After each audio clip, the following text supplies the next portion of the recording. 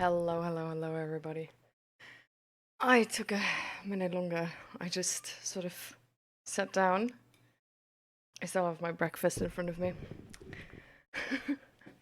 We're gonna have a very chill start today. I have to make myself some tea because I'm having cramps right now. So, holding on.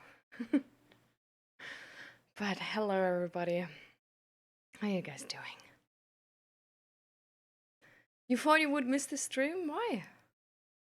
And welcome, Ma. You're the first one. Let's go. And hi, Leah Keeley. Welcome, welcome. You just got out of your depression anxiety episode today, and I got a whole lot of complaint about me this weekend. This week. Oh.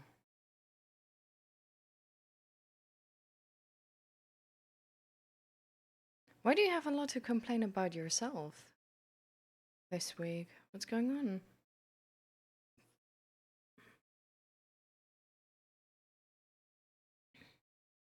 And thank you, Mel, for the watch streak with 7 streams. Let's go. And hi, Judith. Welcome, welcome. Perry is a jerk. When you say Perry is a jerk, the only thing I can think about is the like Perry the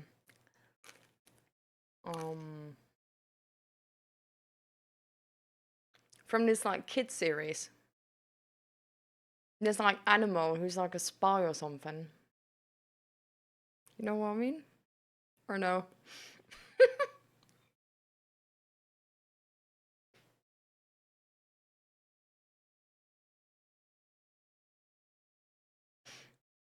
I mean, how I'm struggling so much with your name, Leah. Like, how am I supposed to say it?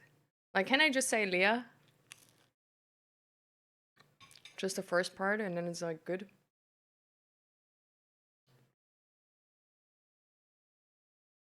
Mm. Give me a second, guys.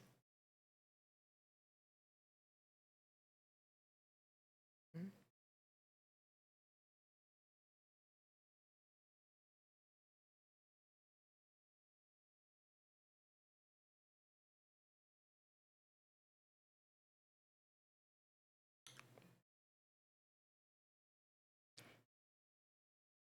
You don't know which Perry I mean. You're trolling me.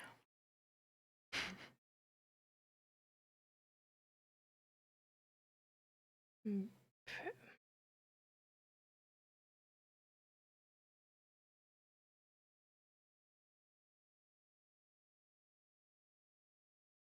Why is my internet so slow, by the way?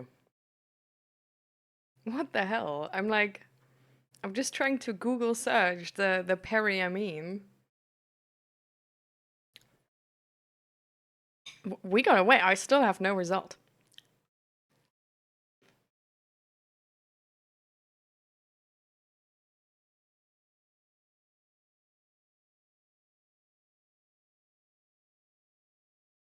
Oh, I see. Guy with anxiety.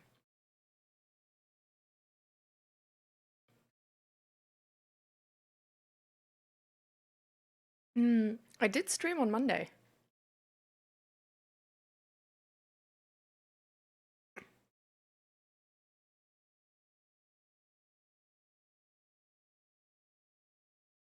The Wi-Fi doesn't work.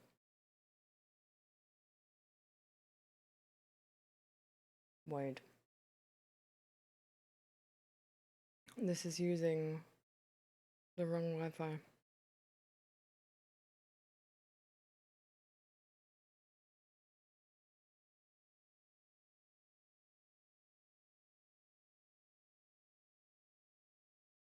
Perry the Platypus. This guy. As if you don't know him.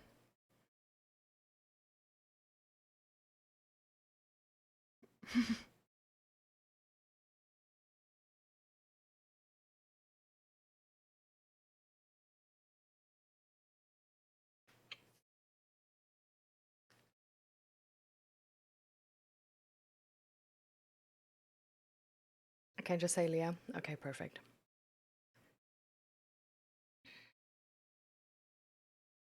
Bury the platypus. Yeah.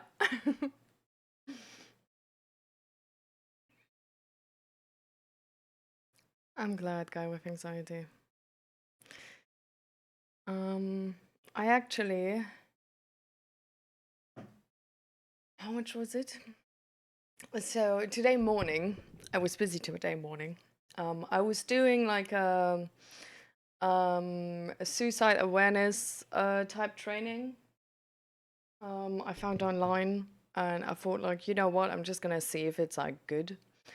Um, because there's a lot of like courses online, you know, but a lot of them aren't really good, or like they don't give you like in-depth knowledge. This was definitely also more like a, I don't know, like a course for the average person, you know, not really on like counseling level or anything. But I don't know, I still did it. I thought like, you know, why not? Um, and also I was like throughout doing it, I was hoping it would be more. But anyways. But in that course, what was interesting, and also what I was actually looking into, because I'm also like doing a certificate on the side, which is also in the direction of like suicide prevention, um, which is like a bigger one at least. No, it's online. Um, Otherwise, I couldn't have done it today morning already. No, no. Um, And honestly, the in-person courses here are crazy expensive. Like I was looking up some and they cost more than 1K for like literally like 3 days of learning stuff. Where it's like, bro, that's crazy. Um Anyways, they had a few like statistics in these, and I was going sort of more in depth about like suicide statistics recently. Um and what was quite frankly unimaginable to me, but makes sense now that, you know, now that you think about it. Apparently, 1 in 5 people have like suicidal thoughts in their lifetime at some point. Um, and 1 in 15 people try to um, like make a suicide attempt in their lifetime. Like a 1 in 5 has suicidal thoughts, and 1 in 15 has a suicide attempt in their lifetime.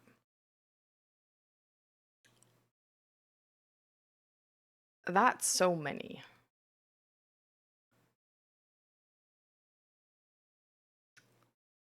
Like, I thought it would be many. I didn't think it would be quite as much. Like, 1 in 5 people having suicidal thoughts in their lifetime is a lot. It's so much even that you could literally, like, somebody in your family is gonna be able to relate to you, essentially.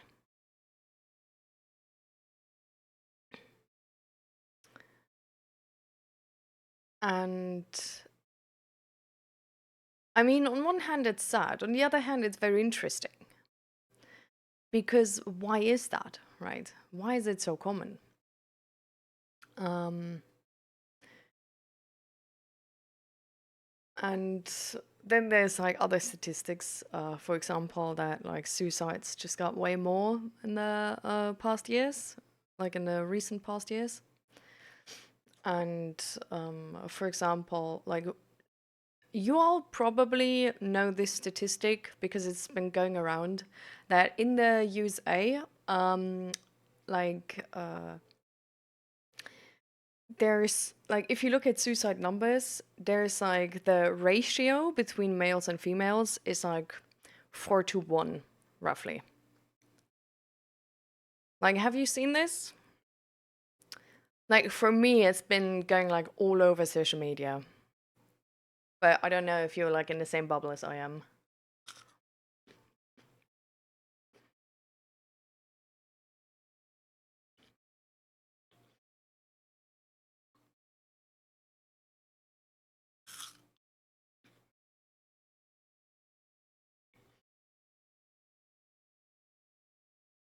So have you heard of that statistic?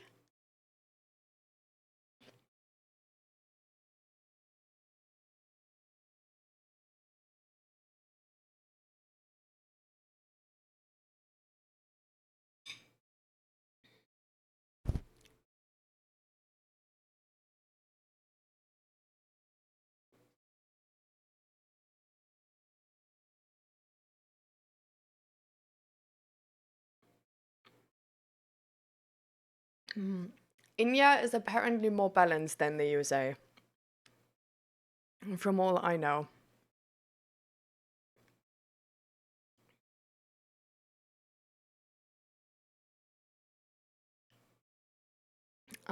There's a really good resource about this, but there's multiple, so it sort of depends, because it depends like which country you want to read up upon.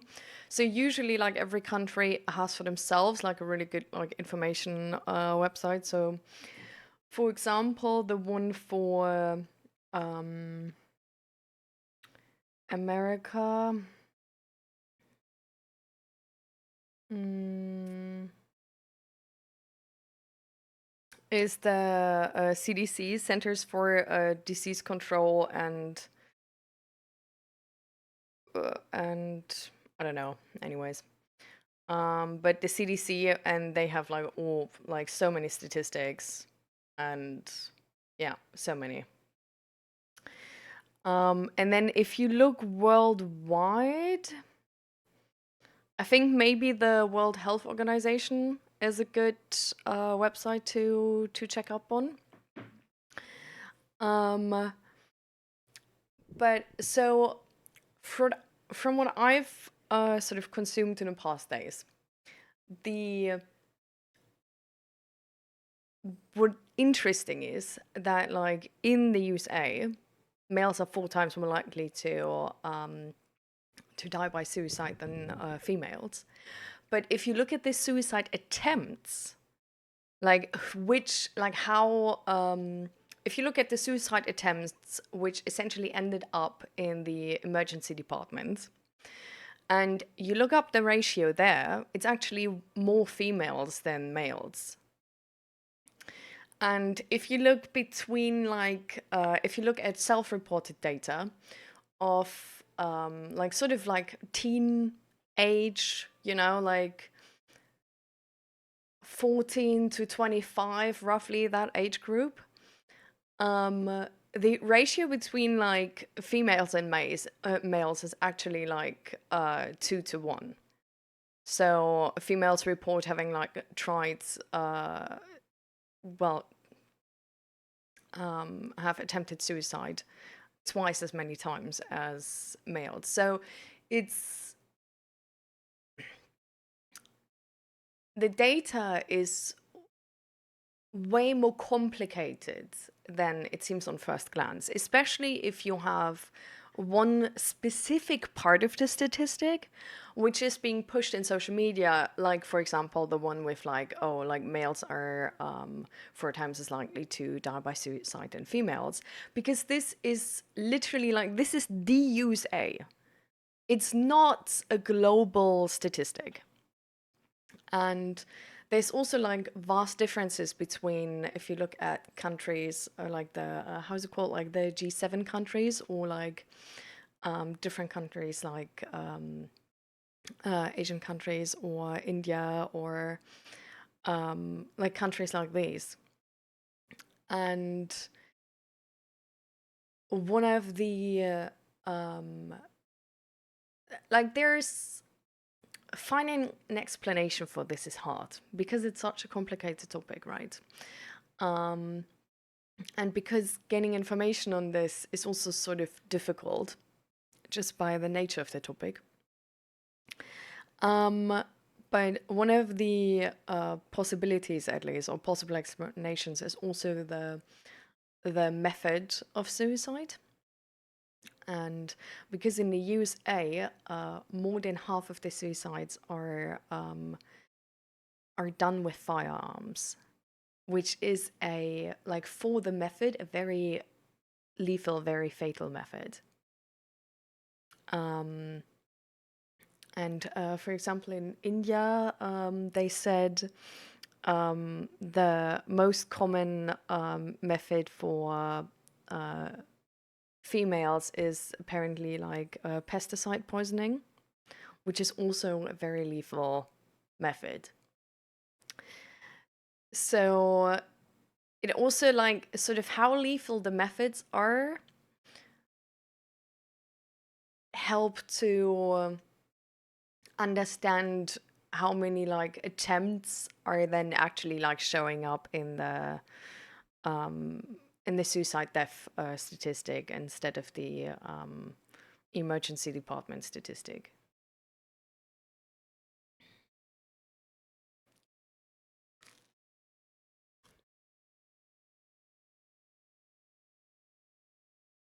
Did you put on the Discord resources?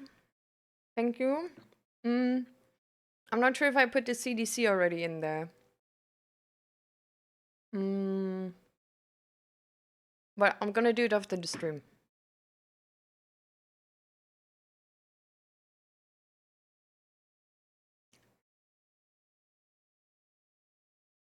Mm,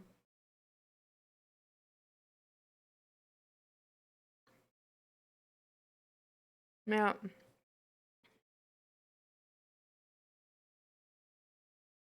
It's like suicides in general have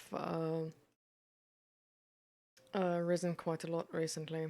But actually, also, like, if you look from um, 1990 to 2019, apparently they didn't even rise that much because, like, for some countries, it was like going uphill, like, drastically, but for other countries, it was going downhill drastically. And that's how they balanced each other out, essentially.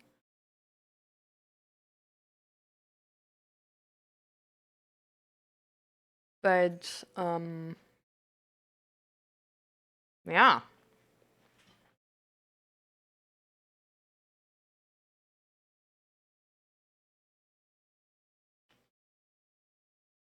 Hmm.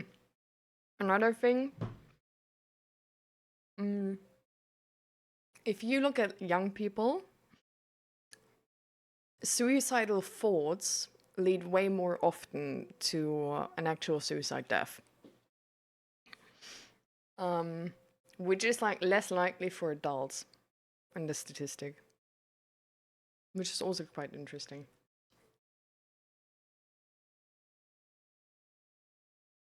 Mm.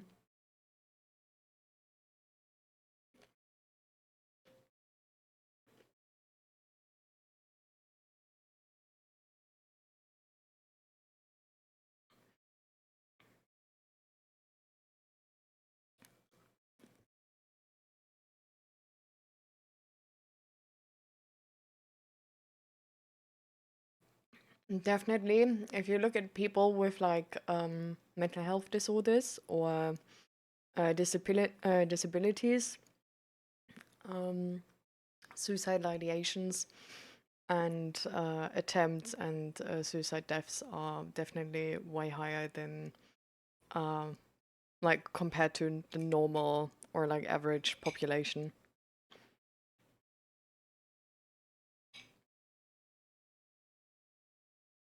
All right, going with anxiety. Good luck at work. And Asta, thank you for the 30 stream streak.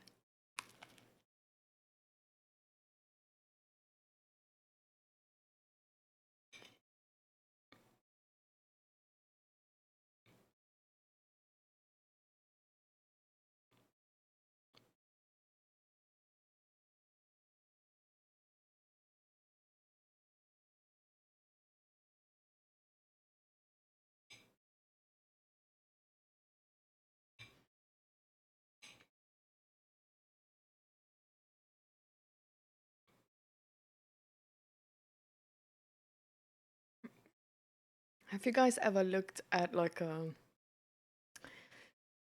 causes of death statistic?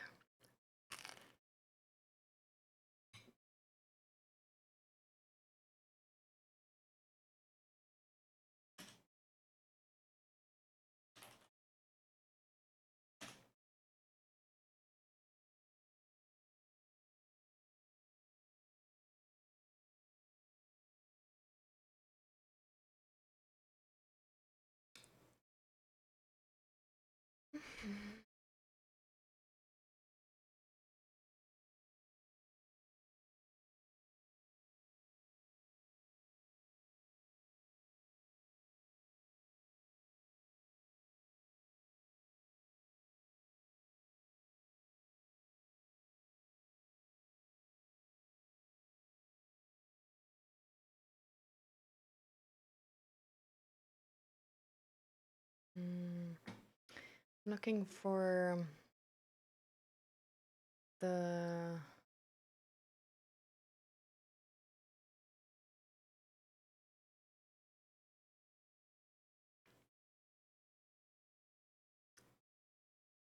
like for a good looking table, not just any table.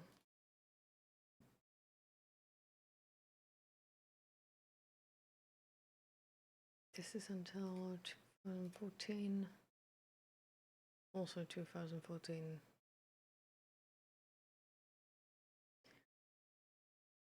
And there's 2023. But there's not the pretty table in here.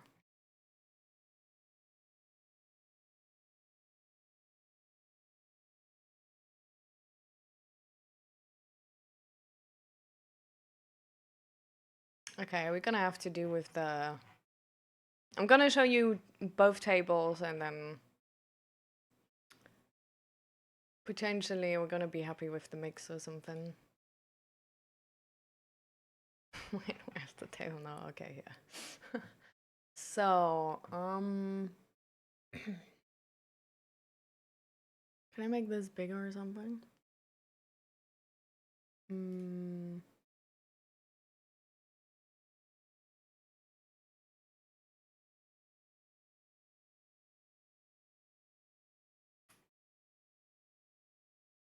I guess this is how I'm gonna make it bigger. So, how do I show this? Okay,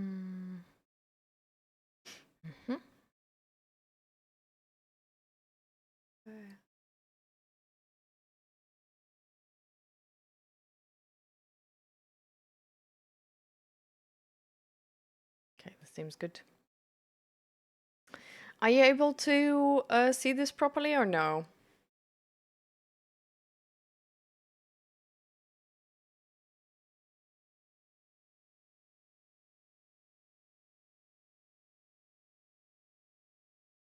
Otherwise, I can make it bigger.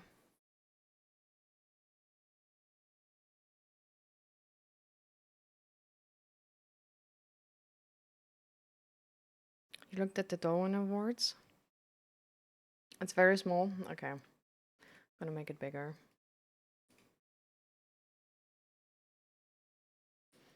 But honestly, it's covering a lot of information, so I think I'm just gonna read it to you. So these are the 10 leading causes of death by age group in the United States, 2014. So the rank is going up and down here. The topmost group is like the most common one. And then the age groups are going from left to right. So this is like below 1, this is 1 to 4, 5 to 9, 10 to 14, 15 to 24, 25 to 34, 35 to 44, 45 to 54, 55 to 64, and then 65 plus. And here's a row for the total numbers. And there's always like all the blue ones are the cause is unintentional injury. And then all the green boxes, the cause is suicide, and all the red boxes, the cause is homicide. And then you usually see like the name of the cause, and then you would see a number below, which probably you don't see because it's too small for you. But essentially from the age ranges of 1 to 44, the most common cause of death is unintentional injury. Thank you for the follow and welcome. Then from the age groups from 10 to 34, the second most like leading cause of death is suicide. Like it's more likely that you die by suicide in these age groups than that you die by homicide, or like there's another group here called malignant neoplasms, which is like you can essentially call it cancer. And then like heart disease, congenital anomalies, influenza, diabetes, liver disease, um, chronic lower respiratory disease. Like there's a bunch of diseases otherwise.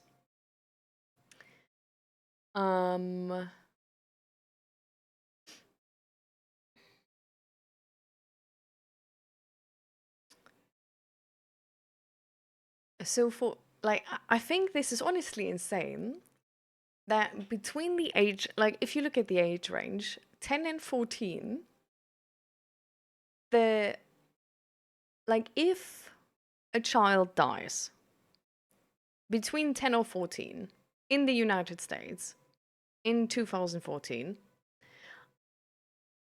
it's essentially like the most common cause of death is unintentional injury with 750 total cases. But then on second place is suicide already with 425 cases. And I feel like that's just low-key insane, especially for this age range.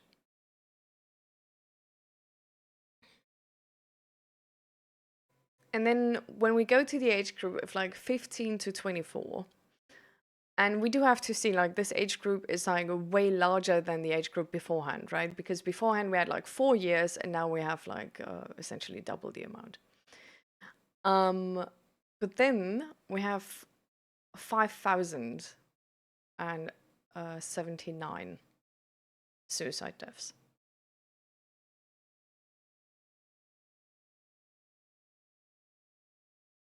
So it's like skyrocketing in that moment. Also, unintentional injury, like all of the like causes of death, like all the numbers go up. Like beforehand, we had like the leading cause have like 750, right? Like now we have the leading cause have like nearly 12K, and like homicide is 4K from like beforehand being 156. So like we do have to see that like from like 10 to 14 to now 15 to 24, there's just way more deaths in general, right? But like the suicide number here, it, from like 400 to 4K is a lot.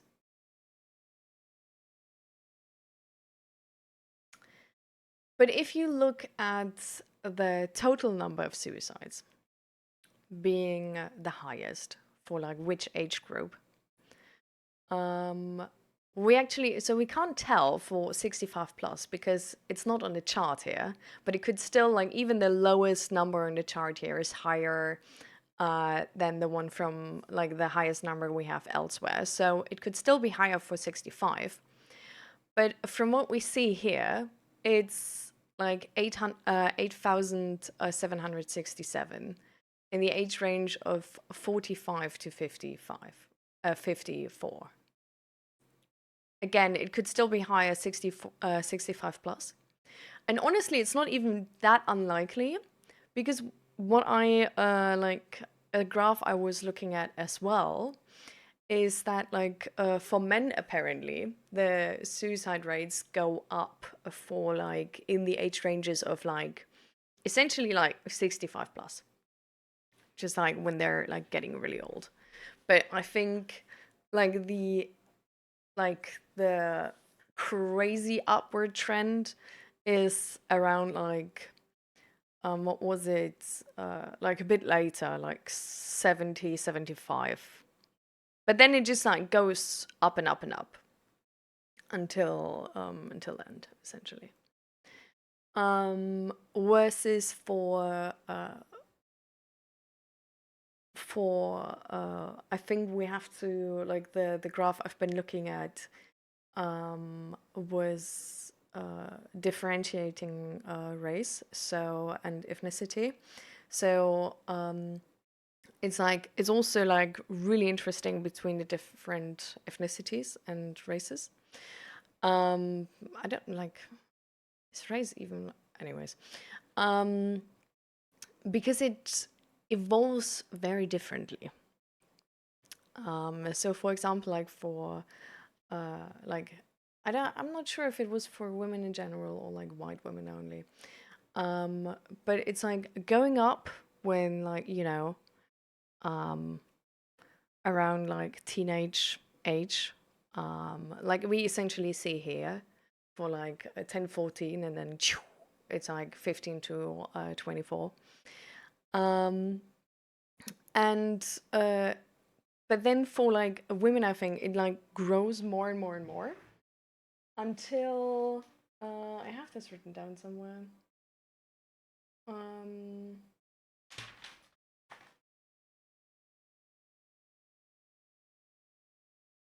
mm, and then there's like the peak essentially is between the age of like 50 and 54, and then it goes like down, and it's white female, so it goes like up steadily and then down again. But for example, like for the different ethnicities, like Native American females or like Black or Asian females, it's like completely different. So for the Native American females, it's like there's a spike at like 18 and 30, and then at 80 again. And like between like 30 and 80, it's like lower than for white females. So I don't know. It's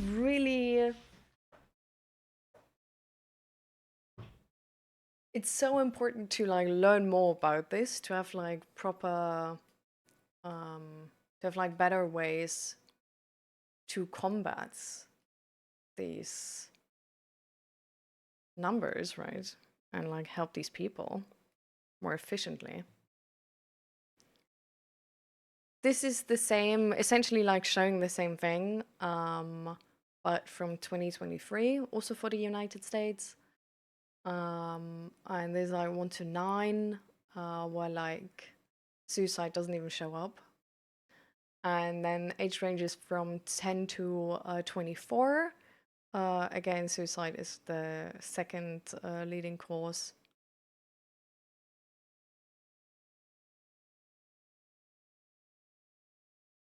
And then here's the second leading cause.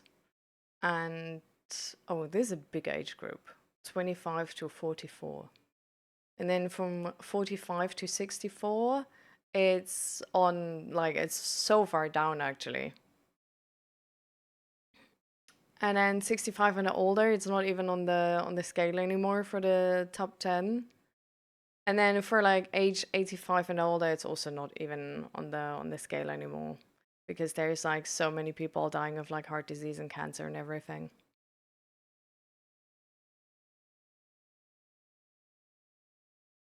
But especially the age groups like here are affected, and well, these three here.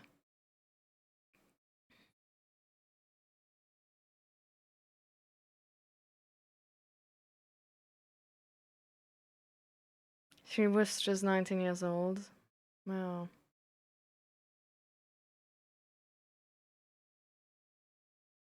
I don't think it's only bullying even.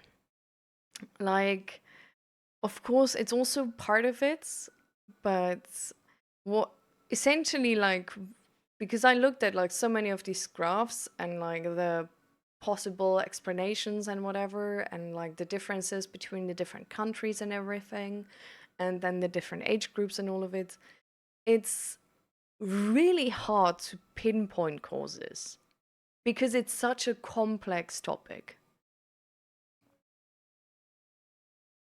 So, I mean, you can't even necessarily say that, like, for example, this statistic which has been going around that, like, which was based on the United States with, like, males having, like, the ratio between males and females for suicide deaths being, like, 4 to 1. It's like, it's not even a thing which is, like, valid in other countries. Like, this number is not like that in other countries. And if you look then at the suicide attempts, the ratio is like 2 to 1 for women, especially if you look at like teenagers. So it's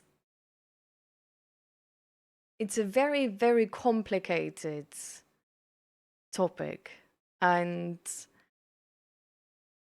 this is also why it makes like just simple solutions really, really hard, because it's so complicated. Yeah, for sure. I mean, bullying is like a net negative anyhow, right? Like nobody is profiting from bullying. Not even the person who's bullying themselves. So, but yeah, like the more I get into it, the more like on one hand interesting this topic is, but on the other hand, the more complicated it gets. Like the statistics get more complicated. Like if you try to find any sort of like try to understand it and like try to find the solution, it's like super, super hard. Because it's just so different depending on what demographic you look at. And this is why the solutions must be highly individual as well.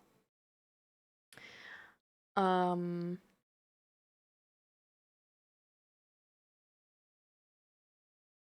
yeah, for sure. Hi, Fuzzy Peaches. Welcome to the stream. I mean, okay.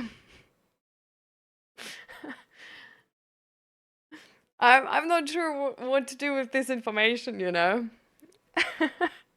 Like, do you want a judgment from me about that? Or, like, what's your expectation?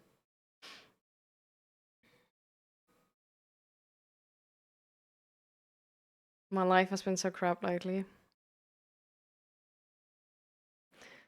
I think a lot of people are struggling at the moment. It's like, it's so hard, I think, with all the negative news as well. But what's been going on in your life, Cheshud?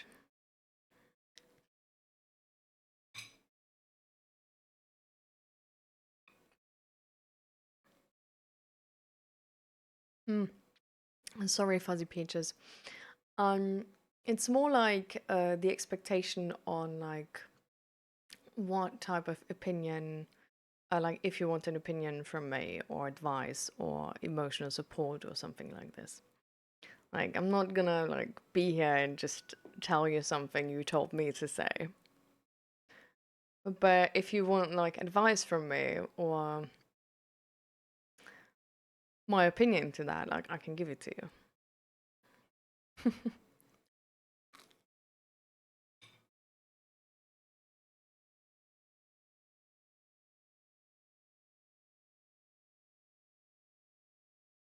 Hmm.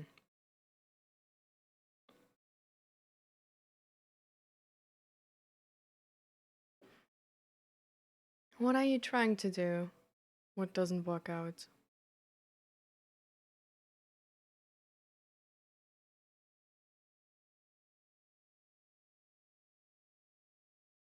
Do so, Mill.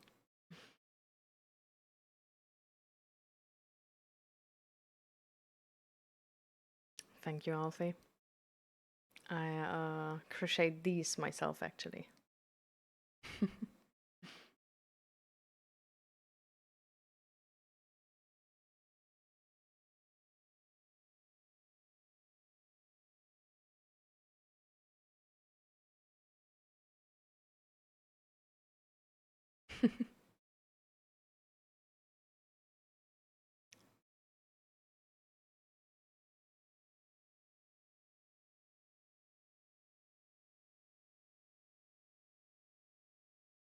Okay. I mean, I see how this can be sort of motivating as a game or something. I think as long as you learn whatever is like useful to you in the long run, and I think a certain base level of knowledge is always useful um, in any subject. You know, it's I don't know. Like I'm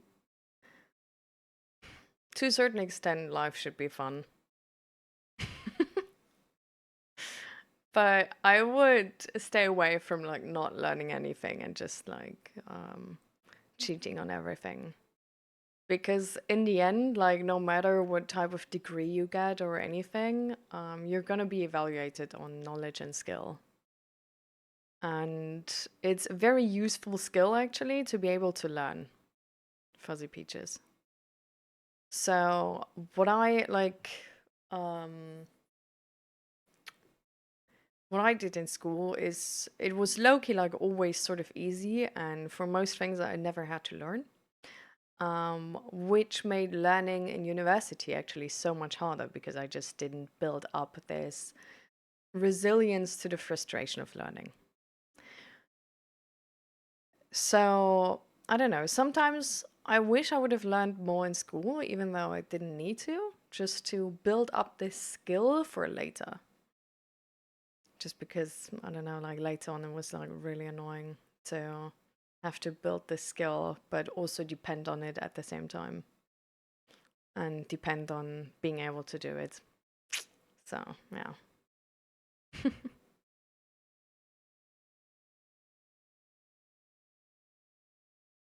You feel like you're spiraling, Asta?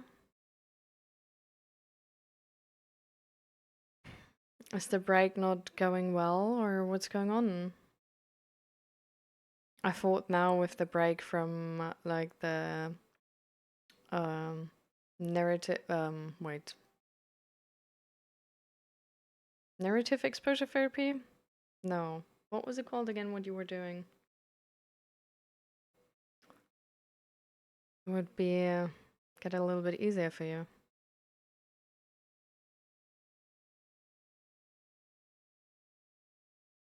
Hmm.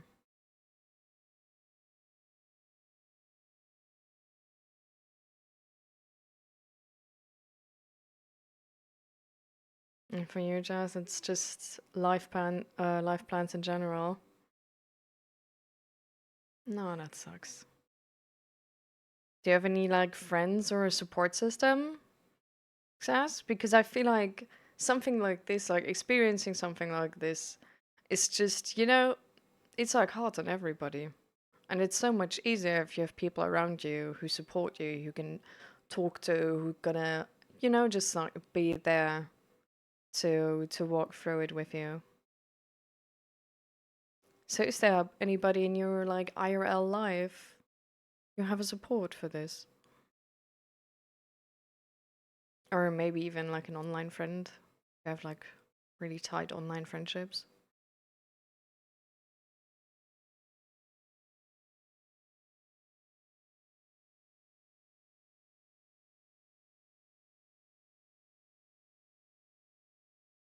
I gotta get in a mood to learn. It's taxing on the brain every time I read like one paragraph. Yeah. Like I honestly I would take care of it because in like so I don't know what you later on want to do with your life, right? But in university I like the amount of stuff you had to learn is crazy. Professors can be so bad. So essentially like for some classes I had to teach everything to myself because the professor just didn't do nothing for me. Like his way of like explaining stuff, he was literally like reading like a PowerPoint off, and if you asked something he would repeat a sentence on the PowerPoint. It was so bad. And then also all the exams were like you had like 5 6 exams in like 2 weeks, like sort of like one day off between them, so you really had to learn beforehand, because if you were hoping to like procrastinate and like only learn the day before, you would never get through everything. How they emphasize a professor? I don't know. I had so many bad professors. Like, I feel like, honestly, It's I think it's the average experience to have like a really shitty professor at your university if you study anything. I don't know. So I don't know. And now that I like learn a lot of like mental health stuff and like reading psychology books, like bro, the paragraphs are sometimes written like like it's crazy hard to understand sometimes. Like I'm I don't know, sounds hard, but I'm happy I'm not stupid because otherwise this would be low-key impossible. So I can only recommend like learn how to learn, like build up this tolerance, especially with like social media and TikTok. It's getting harder and harder to have this skill, but it's really valuable.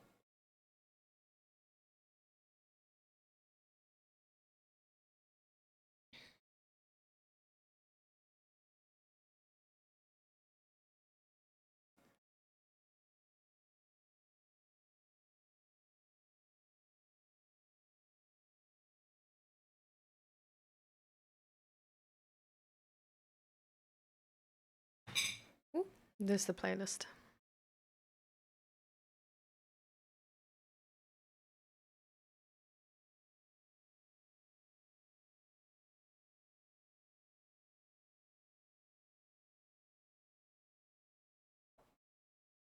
Maybe I need to the push to force myself to focus on the important things in life and not have easy mode so my brain starts to wander off.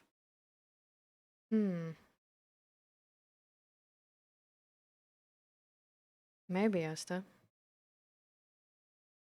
Maybe it's also that you're just like now processing all of the things you've been experiencing the past weeks with this intense therapy. Then it's like now your body is like noticing how exhausted it is and everything, right?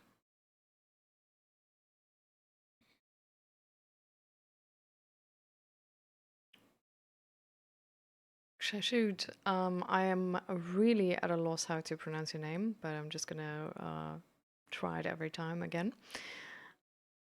So, how are you doing? Like, is there anybody in your life who can support you through this difficult time?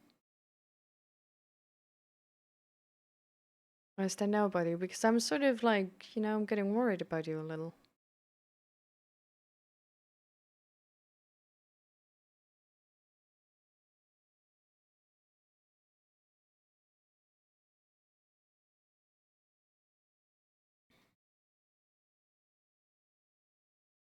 My brain is wired in a weird way.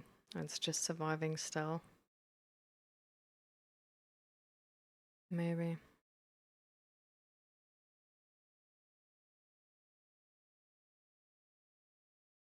So, how do you feel, Asta?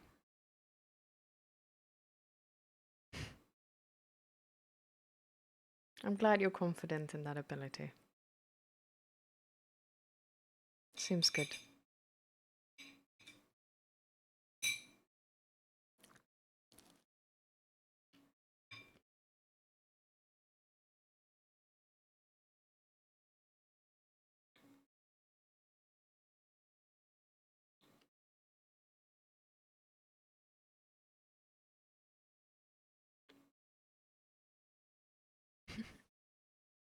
Welcome. Um, I'm actually doing kind of well. Um, like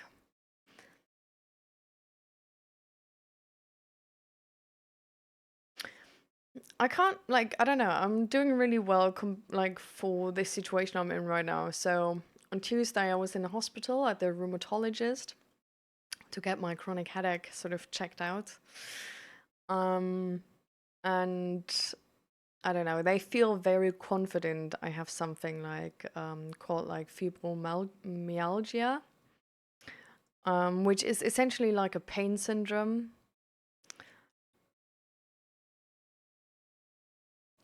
which, I don't want to have. I feel like, I just rather not. Because the treatment is essentially just try to live with it.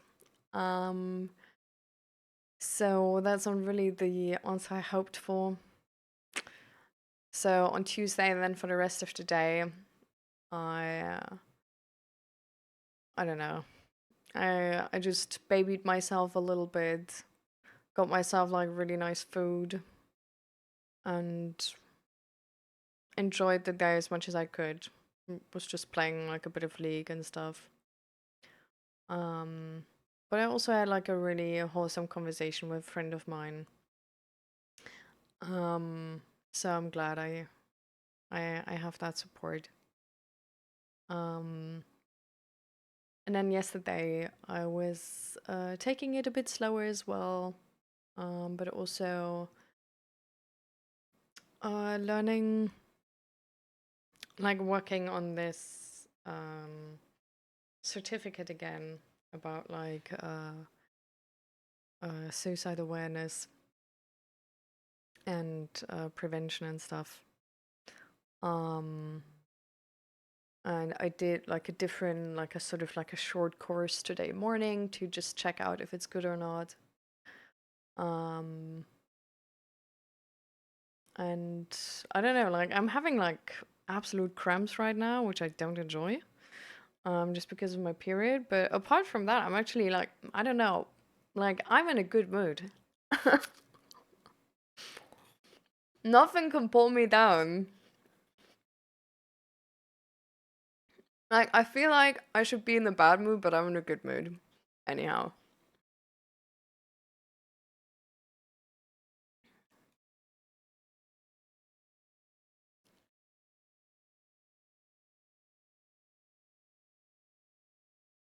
Hmm.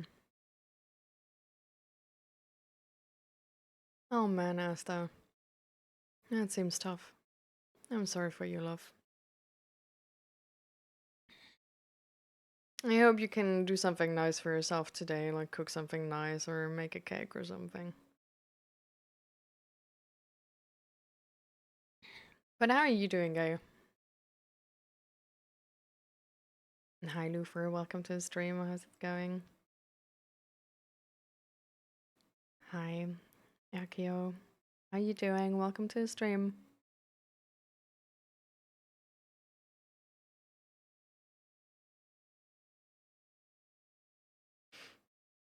Sounds like you have some ups and downs. Yeah, but it's, life. But it's good. You may get answers, but not good if it's that answer. So that's weird about the headache thing, was it? Yeah, I don't know. It's just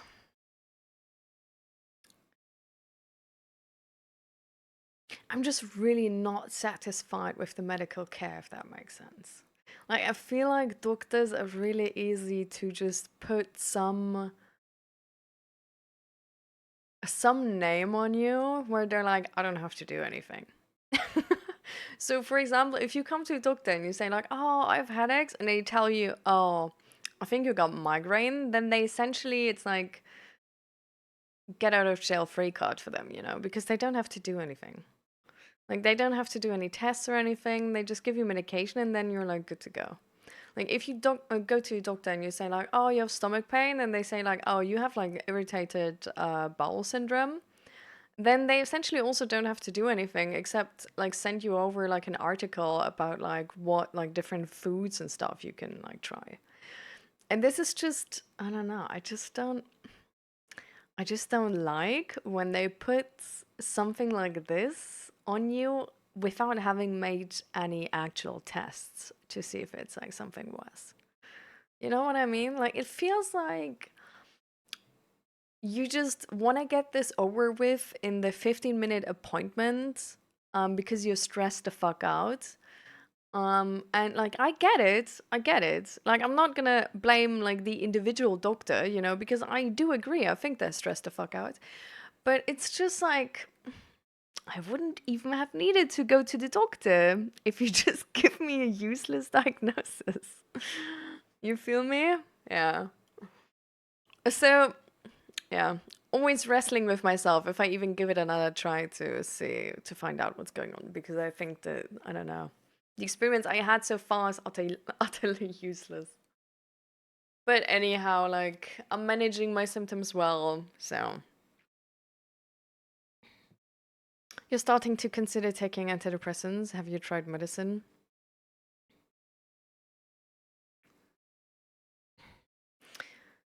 I think so. I feel like antidepressants uh, can help to put yourself in a space where you can work better on getting better, right? Like the way I experience antidepressants, because I tried them as well, is, and why I then like stopped taking them, is because they were prescribed to me because of my like chronic headache, because they sometimes have like a side effect where that works as well. Anyhow, so how I experienced is that these mood changes you have, just like as a human on a daily basis, like something good happens, you feel good, something bad happens, you feel like bad, you stabilize yourself again, something good happens. Like this is like just how like a regular day is also looking, right? Like you're able to regulate yourself, but there's good times, there's bad times, like there's frustrating moments at work, and then you finally got it and it's like better again, right? So there's like these ups and downs. I think when I took these antidepressants, these ups and downs just flattened, but both ways. So I didn't feel the ups anymore. Like so many things were actually just didn't feel funny to me anymore, or where honestly I just didn't care about them. Like I didn't feel that I cared about them. And then that also lowered the lows because I didn't care if something went wrong, right? I also didn't care if something went right. I felt like I was a bad friend as well because I wasn't really able to have empathy as much because I just didn't care. Um, and I think something like this can be super, super helpful if a person is experiencing lows which are just like either dangerous to you or others, or just, like you can't regulate your emotions from them and you might go into a downward spiral or something. Or you just have like on average like so many lows, and like that it's worth to like, not have as much lows and therefore sacrifice some of the highs as well. But I personally, in a weird sense, I felt like I was getting depressed from taking antidepressants because I was doing fine beforehand. Like I didn't have like like it wasn't amazing. I was still in therapy as well, also for depression, but like not like I was managing, but when I then was using these antidepressants, it was just I just didn't care about stuff, and that made it so much harder actually to hold on, if that makes sense. um so yeah, so for me I didn't like it and I stopped them again. Also they didn't help with my headache. um but I feel like if you have like so many lows, or when you feel like, damn, like I'm not sure if I'm gonna survive the next low, um it's definitely, like, for sure, anyhow. Like, anyhow, even if you don't then end up taking antidepressants, it's anyhow super, super important to go seek out a doctor or a medical professional who's going to give you the resources you need and going to bring you in contact with the resources available. Like, these doctors can either, for example, like, send you over to therapy if that's available to you in your country, wherever you live. Or maybe to like public organizations of like community groups who like help people and support people who need some support. Um, or, well, or they can send you to like a psychiatrist and prescribe you meds, for example, like antidepressants. And so I think if you're struggling like this, for sure, Shashud, go seek out a doctor, explain them what's going on, and see how they can help you, what resources are available where you live specifically. And also ask them what resources are there. Like, are there any community groups or any community services which could support? Is there, like, is therapy available? If therapy would usually cost something, are there programs available where therapy will be paid for you? Or, like something like this. Because, like, hard times in our life are like, I feel like so often we feel like we don't want to reach out for help because we're like, oh, but it's just a hard time and everybody is having hard times. And that's like sort of true, right? Like hard times are not like unusual in a life, but this the takeaway that you therefore have to do it alone is false. Like the people who go through hard times, so many of them have support by their friends, by their family, by maybe even their teachers or their doctors, community spaces, all of that, right?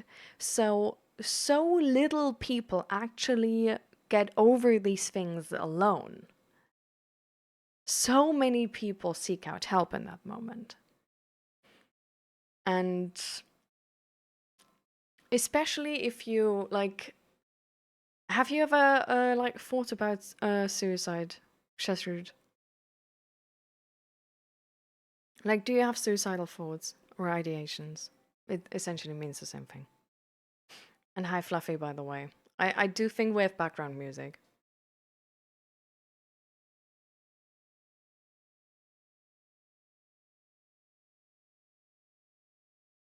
We do have background music, though.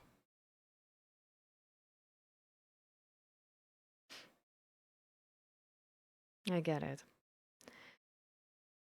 So, essentially, the thing you want to do for yourself is, first of all, put a support system in place. Like, either call like a suicide hotline. They also have like, they usually have like resources available. There's like, we have like a panel at the bottom of the stream, which is like international suicide hotlines. If you click on it, you get to a website where like all the international suicide hotlines are listed essentially. So you can pick the one where you live. If you call there, they usually have the resources from your country available and know how, like, what help is available to you and how they can help you best. They're also like professionally trained to talk with people, especially struggling with suicidal thoughts. On the other hand, suicidal thoughts don't need to lead to suicide. There's so much room for hope and improvement and progress. Like I myself, I also had suicidal thoughts at some point in my life. I was just, it seemed so hard and impossible to get through it. It seemed impossible that it would be ever better, but it did. And I'm really, like, I'm so, so happy I held on. And so, equipping yourself with any type of support you can get in this moment is really, really useful. Because if you're already in the dark space mentally, sometimes there's just that really, really shit day. And I feel like in moments where we feel like a little bit better, we can equip ourselves to be ready if that day would ever come to survive that day. What also helps or sort of is advised in moments where you have like suicidal ideations, do not inform yourself about suicide methods. Don't engage with that at all. Even social media is not a recommendation. It's recommended to stay off of social media as well, and to seek out friends or medical professionals, of course. And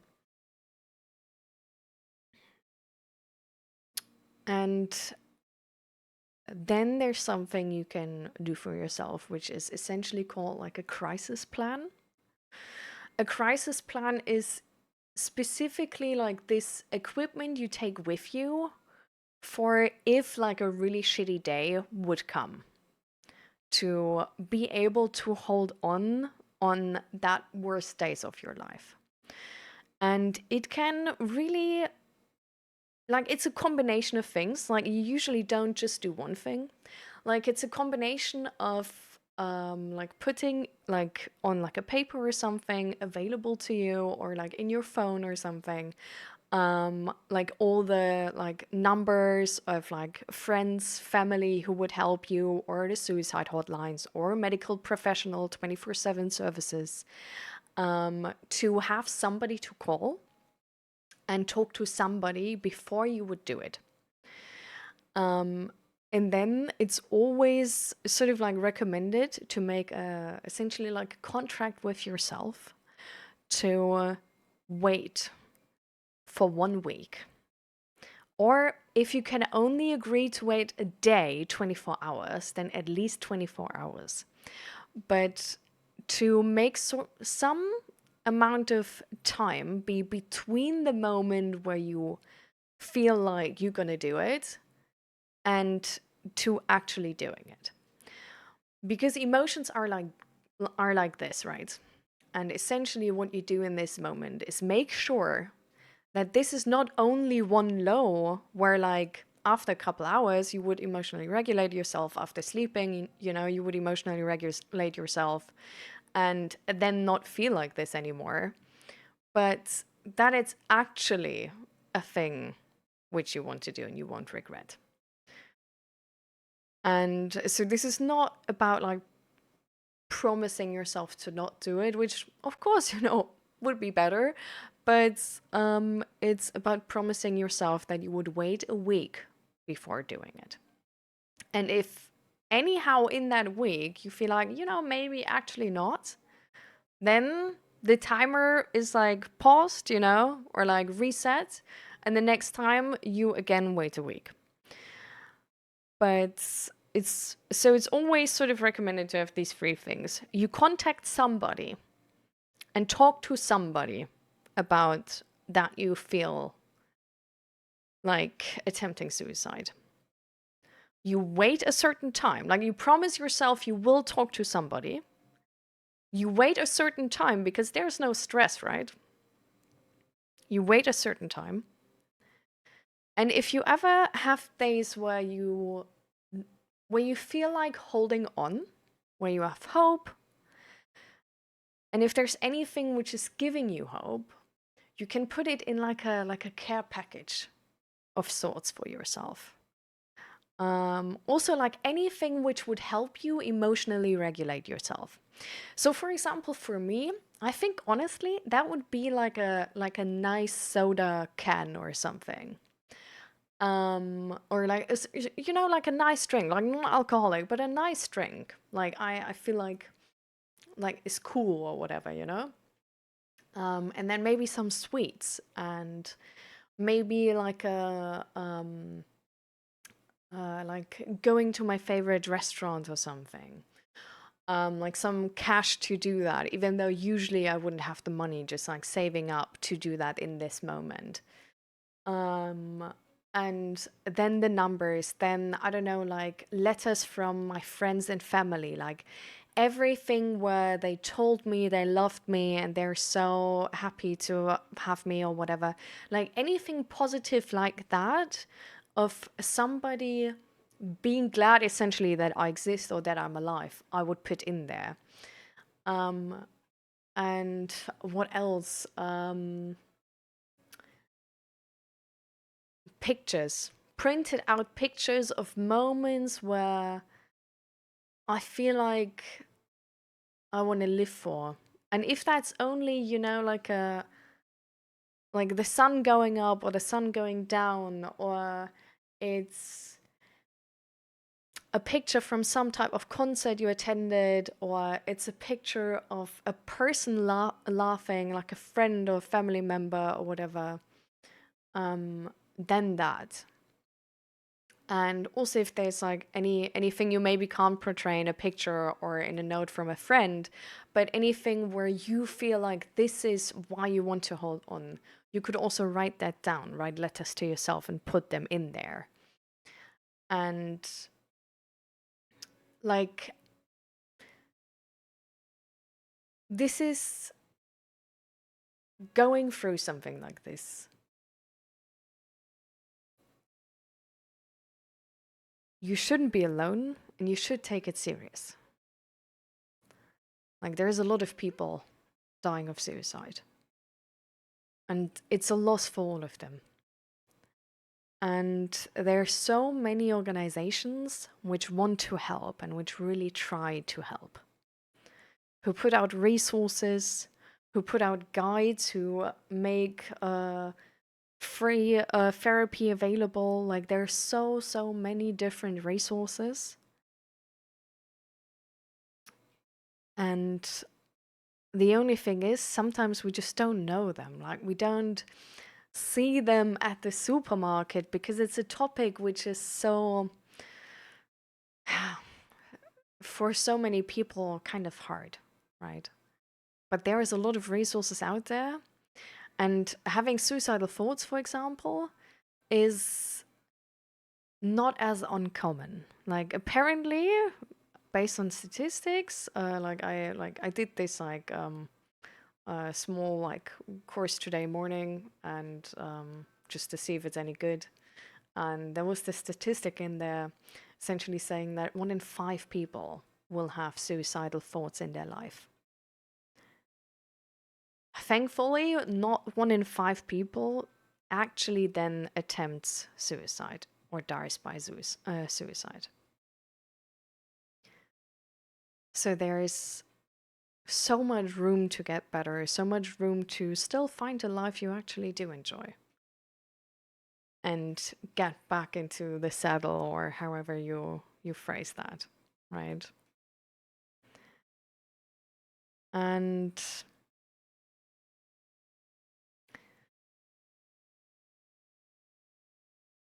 so don't feel too alone with this. There's life is, in a weird sense, life is still about survival. And there's gonna be times where it's gonna be fucking hard. And there's gonna be times where we feel like there's no way out. But believe me that sometimes it's just our perspective. Sometimes we don't see the light at the end of the tunnel because we set ourselves looking at the black wall instead of in the direction to the end. Like, it's this way of like,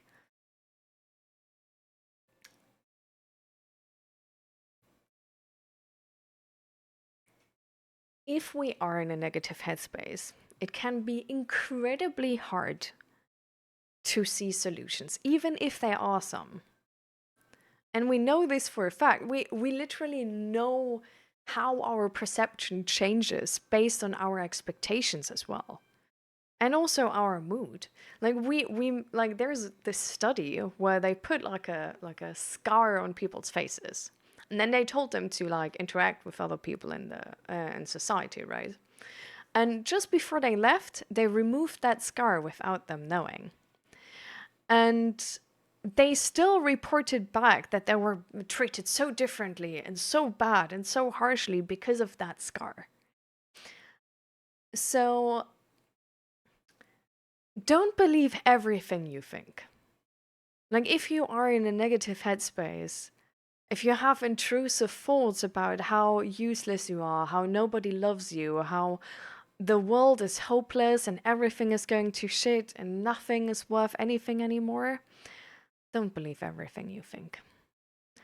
It's so much shaped by how you feel in this moment and what you expect to see in the world. This is also why, for example, social media is not advised. Because social media is showing us what we interact with, right? So, for example, if you're like depressed or anything, your social media is probably gonna be absolute shitty, you know?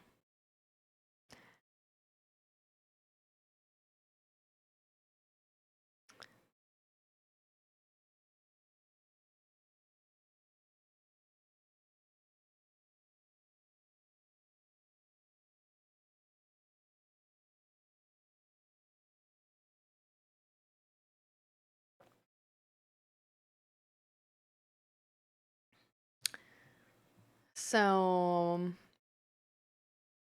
I think I'm back. Am I back?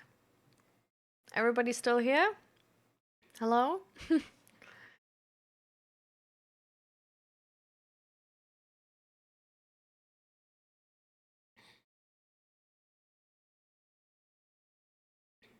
Yeah.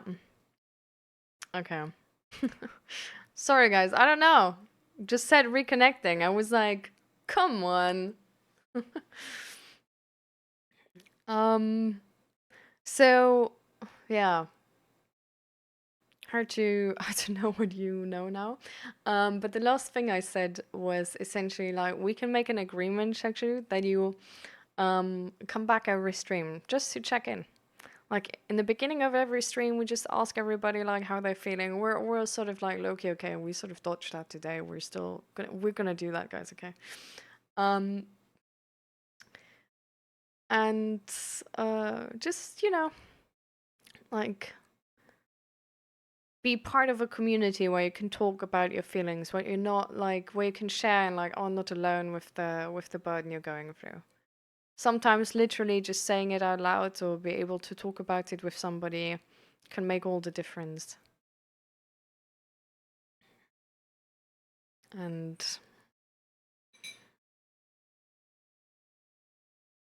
I don't know, it's all about sort of like making decisions which gonna put you in a better state of mind in the future.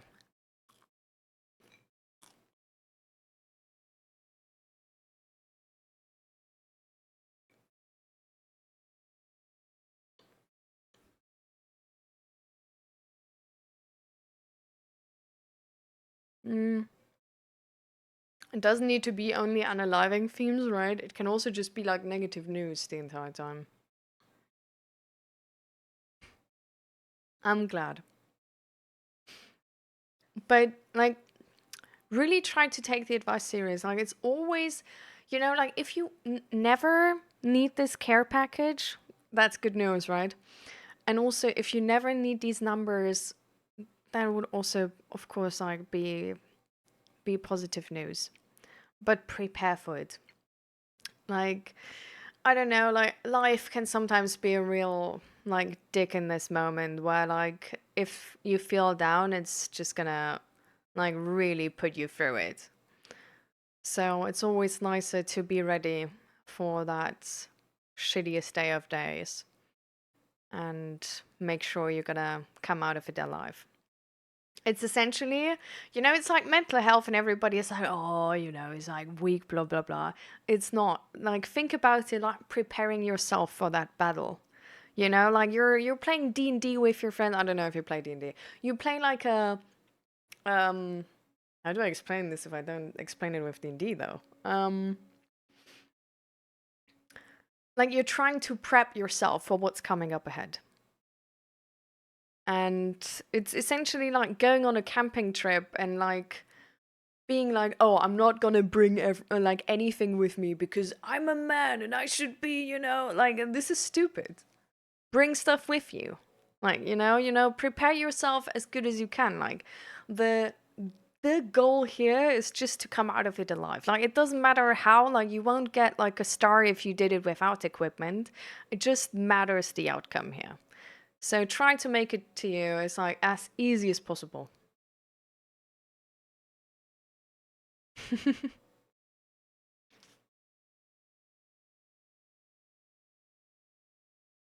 Oh, that actually sounds really good. 69. But the cheeseburger with mango juice, by the way? I mean, I like both things, but I feel like for most people, they wouldn't really combine that well.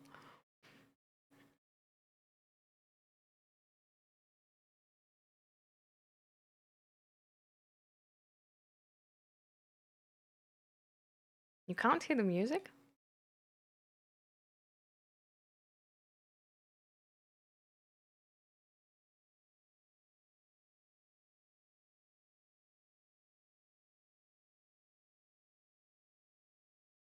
I can make it a bit louder. But I don't know. It didn't really change anything. It's the same as always, technically. And hi, Barzani, by the way. Welcome, welcome. How you doing?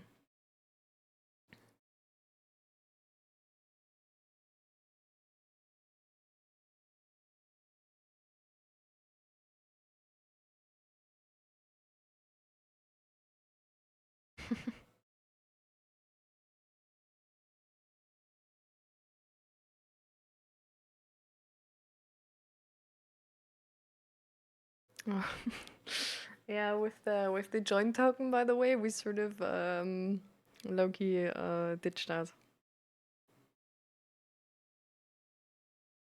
Thank you for the follow, Rohit, by the way. And hi, Indiana John. For like 10 minutes, then you gotta go? Alright. Sorry, I was going through all the, like, messages.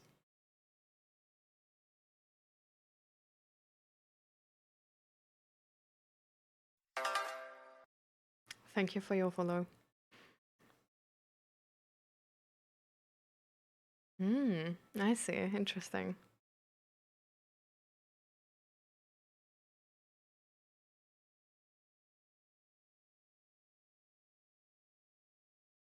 Oh, damn, I didn't even know Indiana Jones. That's crazy. Yeah.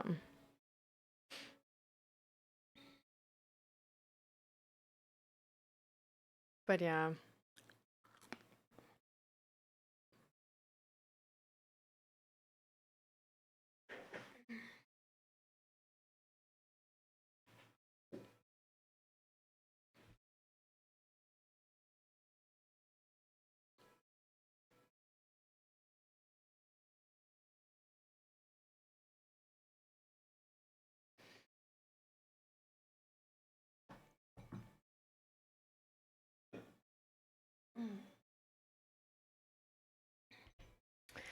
Shall I shoot actually last questions? I just remembered them. Are you also struggling with depression right now? Because you did say you would consider taking antidepressants.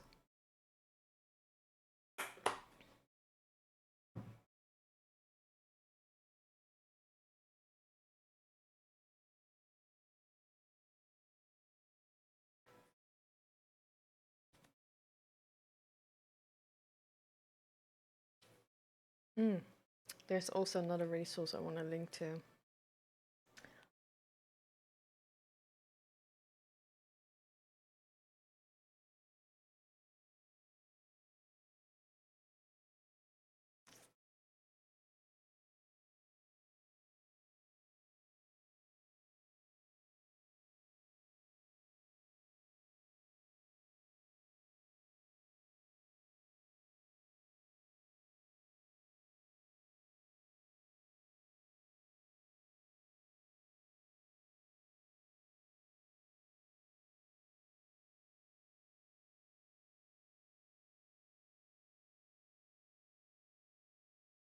Yes, it's been the same for a while now, like 10 years.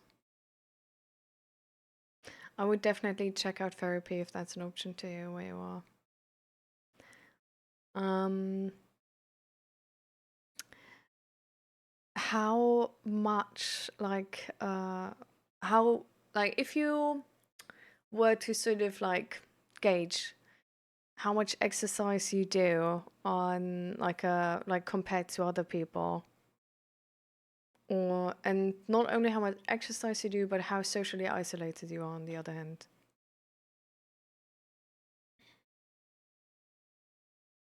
then I would potentially have some interesting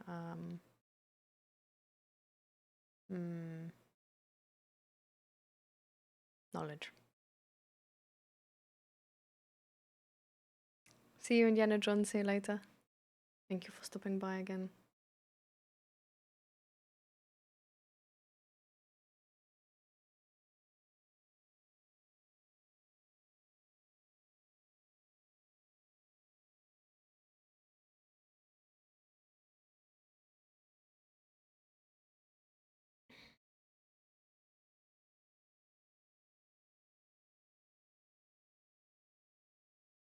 So, this is a really nice website with a lot of good resources. And this is the where you get like to this topic, but with all of the different articles and resources there. This one here is the first, not the first, but the article which is about how to cope with thoughts of suicide.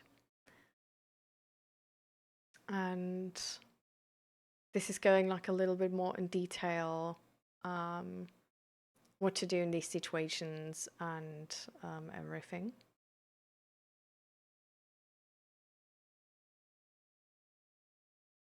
I hardly ever leave the house. I'm disabled. I had a stroke when I was 19. Oh, god damn it. That's annoying as hell. Oh, so sorry for you. That's really nothing nobody wants or like has like envisioned for their future. It's like the thing is, yeah, like exercise like helps a lot with depression. Not only exercise, of course, also social contact. Depression involves a lot around essentially like if you it's like there's this cycle which is very well known in the context of depression, which is called like fatigue inactivity cycle. And it's essentially just like if you do less and less and less and like isolate yourself more, go out less, and also it's also about like exercise and like sport, but it's also just in general about doing stuff, right? And the less we do, the more we isolate ourselves, it's going to get harder and harder to do something again. Like, so it's sort of like a downward spiral where it gets like harder to get out of it every time. This is why, for example, something like exercise helps so well with depression, because it just gets you started on something. And once you break out of this fatigue inactivity cycle, it's going to be so much easier to then like reach out to friends, reach out to help, do the healthy things for yourself and stuff like this, right?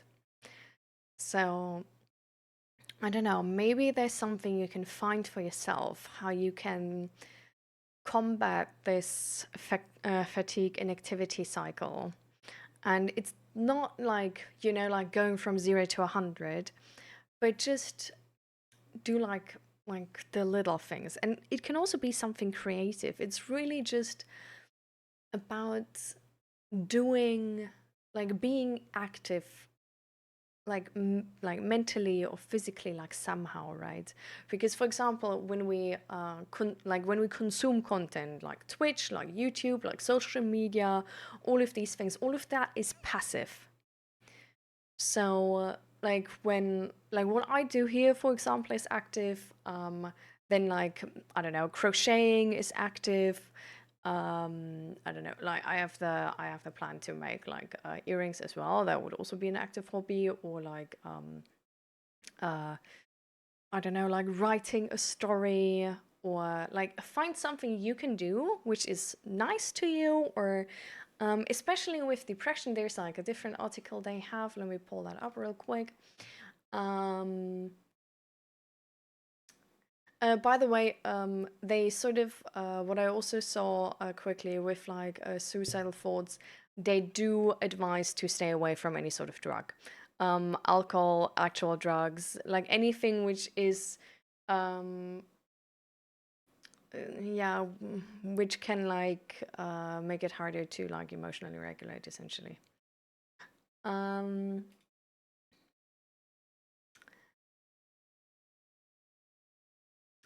so this is coping with depression, an article, and what so often is recommended. If you are depressed in that state already where you feel like nothing is fun anymore, like I don't know what I want to do because I don't feel like doing anything, because that can be really, really common. Like you wouldn't be alone with that. Um, it's generally advised to start somewhere where you knew you enjoyed it at some point and just try it. And like, so for example, if you feel like, oh well, I don't have any favorite food, like I don't give a fuck at all anymore, actually, nowadays. Get the favorite food you had as a child, or like in do things where you knew they were fun to you at some point, or you liked them at some point. And uh, then, like, yeah, all of these other tips here of like reach out and stay connected, do things that feel good, manage stress, get moving, get a daily dose of sunlight, challenge negative thinking, eat and sleep well, and yeah, of course, find professional help. But I think for now, it's best to start like to not like overwhelm yourself with like too many things at once, right? Let's start with the suicide prevention methods of reaching out to like everybody who's around you, or like to the people you trust with most, either your family, for example, or your friends, or any like social community service or something. Like people IRL are probably gonna be like a better bet because they can also support you IRL. Because they can like therefore like come over, sort of help you get moving, like, or just be there so that you're not alone with your like negative thoughts. Um, if there's no person like this, or you don't feel ready to talk to these people yet, and you really can't bring yourself to, um, then like call one of those hotlines and just see what resources they have for your local city. For example, like maybe there's some anonymous group you could go to or something. Or there's also oftentimes, or at least in the Netherlands, it's available that there is like a if you're like not yet in therapy, for example, or like even if you're on therapy, but even if you aren't in therapy, is the point I'm trying to make. There's like social services which can come over to your home like once a week and just help you with like either talking to you, or like they just help you with anything really. Like they also help you clean up the apartment, or go outside, or grocery shopping, or talk to you. Like it really, like they can really help you with anything. It can also be like a great way to make these first steps easier and have somebody to do them with. Um, but yeah, like try to see if there's anybody you can talk to like this. And exactly, like something like this, I think could be really good. And I definitely think you shouldn't be alone in this situation, for sure not. Like it seems such a heavy burden, and you definitely like it's going to be so much easier if you have support with this. And I don't think there's going to be anybody looking down on you. And if they are, then they're just stupid. Like, I don't know, like science says they're stupid. I don't know. You can tell them from me, like. Um, and apart from that, like try to equip yourself for a day which would be bad. Like try to make this contract with yourself that you're gonna like um, talk to a person if you ever would get to this point when you actually feel like doing something. Um, Promise yourself that you're gonna wait a certain amount of time, like a day or a week, or even longer. Like if you can do longer, better is longer. And then make this package and prepare it in a way where it seems bulletproof, you know? Like just prepare yourself.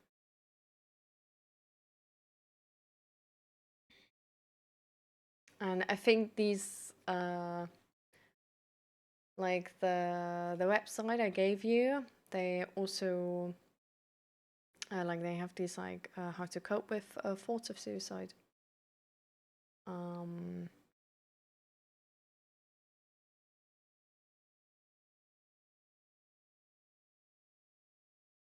can I click on this? Thank you. Mm, I was just wondering if they have this crisis plan.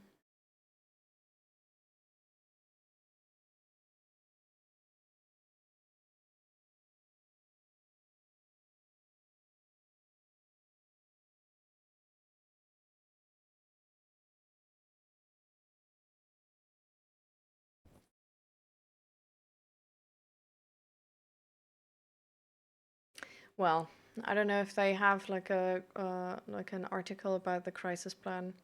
But if you talk to like if you for example like were to call any of these hotlines, they would probably be happy to, or either way anyway, try to make a crisis plan with you. And they can run you through like how that would work best and everything. Because I would love to help you more and like be that person for you here for sure. Because I mean, you already like, I think it's amazing that you spoke out here. And I would love to help you as much as I could.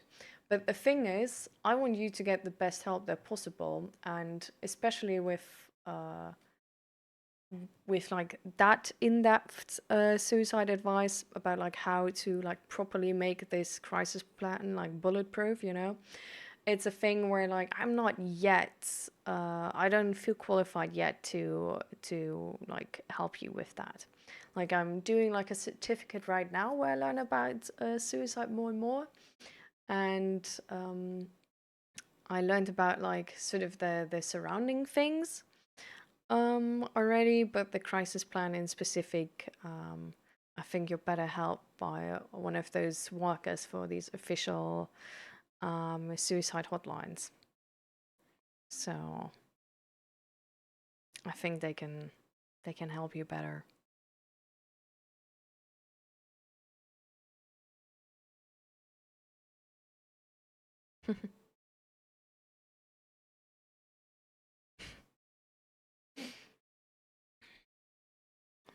All right. So do you want to promise me to come here next time as well to let us know everything is still, well, not going good maybe, but you know.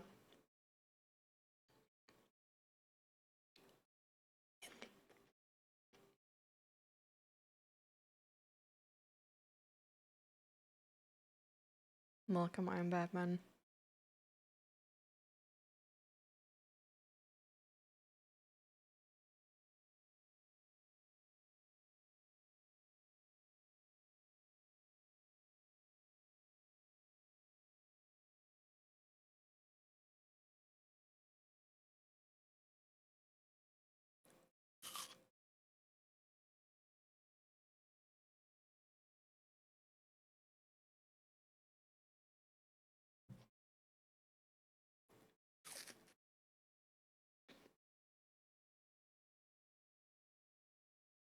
I didn't see the launch yesterday.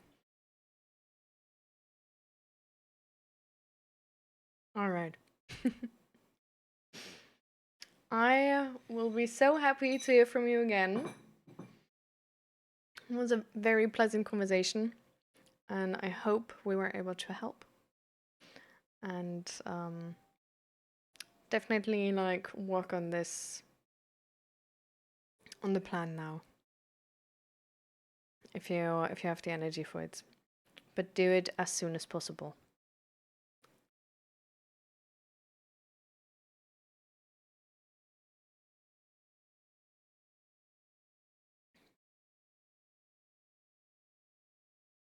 Do know, by the way, that these hotlines, they're not only for calling when you're going to do it, right?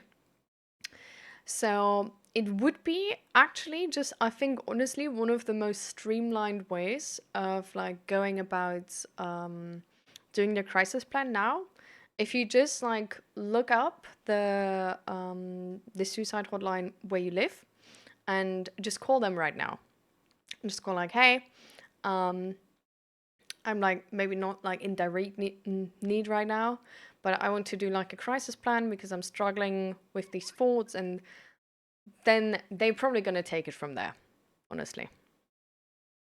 I think that would be amazing because then you're also not alone making this crisis plan, you know, like they're going to walk you through it.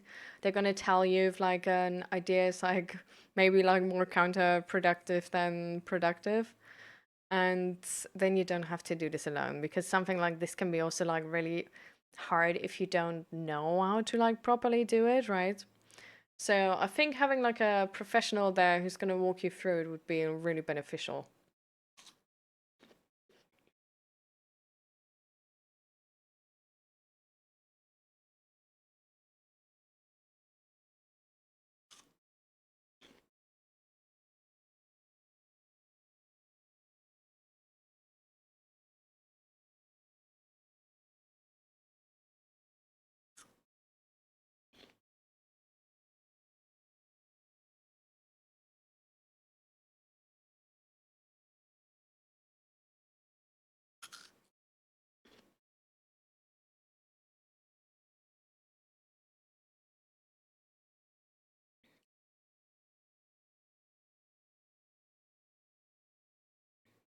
Welcome, Mill, by the way. Welcome back.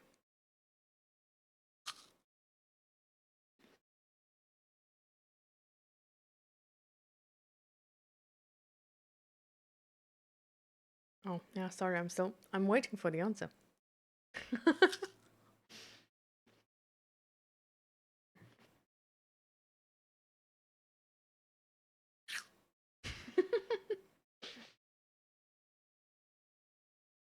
Mm.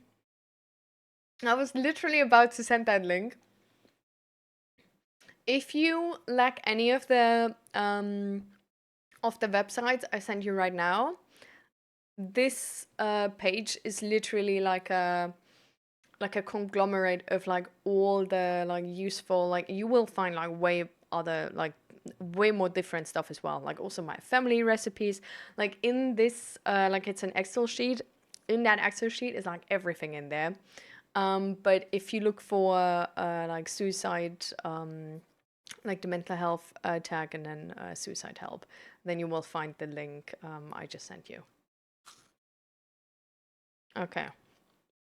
So go try to call the suicide hotline from your local place.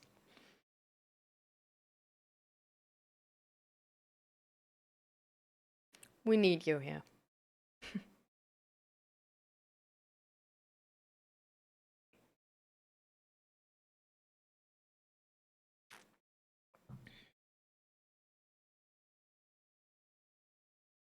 Hmm. Interesting. Tagalog I heard already, but otherwise, a link for the crunchy apple is included. Sure.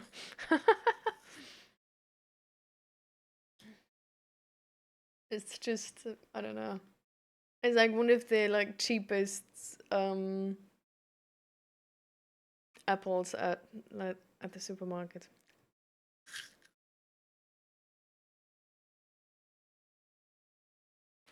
I needed to be here, I think. I mean, sometimes there's life has also these very good coincidences, right? Yeah. But I'm glad you also took the chance here to reach out for support here. I think that's really smart of you.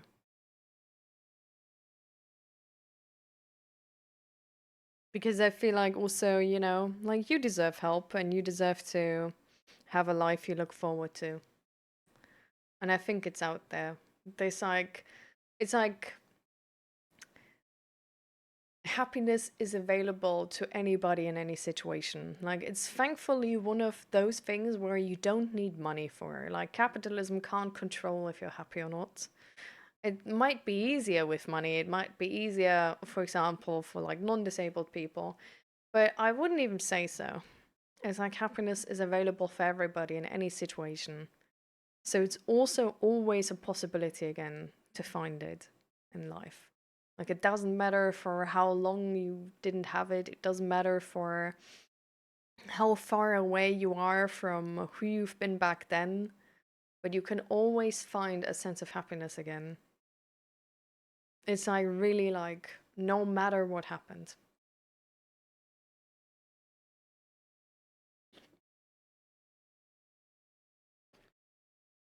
And we see this so often. We see these like this for example, like this social media influencer who literally doesn't have like arms and legs and is like an influencer for like makeup tutorials and like fashion and stuff. Like, can you imagine that? That's crazy. Like bro, like nobody can tell you something is impossible. Like there's so often when I remember like from back then with my like suicidal ideations, I thought life would just be miserable. I was so certain that life would be shit and life is just suffering and that it wouldn't be fun and there would nothing be. I was so certain, even though I was healthy. Like I was a healthy child. I was living in a good country. My parents had enough money to like sustain themselves.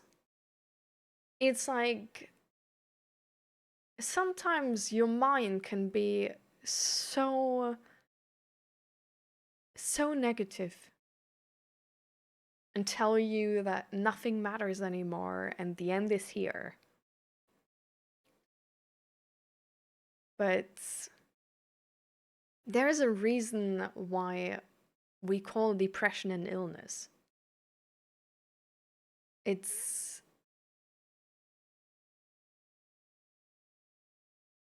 it's not just a truth.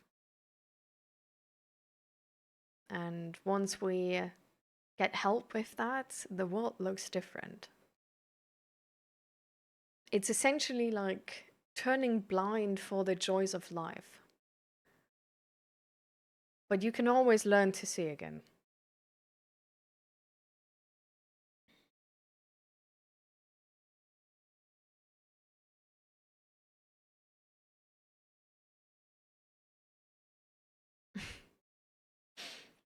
Mill desperately waiting for food.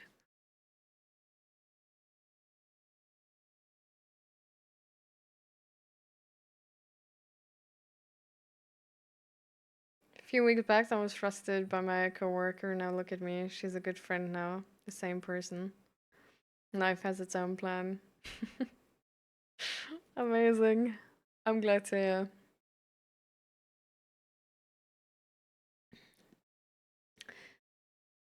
Did we wait 69? Did we talk about that? Wait, I'm gonna stalk your past messages.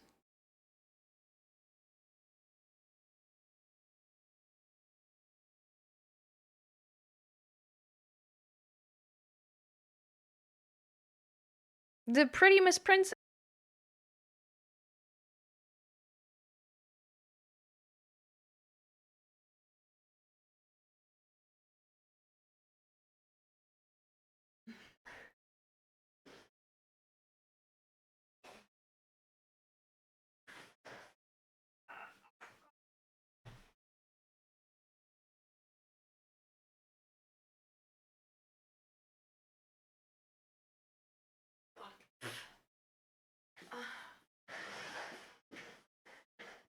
I tried to like plug in the cable a bit more or something to hopefully fix it or something. I don't know. um yeah. So what happened? How did that go? 69. Like how did you get good friends? I need to know.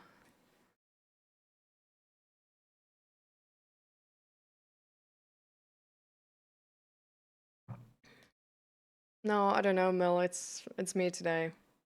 I don't know what's going on, but and hi Tainted Wisdom, welcome.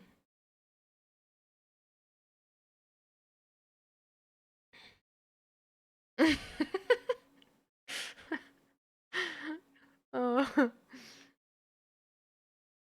true, Judith. True. No idea. I just kept talking to her. But with like, was it? I don't know the way we talked about it in stream or something.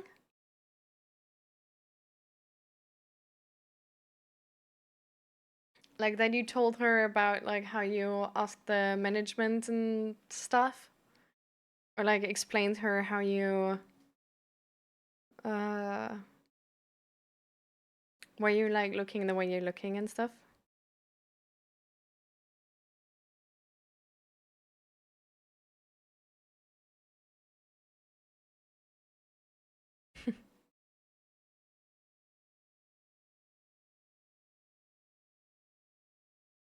By the way, Chishus, I want to tell you this right now, because there's been people where I didn't have the chance with. I don't know how to put this in words properly, but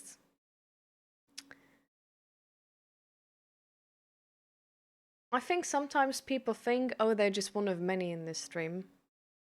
And they're like, even though we talked about something,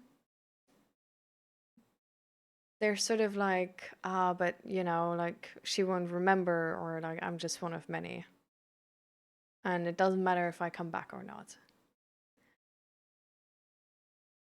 I still remember the first person I talked to about suicidal thoughts.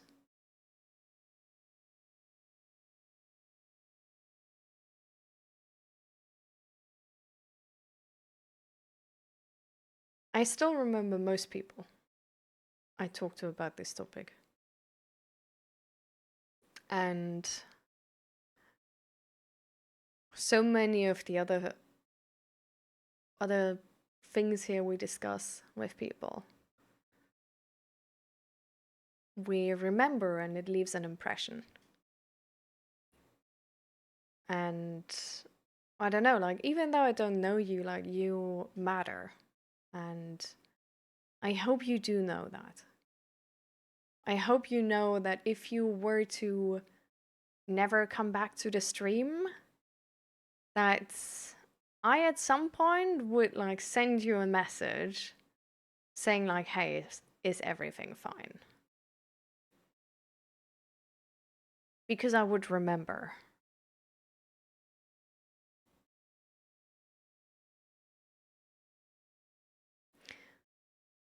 So,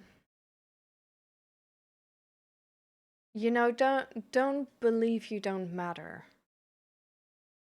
And take this as something to hold on to if you can.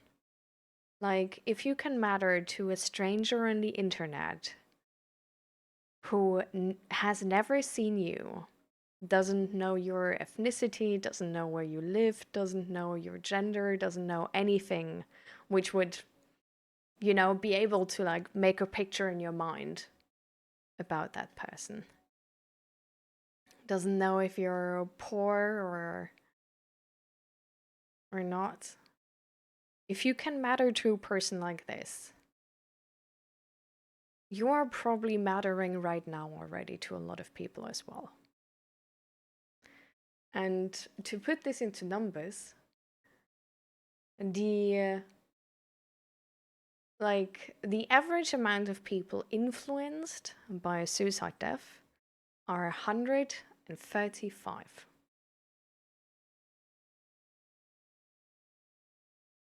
That's the average amount. 135.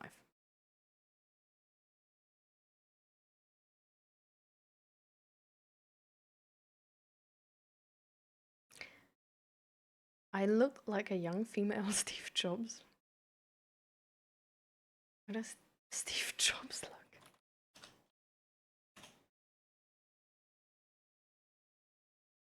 I look like what?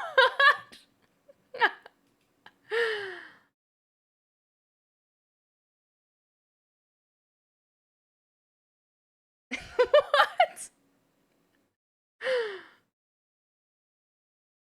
Why?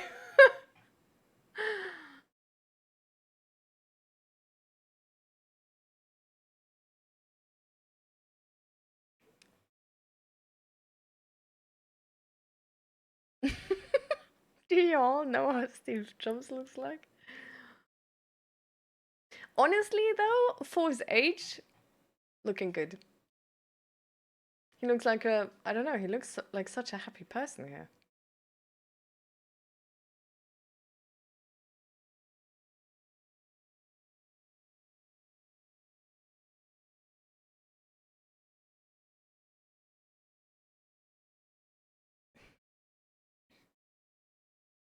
What do you mean? Why? Yeah, why do I look like him? What is that? Why?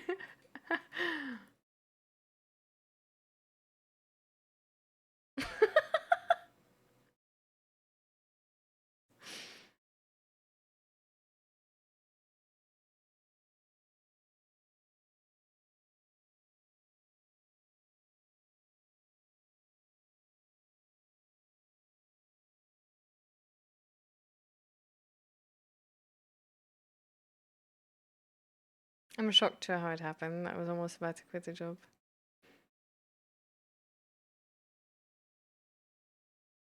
All right, see you, Fluffy. See you next stream. Thank you for being here.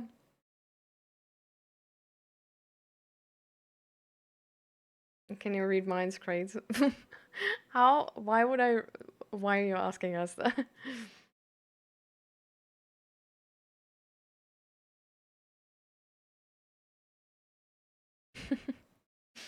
I'm glad to hear it went so well, 69. I'm so glad.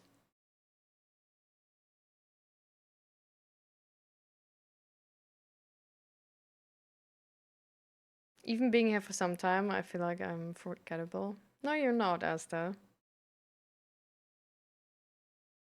Definitely not.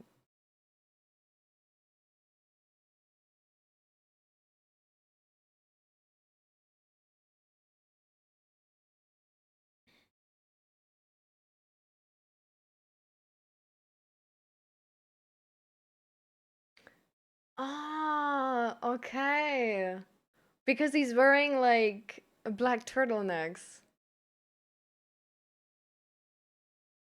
Okay, sorry, that's like so. I feel like I'm not the only one wearing black turtlenecks. So it's more or less okay. I'm white. I'm also wearing a black turtleneck, and I have glasses which don't look the same but are glasses.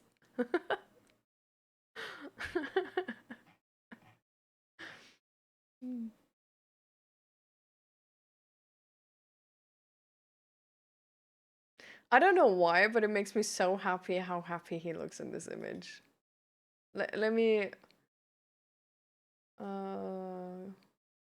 copy image address. Look at this image, guys. He looks so happy.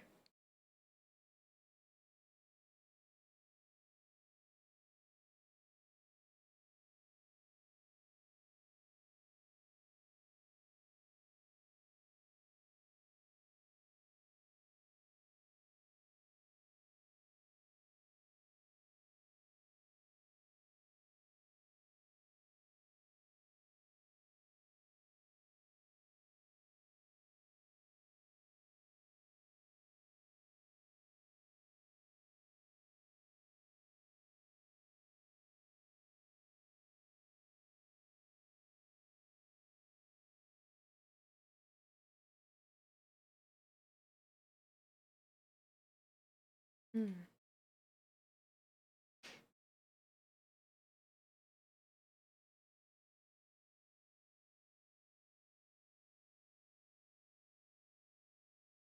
Elizabeth Holmes. Wait.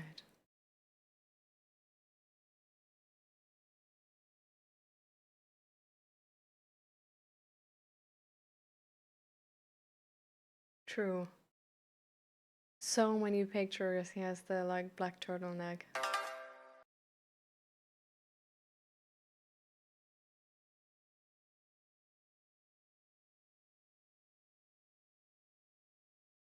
Interesting. Yeah, I don't know. But I'm like black turtlenecks rule. I don't know.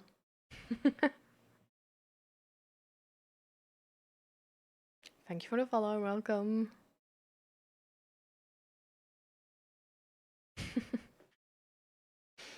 Thank you, Shajut. So we have a Discord as well, by the way. Just FYI. If you want, you can take part in the Discord. And maybe also find some other people there to chat with, or just like no, we have the mental health channel there, and there you can just talk about whatever. So if you ever feel like you're struggling again, you know, just text in there. There's gonna be people who are gonna answer, or in daily how's it called? Wait, daily life, or in general English. We have a lot of different channels, but you can just, you know, we don't take them too serious.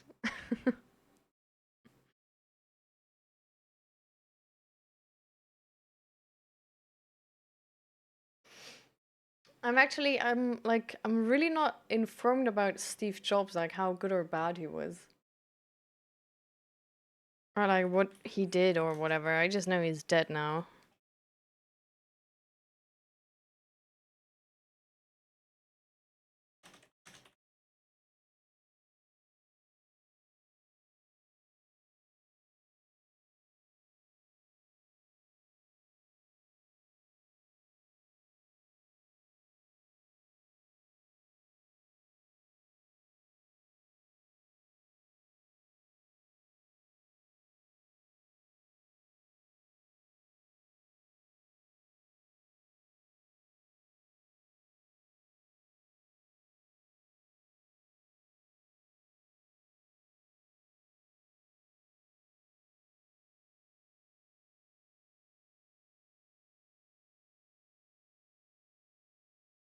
Oh, damn.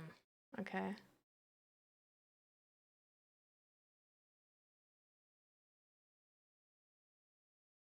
Okay, so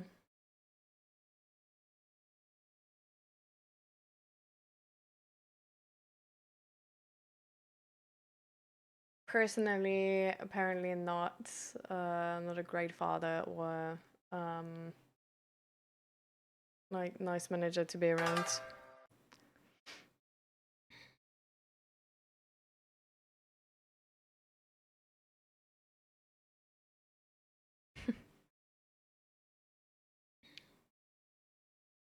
Do we have 2048 extensions too? What what what are 2048 extensions? I'm confused. I will try one day. I'll try and share up a bit first. You don't need to, by the way. Like there's like don't feel bad about yourself just because you're struggling. Like you don't need to cheer up first before joining. Like we don't mind. We have like a channel which is like reposting like good news, and we're just sort of like helping to stay hopeful in these times where there's like a lot of, you know, negative news.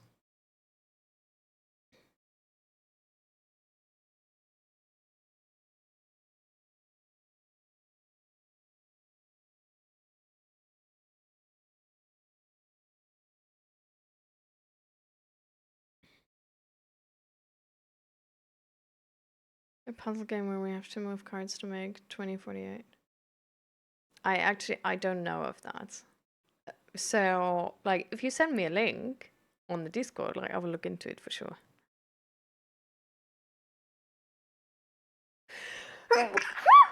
Hmm.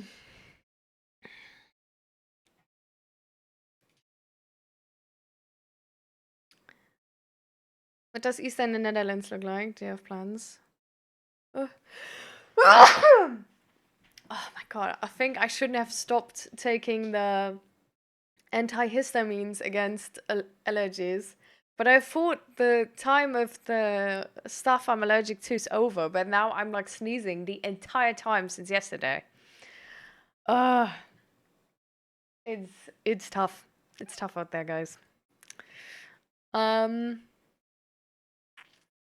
So we don't really have plans for Easter. Like we were supposed to take in a cat for Easter and like pet sit it, but the person with the cat, like because of personal things, his trip fell through, so now he doesn't need a pet sitter anymore. So we won't have a cat, but yeah, with that we also didn't plan anything really. Like we wanted to go to Zach's grandparents initially, but then we had the news of the cat, so we didn't. But yeah, I don't know. Like, so we don't really have anything planned. And my sisters can't come over this Easter. So it's gonna be boring, I don't know. Like Zach and me probably gonna like buy a bunch of like chocolate eggs and then go to a nearby park and just play hide and seek with the chocolate eggs because that's fun, you know.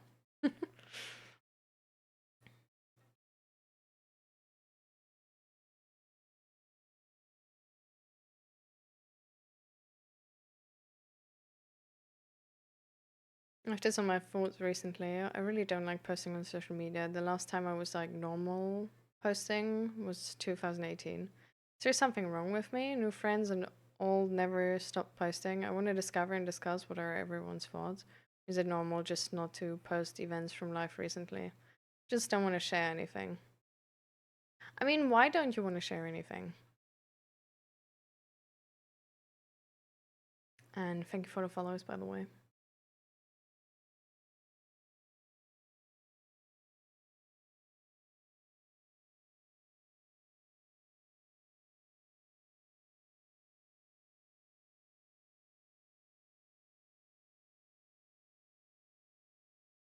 You look like cute, right? I mean, yeah. Good, because that's me. But hi, Magnum. How you doing? Oh, there's actually one thing I want to do for Easter. Wait. Um, when is Easter, by the way?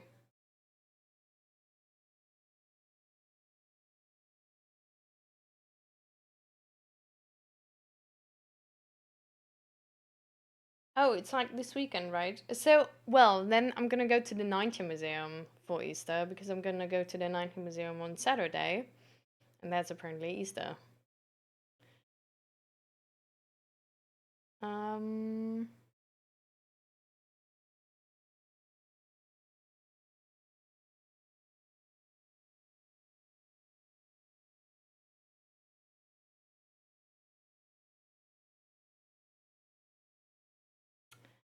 I can't find it. There's there's this one like sweets shop in yeah, there's this one like sweet shop and they have 50 different tastes of chocolate eggs. I want to try. I want to try them. Like or at least some of them. I don't know. Like some of them taste apparently like ooh, how do you translate this? How do you translate drop to English or lakritz to English? I only know it in Dutch and German. I don't know what's the name in English. I don't know. There's one called Madame Jeanette, and it's apparently white chocolate. I don't know why. I don't know how Madame Jeanette should taste like. Then there's like cola like the the sweets, which looks like cola bottles, and then like normal milk chocolate. Then of course stuff like caramel and sea salt, or cookies and cream, or normal caramel, or cookie dough, hazelnut paste, mint, pizza Hawaii milk chocolate, red velvet, white chocolate, sugar. These, mm, I don't know. Yeah, there's stuff. So these are my plans um, for Easter. Yeah. What are your plans for Easter?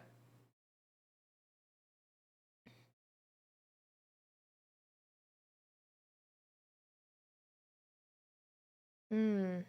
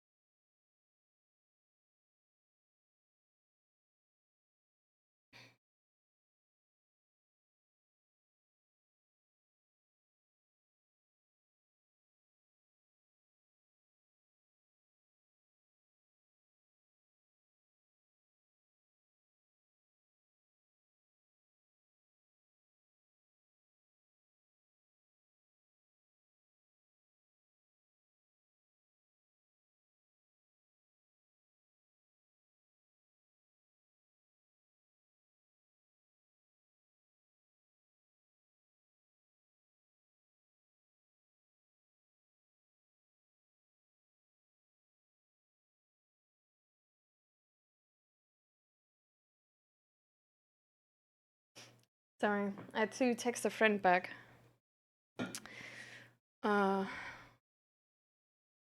there's some, I don't know, some miscommunication I think we had. So I just sent her back a quick message about sort of like getting more clarification what's going on. Um, because there is apparently sort of like a mental block or some sort of um,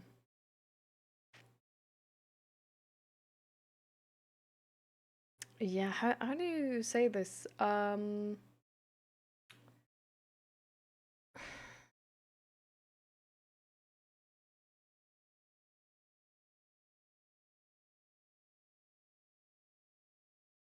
do you say this?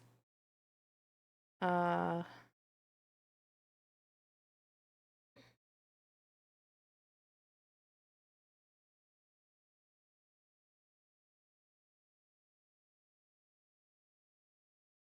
I don't know. Like she's struggling right now, and there is something which was like going like wrong between us as well. So I'm like now asking for like, hey, can you explain this in more detail so I can like properly understand? Because it seems like there's like there were like boundaries overstepped, but it's like the explanation was kind of vague. So I'm sort of trying to get more information on that, how to adjust in the future, or like what to do now, I guess, as well. You could paint some eggs as a wholesome activity. Oh, painting eggs is definitely also fun. But it's one of those things where like I don't feel like getting Easter decor, so I don't want to paint eggs. But I'm probably gonna paint something else.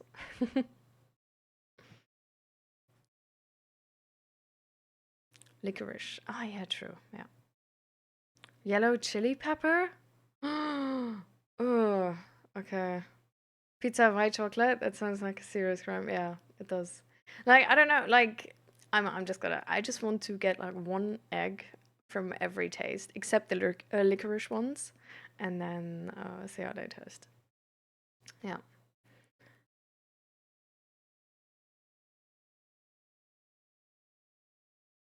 No, definitely. I agree.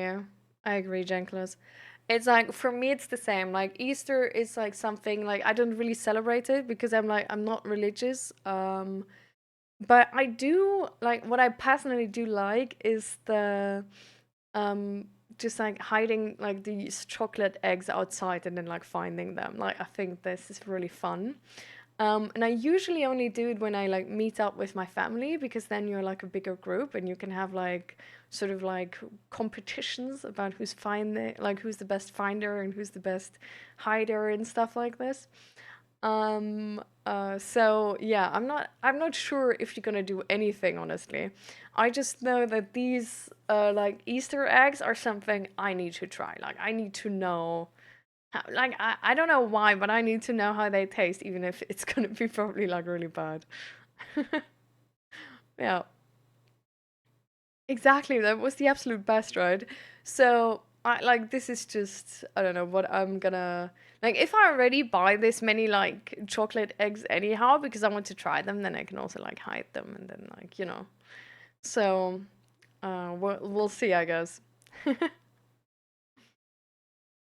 Licorice is not bad. Oh, I hate licorice so much. I can't. I can't. It's so bad. I uh, I can't. No.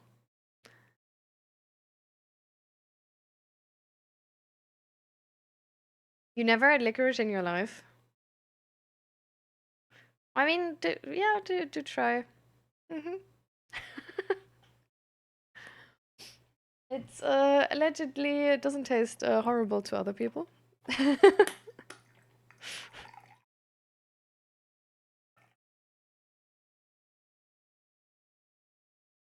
No regret, I never did an Easter egg hunt as an adult. That's perfectly silly. I mean, you can try this weekend, you know. Just you just need at least one more person because otherwise you need to be very forgetful.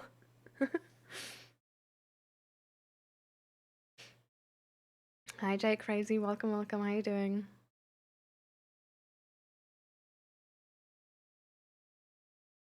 Mom would make bunny tracks on the carpet with talcum powder. Oh my god, that's so cute.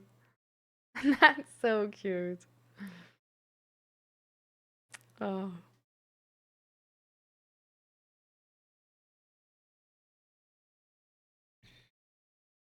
Usually, what is this ingredient dish? I see candy. Um, so it comes from, so the plant itself is initially used as medicine. But then people, for whatever reason, started liking it, even though it tastes horrible. Uh, and made candy out of it. And you can get it in salty and sweet and hard and soft and everything. It has a very, very distinct taste. And there's some liquor which also tastes like this. How is it called again? I think it's from Poland or something. Um, yeah, no, I don't mean drop shot. There's something else. No, I don't think Sambuca. It's wait. Lick Lakritz. Was soll das? Um, I was about to look it up in English, but no chance. Oh, now I only find the alcohol which is actually tasting like this, but I want the thing which is like.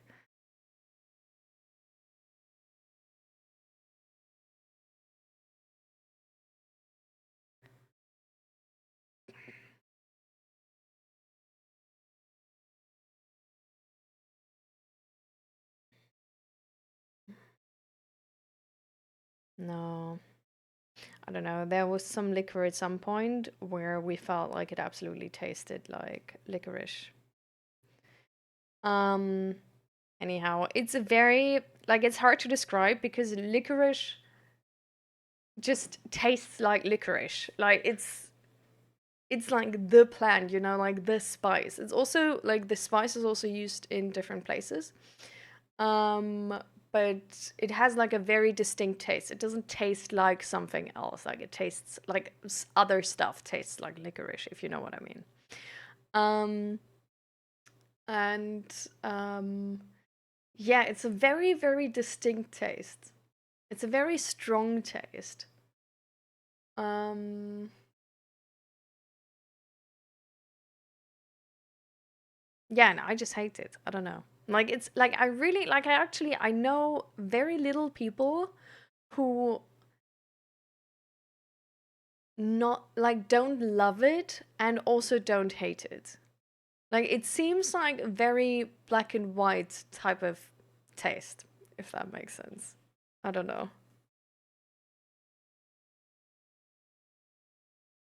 Is it very bitter though? Hmm.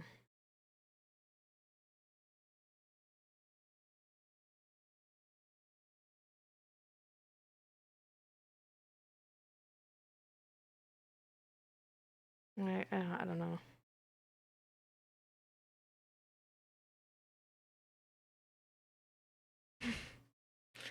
Buy a little amount.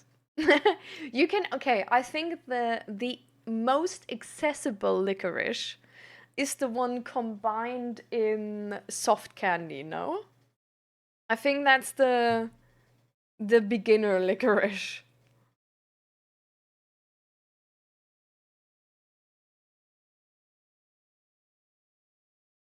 Do we agree?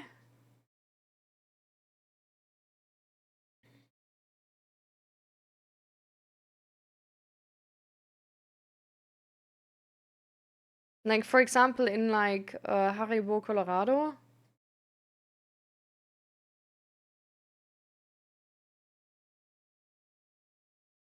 or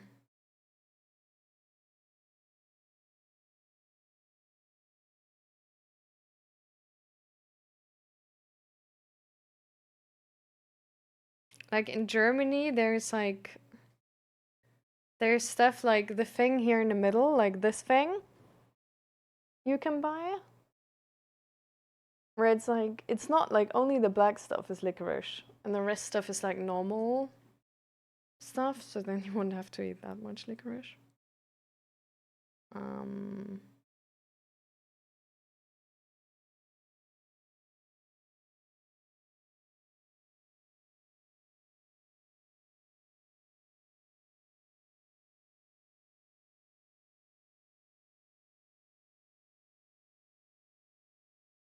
or like stuff like this, where it's like soft candy. It's like bats, you know. Like they call them vampire, but it's bats. And like the body is licorice and the rest is like normal fruit gum. Yeah, I don't know.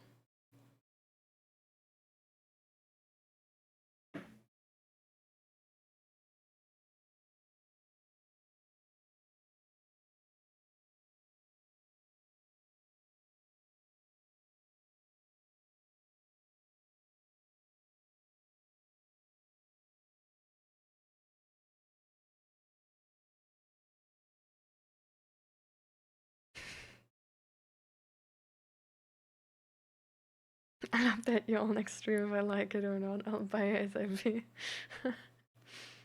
Good luck! Good luck! I hope it's not gonna taste horrible, but you know?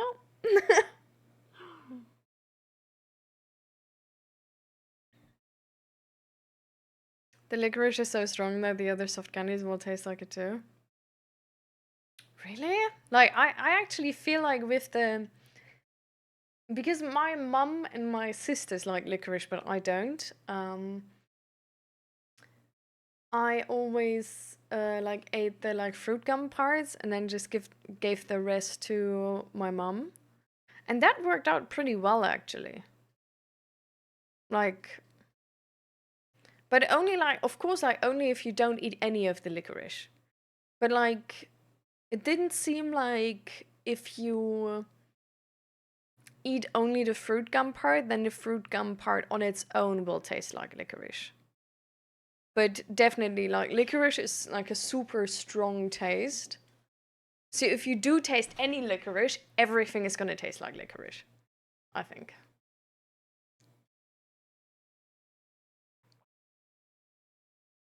Yeah. Okay. Anyways, let's get back on topic. We've been going so off topic. Um. All right, for the people. We didn't start with our mental health check-in like we usually do. So how about we do that now?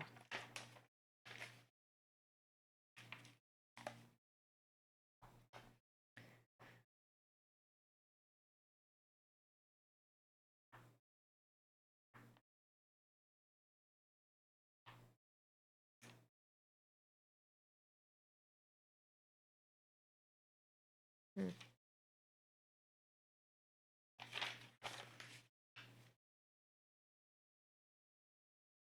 For me, the fruit gum is absorbed in taste. Hmm. Okay, now I'm not like if you say it tastes that much. I wonder if I maybe misremember it with stuff where I thought it's licorice, but it wasn't.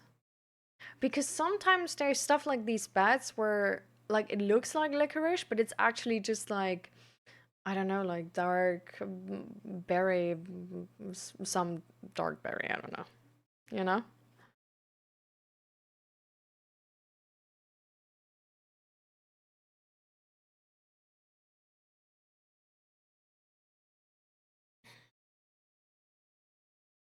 Okay, perfect, Esther. So, exactly. Let's start with the mental health check in. How are you all mentally doing since last week? And also, just like in general, doing since last week. And are there any goals you had since last week where you feel like you're progressing or you don't progress? Like, what else is going on?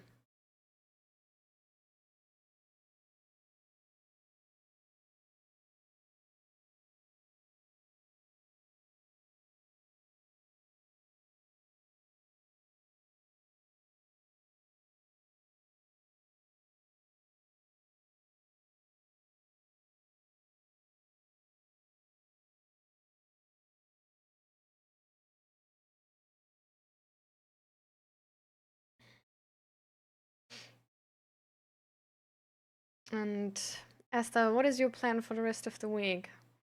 How to recover mentally? We kind of started talking about it earlier already, or try to.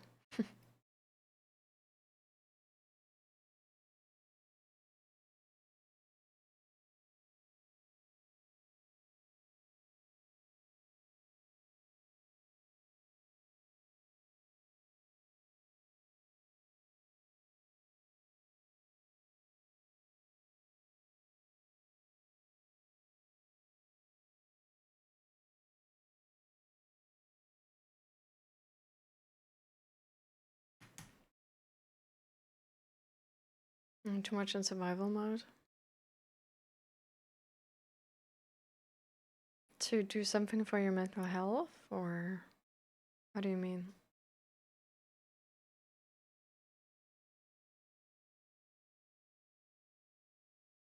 You're on vacation right now, Mo? Nice. I'm glad for you.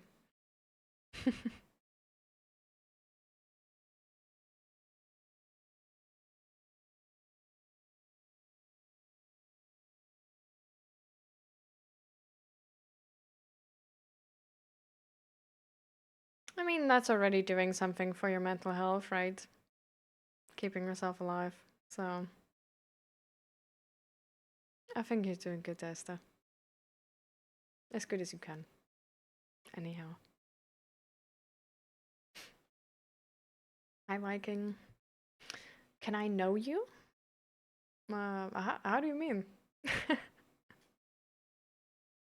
I mean, I feel like everybody in chat sort of gets to know me, but do you mean in like a dating type of direction or just like everybody else here, just like getting to know me as a person?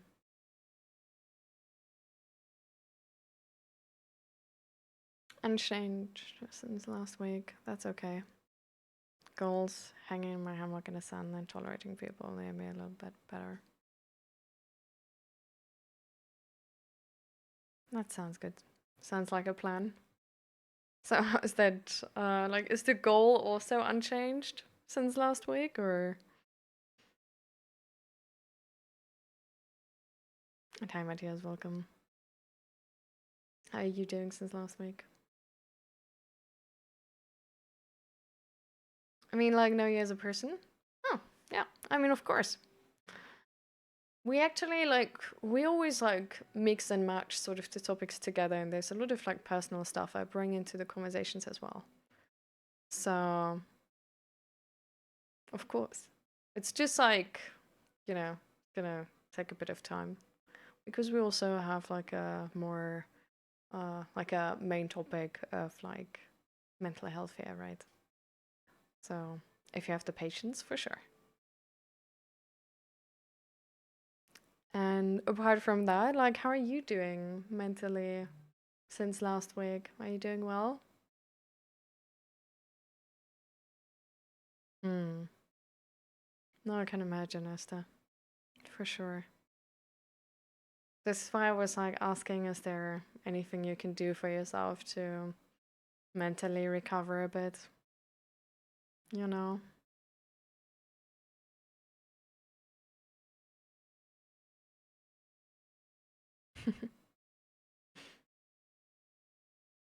I mean, I can definitely introduce myself, Mel.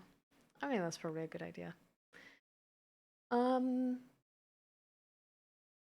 so yeah, okay, so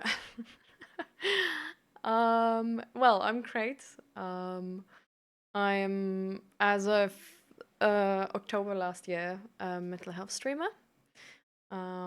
We stream twice every week and do mental health talks where we usually start with a mental health check-in, what people have been doing, and then we have like general discussions and also spotlights for people who we help specifically, who are like going through a rough patch and need sort of individual help. Um, I'm personally coming not from the point of like a licensed psychologist, but I'm coming from the place of, well, my own lived experience and having gone through therapy and everything, and now being mentally stable. And just also being like really, really interested and invested in the mental health topic and psychology. So I'm always like reading up and learning about psychology by either like books or studies or like official content from like the health organizations and stuff like this. Um, and usually, what we do here, it's not supposed to be something like instead of therapy or something. We're like really big advocates for therapy and for seeking out professional help if you need it. Because even if you would find a streamer who's like a licensed psychologist, with this stream setting here, never be like a good replacement for actual therapy.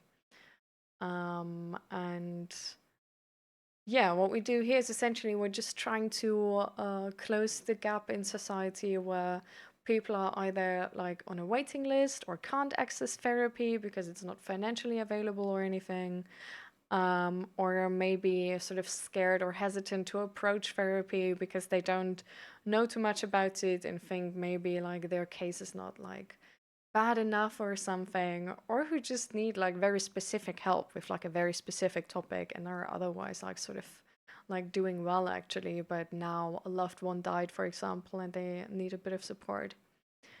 Or, for example, a person is already in therapy, but well, it's only like once a week or something, and they just need a little bit of extra support, right?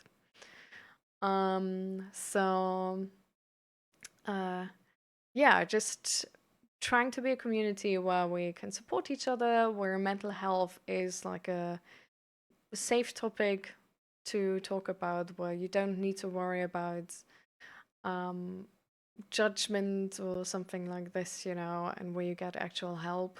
And yeah, you're doing social service? Yeah, I guess like definitely you could yeah, yeah, I think that's actually a good description. Or like mental health coaching, I guess you could also say. Um so this is why we always talk about like the like super many different topics. So today, for example, we had like suicidal ideations, and also like suicide prevention and depression already as a topic. In the last streams, we had how to like emotionally support your loved ones, for example, especially like in a relationship, and meet their needs. Then in the one beforehand, we had like panic attacks and healthy coping mechanisms, and um, that like a person explained about their experience, how they feel like learning about psychology actually sucks, because they feel like they learn more, but they still can't use it. And we sort of talked about that, and then like grief or struggle of connection, struggle of finding friends or happiness, the fear of failure. Like, yeah, we're hitting all the topics. Like very rarely a topic is like off limits. Um, but we of course try to talk safely about any topic involved, and uh, yeah, that's what we're doing here. Like, rarely there's streams where like play a game or something or cook. Um, but yeah, usually we just have the mental health streams, and um, yeah, where I just inform people about like what I know, what's useful for them in their situation. Yeah.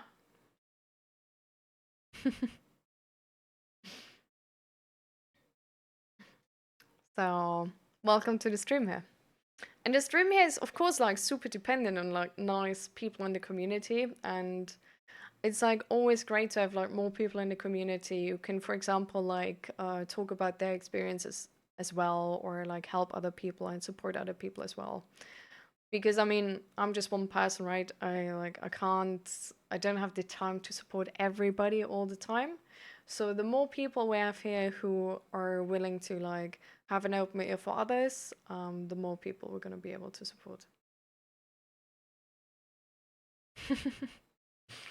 I'll see you in a second, Mil.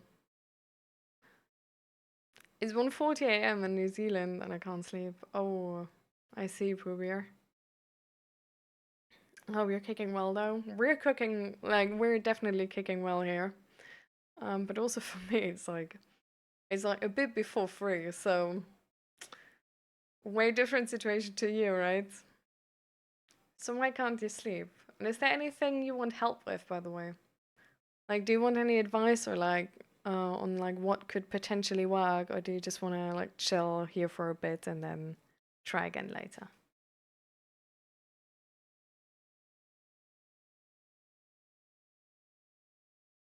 Yeah, I mean, having like some emotional problems to work through is definitely a really common. Like, I think it's a very common thing just because it's a skill set everybody needs to learn, but we are not like born with. So, like, of course, we're gonna make mistakes in the beginning. The same with walking. Just chilling here for a bit. All right, Puvir. And thank you for being here and enjoy.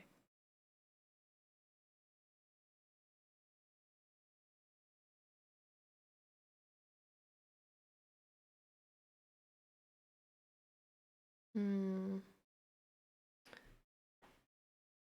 I'm doing well, Matthias. I think, yeah. Bit like worried about my friend. about the situation there, how I can support. But apart from that, I'm really doing well.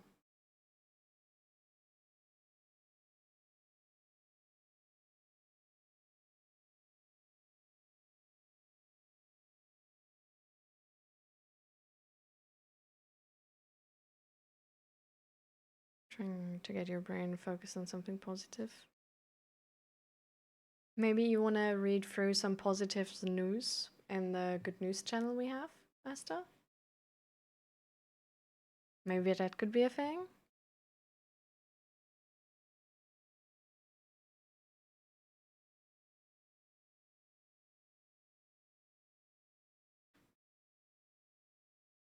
Some people know and some don't even know what's happening. Yeah, I think it can be very different how sort of actively we understand what's like going on the inside for sure. I feel like sometimes it can be actually like really hard to find out what's going on the inside because we just notice that we like feel shitty about ourselves, but we don't really, I don't know, we can't really connect it to something specific. And I think to a certain extent, this is something completely normal, right? Because emotions are not always very direct, cause and effect, but also like so oftentimes like depend on like a lot of things coming together and then just like not the general energy being there anymore, or I don't know, like a way we interpreted something, or like only later then like a different interpretation coming in our minds, which is like making it hard for us. So yeah.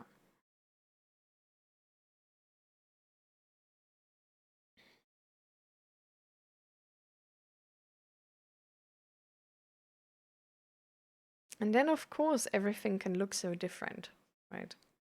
Like all of these mental health issues, all of the things we struggle with, they can look so different for everybody and can feel so vastly different.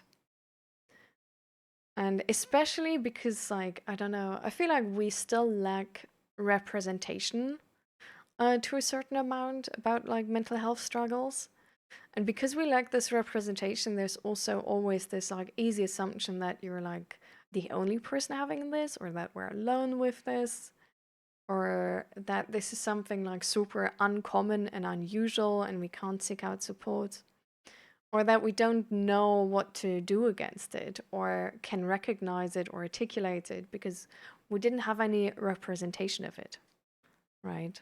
So I think in that regard, like a stream like this can sometimes quite easily actually help people because you just need to get the right resources to the right person. Yeah. Does it consume energy and make you feel tired? I mean, it definitely does consume energy for sure. I mean, this is something where like this is not just a stream where we just talk, but this is something where obviously I'm gonna pick my words carefully. I think about what I say.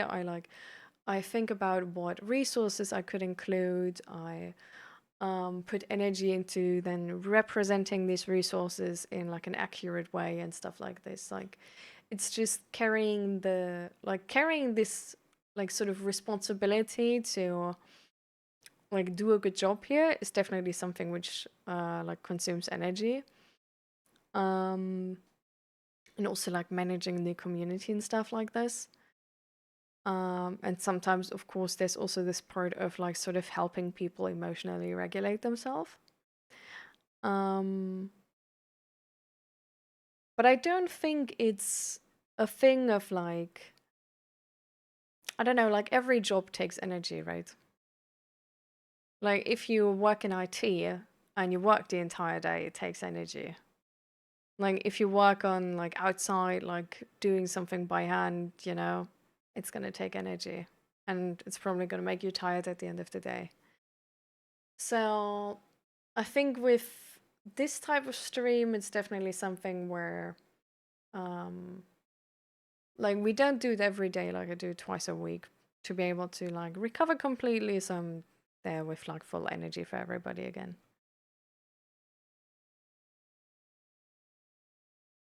Asking about the emotional issues. Do they consume energy and make you feel tired?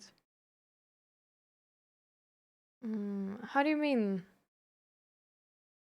Like this is sort of what I was answering, right? Like the emotional issues of the people who come up here and talk about their emotions.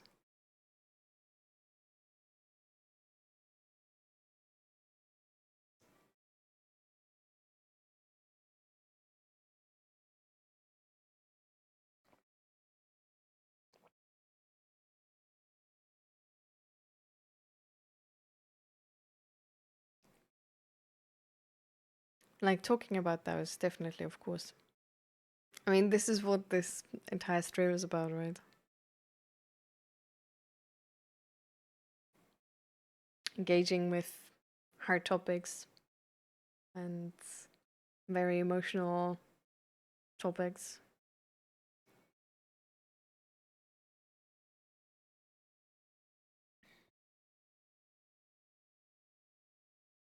Yeah, exactly.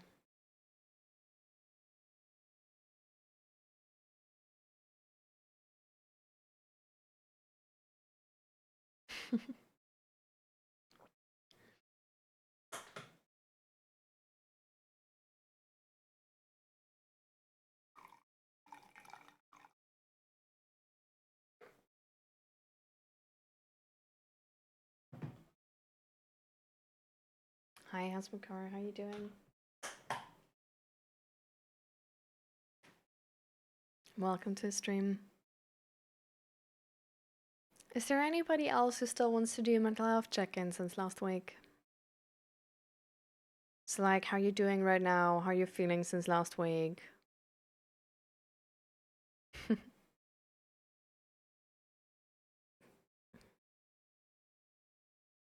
Preparing to go out soon. Nice. Um, we're doing kind of well here. We had some tough topics. We were talking about like suicide and suicidal ideations and suicide prevention. But I think in a very, very wholesome way, actually. Yeah.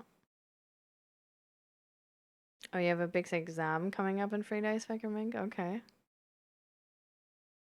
You looked in. I'm glad.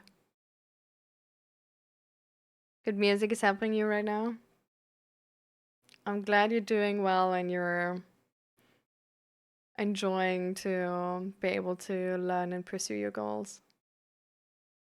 Seems really, really nice. But just remember not to overexert yourself, right? Like go with the flow. Also, don't forget pauses in that flow. Like if your body feels like taking a break, then take a break. Is that true? What do you mean, Viking? I'm really sorry, Viking. I feel like we're having like a bit of struggles like to understand each other properly because of the English.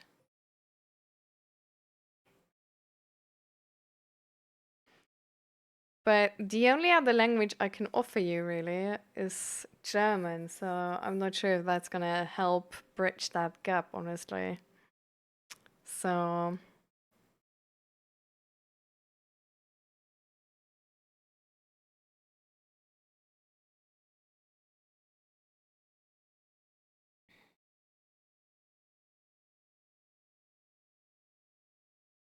yeah, but I answered already on like if you mean the question like is a person like who's like experiencing emotional distress, if they feel tired and it consumes energy and affect their physical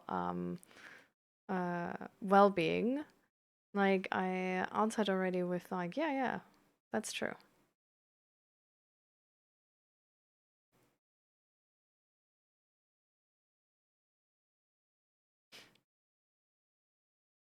How often do I stream? I stream twice a week, Mondays and Thursdays at 12.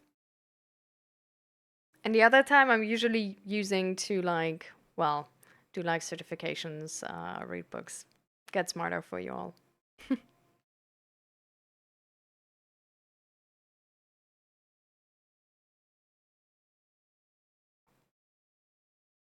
I'm very stretching right now. Trying to rest when I can. Sometimes rest doesn't necessarily need to mean that you don't do anything, Faker Mink, right? So like if you really feel to like, push and learn and do something like this, rest can also just be like in a moment where you feel like your concentration is lacking, then like take a break for 10 minutes or just like go to eat food in that moment and then come back later. Or I don't know, like go enjoy the song for a quick second and then come back to it, right? So it's rest doesn't necessarily need to mean like for an hour you like do nothing or something, right? But just something where afterwards your body feels like ready to go again. And this can be very many different things for different people. Keep that in mind.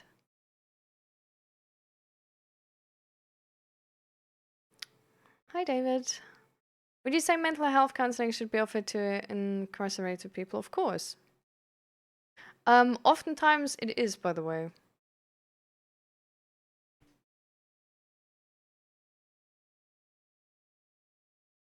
I don't know how easily accessible it is. I just know that in our sort of prison system, there's definitely also a lot of mental health workers, just because it so often goes hand in hand actually with mental health problems. All right, see you later, Viking.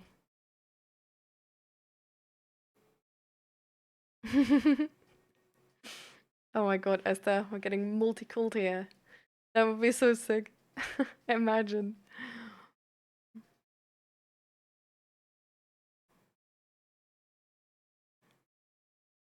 I was just wondering, since I don't see the join anymore, did you discard the queue idea? Yeah, so the thing is, with the queue, we sort of, we noticed that the queue in itself is not as useful because we had like the first stream we tried to do it, we had like 4 or 5 people, right? We were able to get to, and the queue filled way more, and then there were like people waiting essentially for like not getting their turn anymore, and we didn't have enough general discussion time. So we thought, okay, we're gonna try to balance the general discussion time with the spotlight out, and gonna do like roughly like 2 spotlights a stream, and then like general discussion time like in between. And with 2 spotlights, I thought like, okay, then it feels silly to do a queue because it's like 2 people. Um, and it would still be sort of like spread apart in the stream.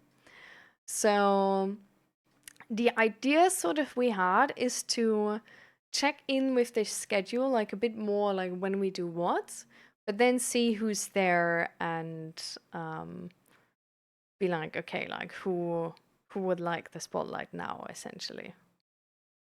So, yeah, because we just don't like we don't have that many spotlight spots like every stream, essentially, because the streams are only like a couple hours, and then if a spotlight takes like more than 1 hour, and you want to have like 1 hour discussion time in between, it's like sort of we came to this conclusion of like stream start, and then we have like 1 hour of like mental health check-in, and then we start in with the like first spotlight, and then we do 1 hour general discussion time, and then we have another spotlight, and then we do an hour general discussion time again, essentially, like roughly. Of course, not putting like actual you know like actual times on there. But So if you are interested in a spotlight, we would be around the timeline for another spotlight.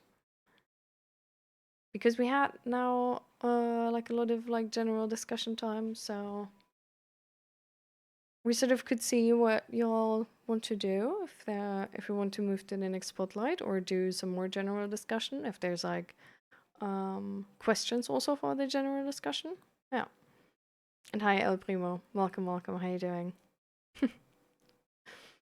Well, I mean we thankfully do still have some time to go still. Don't worry, Primo. And by the way, how's it going? Did you already talk and try to talk about it?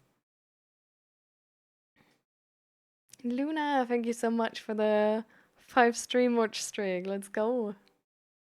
And welcome, welcome. How you doing?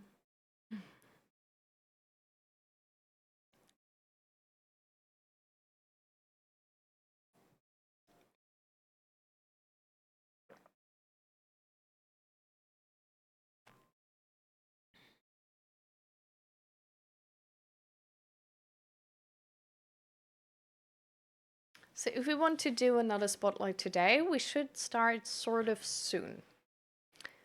So if anybody is interested in having like a spotlight, then let me know so we can start with that. Because I think otherwise it's probably gonna like I want to make sure we have like enough time for sure and don't have to, you know, like overextend at the end. I'm quickly gonna be like on the toilet. See you in a sec.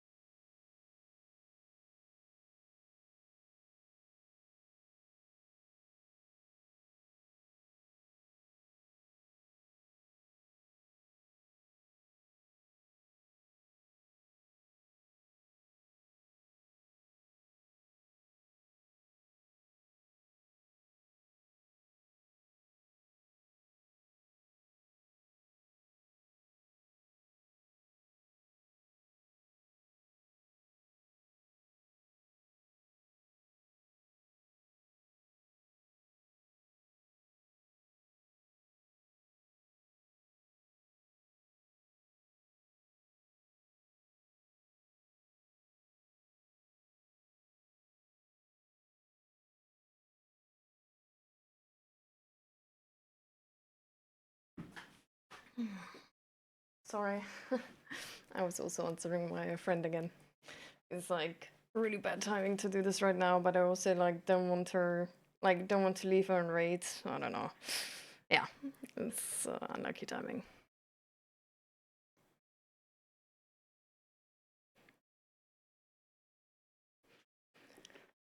The advice went a long way. It was very tense and hard at the start, but we both opened up and I tried doing more of, yeah, I hear you. It sounds hard. How can I best help you right now? Is there anything I can do to help? It sounds good.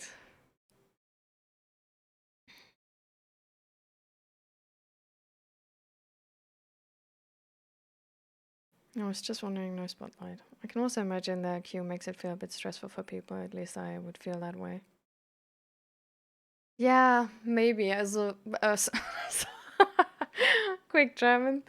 Um, yeah, I don't know. I feel like it's like the queue was a bit too optimistic about how much time we have and how much time the spotlight is gonna take.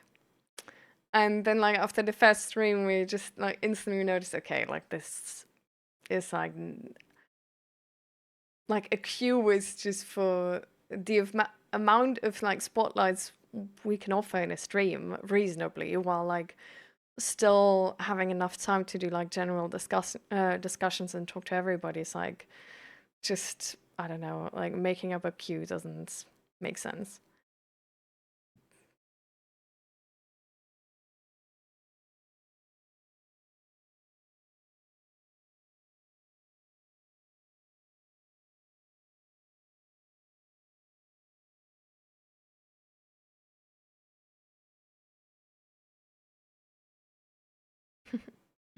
You don't need to be worried about taking over.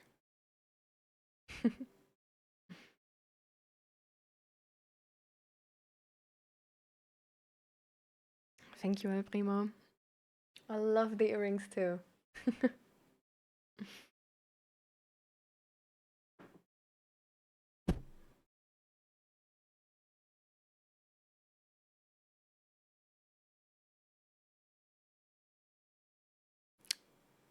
A funny song.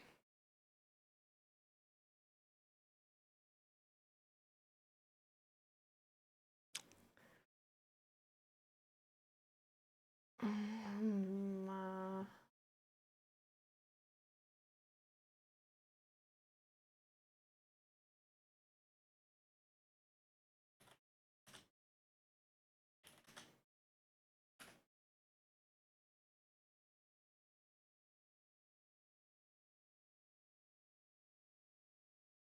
so there's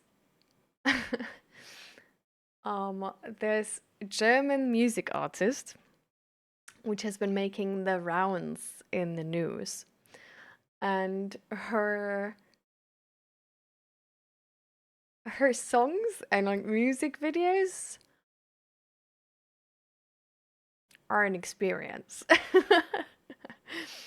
um, they're very sexual though. Um, she's called Ikime. So I don't know how to say this in like so that you know how to write it in like this is her artist name. Ikime. Um and I can't it's an experience. It's a like if you want to watch music videos which aren't experience, this is an experience. If it's a good or bad experience, you know, that depends, I guess. Jim the mental health coach. Oh, hello, hello, hello. Welcome to the stream. How are you doing? We just yeah. I just came back and we're catching up with the chat right now.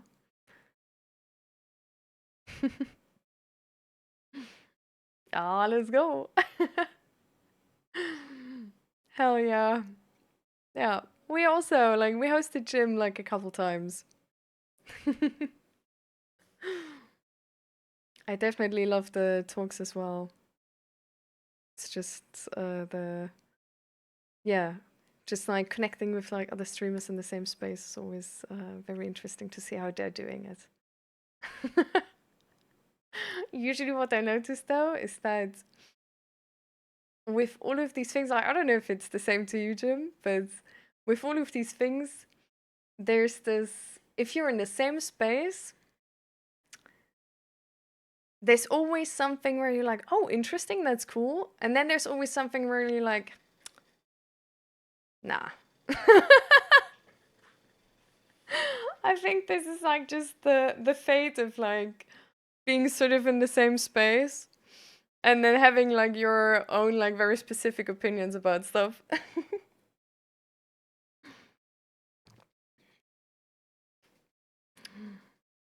So, well, welcome here in this stream. And if you have any questions or whatever, or any sort of expectations for what you want to know, let me know. I can't imagine book club with both of you guys. I think it would be fun, I'm gonna be honest. Yeah, potentially, who knows? I do have to say I was inspired by Jim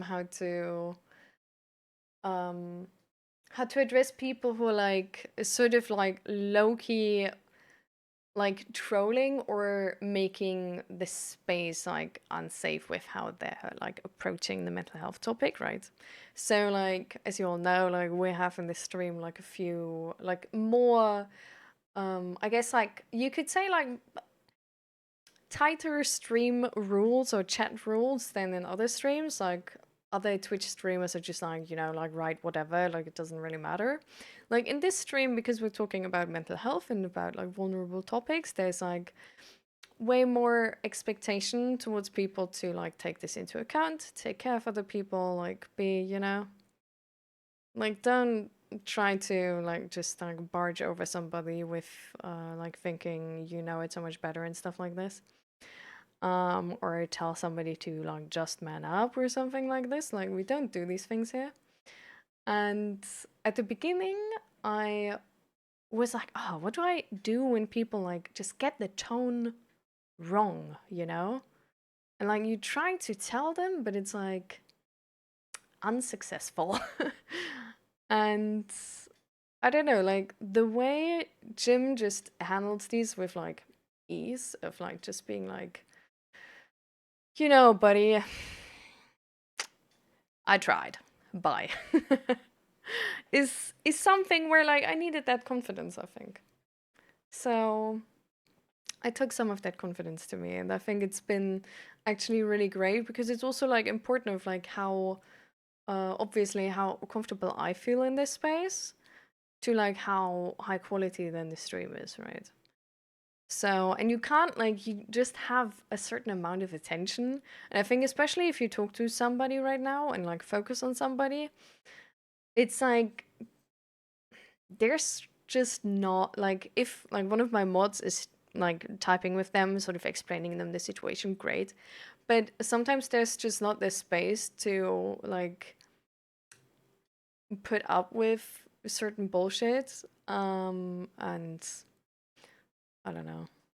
It's like at the beginning I was like a bit afraid of like, oh, but you know, like I should talk to them, whatever. But it's like, no, you don't need to talk to everybody. Like people who need help will ask for help, and people who don't need help, well, or like who didn't ask for help probably also don't really want help. And then it's just unsolicited advice, anyways, and wasted breath. So, um, so natural disaster. You did say that like like you don't need a spotlight or anything. Um, and I'm really like it's really amazing, Primo, that it worked so great with your wife and being able to emotionally support her better. Um,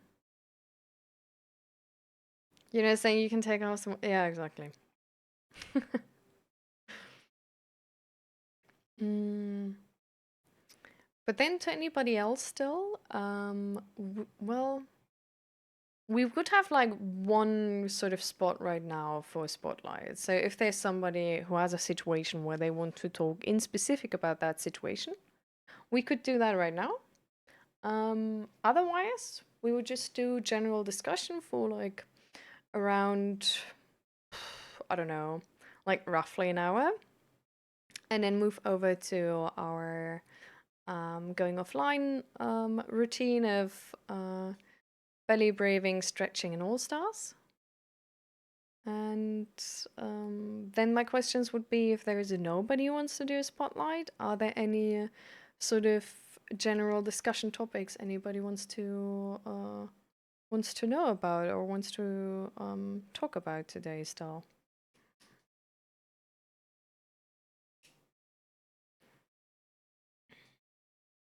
I could ban even faster. Yeah, I think, I want to, like, if I have the space, I want to tell people sort of once how they can be a part of this community. Because I feel like sometimes people just need like some clear direction of like how this works and how it doesn't. Because I think the chat rules thing, like this pop up, people are so used to just click it away and then they don't know, like have never read it. So, yeah.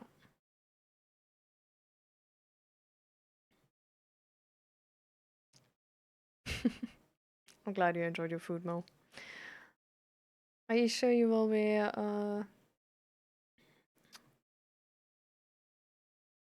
in on me? Or, I mean, you can have the spotlight, Asta, if you want to. The only thing is with the spotlight, right? There needs to be sort of like with any time we give help here, there needs to be a certain task, right? So is there like emotional support you want with something, or is there like advice you want with something? Because I feel like I'm saying this in especially in your case because I know there's like a lot going on, and I feel like it's always easy to just fall into everything, and then it's hard to have like a satisfying conversation also for you, because there's not going to be a way how we just find a solution, right? Like if that would be possible, like of course, like I would be so down, but it's usually just like not easy to find a solution like this. But if there is a topic, sort of like a more specific topic of like, hey, I'm struggling with like these feelings in specific, like how do I cope with this? Or like what do I do in this and that situation? Or like, I don't know, for example, like you talked about with now having stopped the narrative exposure therapy and sort of noticing how your mental health is sort of dropping, talking about, hey, I don't understand why that's sort of happening and I would like to understand more. Like, if there is a certain question, like, we could dive into it, no problem. So, it's like not a thing where, like, I don't want to offer it at all, Asta. But it's just a thing, there needs to be a certain topic where we're evolving around, right? Because otherwise it's not gonna be much useful because there's so many different topics like opening up, but you can't get into any topic really. So if there is anything specific you want to get into, then for sure. And then also like, like you always say like, oh, like it's like too much or whatever. But this would be a way where we can support you here for sure. And it might be worthwhile. We'll see.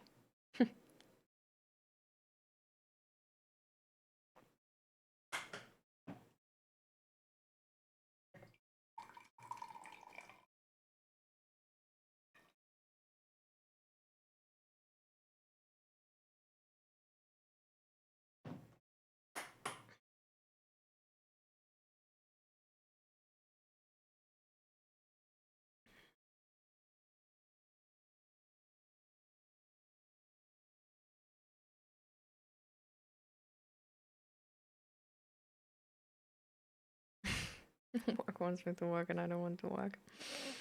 Ah, the pain of capitalism.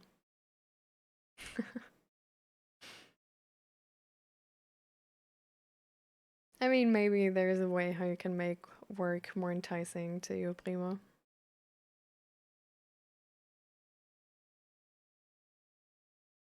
Also, Esther, do you feel like we're like sort of brushing over your issues? Because when you say because you are more often you go over, like I'm not sure what you're meaning with that sentence, but it's complicated because everything gets woven in each issue because comorbidity. I mean, for sure. It wouldn't be easy, I'm not saying that. I think it's definitely something more complicated. But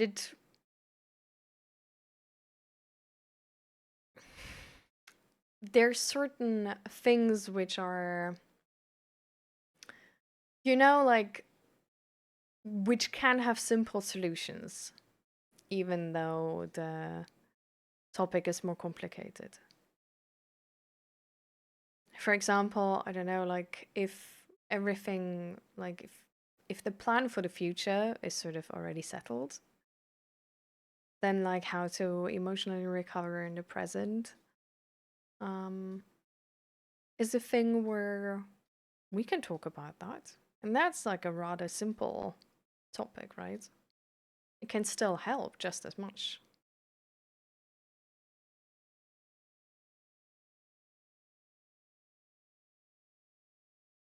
It can also be maybe that you just want emotional support.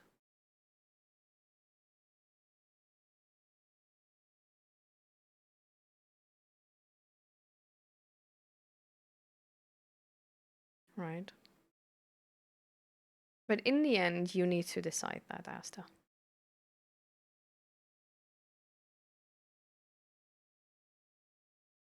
Or the time you want to stream. I mean, potentially. But it's like 15:30, so we still have like an hour till 16:30. But we don't need to. Like, I don't know, if you feel like, man, your week has been hard enough, it's entirely valid to just be like, you know what, I don't want to get into it actually.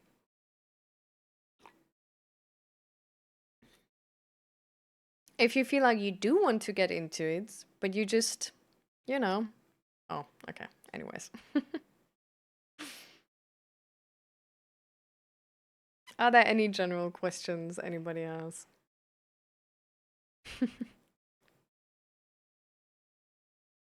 Maybe about the topics we were sort of talking about beforehand, where we talked about statistics around suicide, suicidal thoughts, and suicide attempts.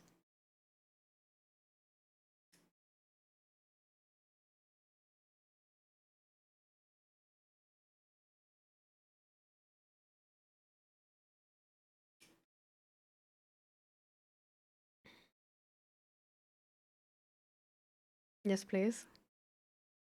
I was asking if you have questions around that topic.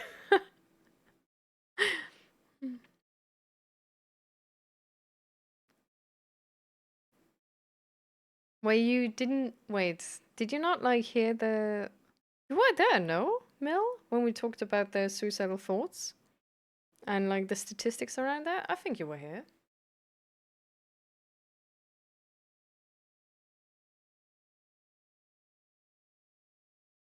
How do you help someone who wants to hurt themselves without calling the police? Do you mean self-harm or do you mean attempt suicide?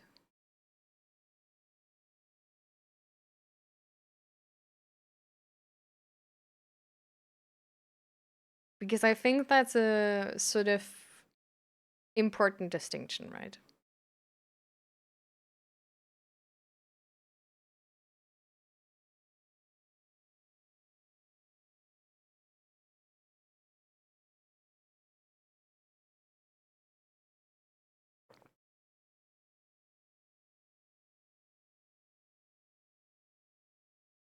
Hmm. So, what you usually try to do is you don't want to, like, you want to make sure they're safe. And that essentially means that you don't want them to, like, go home alone or go somewhere else alone or something like this. But you want to either, like, for example, be with them when they call the suicide hotline. So you don't need to call the police, but calling the suicide hotline would be an amazing resource in that moment. Because depending on your, like, where you are, right, the resources available to you will differ greatly, right? So there might be like an actual, like, place you can just, like, bring this person to where they're gonna get instant psychological treatment or something like this. There might be like some way different system. So calling the suicide hotline with them would actually be a really great step of just, like, making sure they talk to someone about this who is like a professional on this topic and who is informed. Because then in that suicide hotline, they're gonna make a crisis plan with them. They're gonna help them find other resources, put different resources in place. It's also always good to inform, like, a friend or someone of their family, like somebody who's, like, close to them, who then can, for example, like, go home with them and do like, call the suicide hotline with them. Um, so this is the sort of, like, first thing, like, you try to sort of, like, make sure that you know what you're talking about. So if it's, for example, like a stranger or even a loved one, you do want to ask them directly if they're thinking about attempting suicide. If this is, and you want to be, like, very clear on this. Like, there should be no space for, like, miscommunication. It should be very clearly stated what you, like, want to know from them, like if they're considering to attempt suicide, and or if they have thought about it even. And even if they, like, only have thought about it, um it would still make sense to call the suicide hotline and to make a crisis plan and sort of check out the resources available in the region where you are. Um because preventing suicide is essentially a lot about having a plan, like a good and tight crisis plan for the future. So they shouldn't be alone with their problem, and they should know where to find the help and what help is accessible to them. Um, and this, like, crisis plan, for example, they do will potentially look like making, like, a contract with, like, sort of like we talked about it beforehand. Like, it's a very, like, it's this, like, common thing where, like, people say, like, make a contract that you, like, don't do it for the next 24 hours or for the next week. Sort of the advice in that, like, varies depending on, like, what type of, like, suicide prevention, suicide awareness program you've ever done. But there's also, like, literally, like, worth checking out and looking into these, like, suicide prevention and awareness programs. There's a lot of these, like, essentially, like, psychoeducation on suicide and what to do in these situation programs online, which are, I don't know, they take, like, sometimes they can take, like, anything from, like, 20 minutes to a couple of hours. But yeah, they don't cost anything, and they have, like, really good resources, and they usually even go through how you could talk to a person like this and offer some examples in that moment. Um and offer just, like, general knowledge about, like, how likely it is and all of this. Um but yeah, the most important part, I guess, is, like, really about, like, learning how to talk to a person in this moment. And yeah, it's always good to, like, if you notice, like, any signs, to, like, start talking to them in the first place. And then if you talk to them for a little bit, like, actually, like, ask if there's any intention to attempt suicide, or if there's any suicidal thoughts, and like how it's good to find out like how active these thoughts are. But in any case, even though like even if they don't have a plan, it's they can still attempt suicide. Um, and so it's always good to, if you, I don't know, feel like a suicidal thoughts or like a plan is anyhow in like either in motion or, you know, in their minds already and they're looking up stuff, it's always good to contact official suicide resources, which are these suicide hotlines. They're like the hotspot to get help like this. If you don't want to call a suicide hotline, I mean, the next thing would literally be to go to a doctor or to go to the hospital, like to go to any type of medical professional, like if you don't want to go to the police. But like the like I don't know. It seems easier to call a suicide hotline than actually to take them to a hospital and explain the whole situation, right? Um, but if you feel like that's what you need to do, you can definitely like call the hospital or take them to a doctor or something. Calling the emergency, like the ambulance, is also a thing you can do. But usually it's like way better to call the suicide hotlines because they're like primary focus is the topic of suicide and suicide prevention. So they have gone through specific training in that matter and have like all the resources at hand and are usually also the organizers of these resources. Because they can then like let you know if there's any like community space to talk about suicide close by or anything like that. Um, and then involving some person which is part of their IRL life and their social circle is always really helpful because then there's a person who can check in on them. So if it's a stranger on the street you get to know, for example, and you see these signs of like, you know, like isolating themselves, not taking care of themselves and stuff like this, or like sort of doing risky behavior, then having like some person who's actually like in their life is really important because there should be somebody checking in on this who is going to be there again. Because if you're a stranger, right, like you're going to go home and you're probably not going to be in their life anymore. So there should be some person who's like still involved in their life, who's gonna like check in on them and help them get through this. So it can, for example, be like worthwhile checking out to like ask them like if there is anybody from their family who like can pick them up and stuff like this. Um,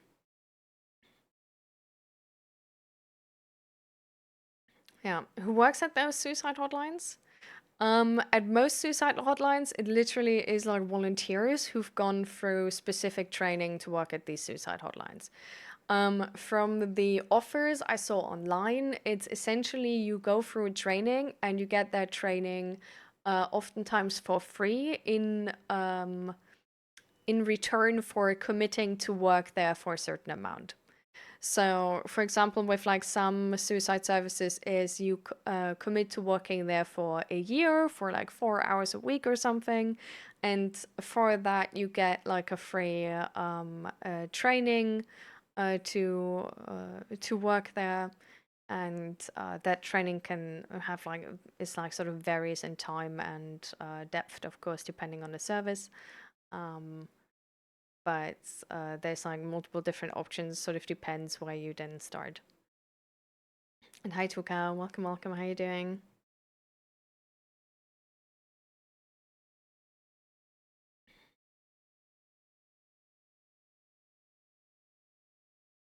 I've often thoughts of death without the feeling of into unaliving myself. And really weird. It makes me feel at peace. Like I want to go to sleep and not wake up. Exactly. No. I mean, it's still like really important that even in these cases, like as that you already, of course, like have contact to medical professionals, are in therapy, right, which are informed about the situation. And this should, in any case, like even if it's sort of like these like thoughts of death, or like sort of even sometimes like wishes of death, are like all considered a thing where you want to have somebody professional involved who's gonna help this person to make sure they're gonna be fine and these things like don't escalate.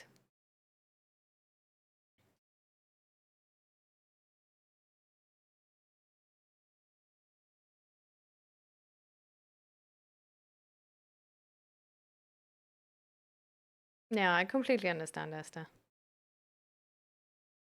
Hi, Bezel, by the way. Welcome, welcome. How are you doing? But yeah, I think honestly, like the best resource by far are these suicide hotlines. Like you have a professional there, they are usually 24/7, and they have all the local resources at hand. Because the local resources are literally like, I can't tell you, because it depends on your country, it depends on your city even, right? So you would have to like inform yourself, and sometimes it can be so difficult to actually find these resources. Even though we do like there are systems in place to make it easier, but by far the easiest way is just to call one of those suicide hotlines. And like they're definitely not only a space you can call through when you actually want to attempt suicide, but even already if you just have suicidal ideation, suicidal thoughts, and you want to learn how to cope with them and how to get over them, um, they also have really great resources and can help you with that as well.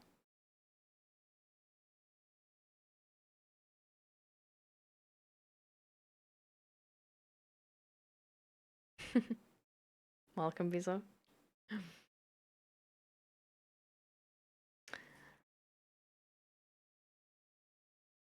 Yeah. We have like below the stream, like there's like a panel which links to a website where like um as many international suicide hotlines are listed as possible, and are like they try to keep them up to date as well. So it's one of the like best resources for international suicide hotlines I could find. But yeah, like a Google search for the local suicide hotlines is always going to be successful.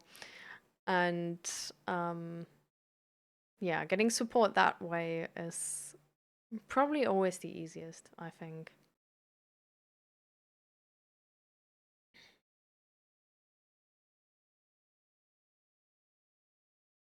I did not realize that. I thought they would just call the authority to pick me up.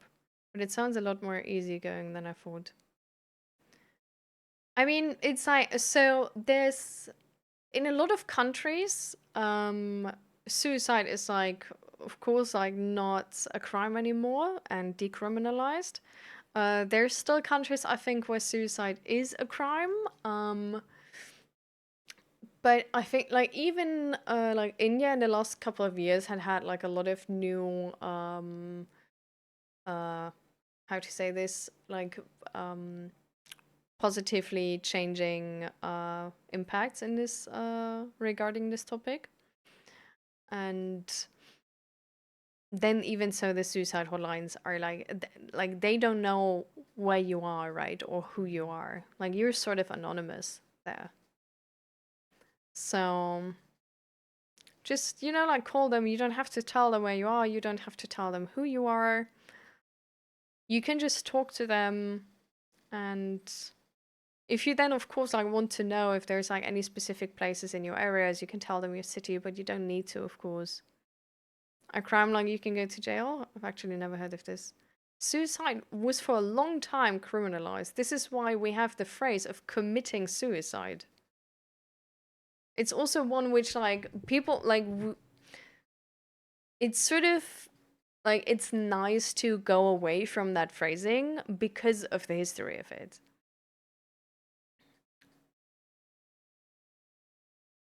So this is why just like attempting suicide or died by suicide is like the better way to phrase it than like committed suicide, because committed suicide literally one to one links to committed a crime because suicide was criminalized for a long time. And I don't know, like other things like these where like it's like better to not say it that way is, for example, successful or unsuccessful suicide attempt, because like suicide attempts are like there's a person dying at the end, like they're not successful or unsuccessful, you know what I mean? It's like they attempted suicide or they died by suicide, period. Like there is no need to make a judgment how good or bad that was.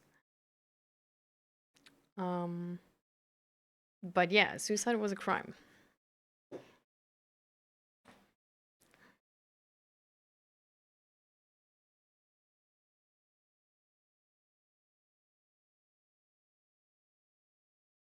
No, I mean, at the point where you like attempted suicide and end up in like the emergency department or something, for sure there's gonna be like more, um, like a bigger emphasis on getting you help, if that makes sense.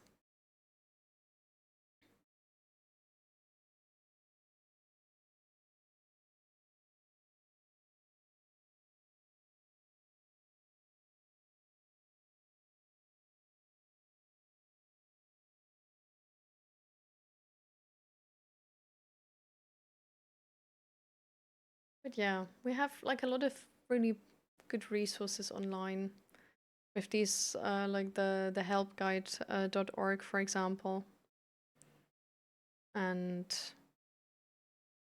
like a lot of other, like the CDC, for example, has also like really good resources on suicide as well.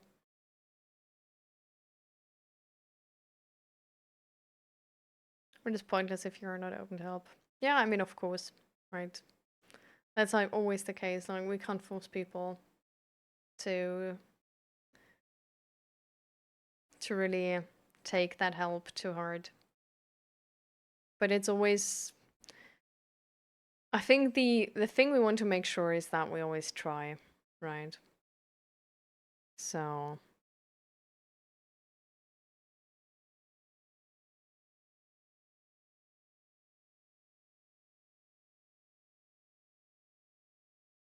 crazy that was illegal. Going to jail is not going to help you. Suicidal feelings. Yeah. Yep. For sure. It's definitely like it's not for the individual. It was essentially like for society to keep this out of the face of society. Yeah.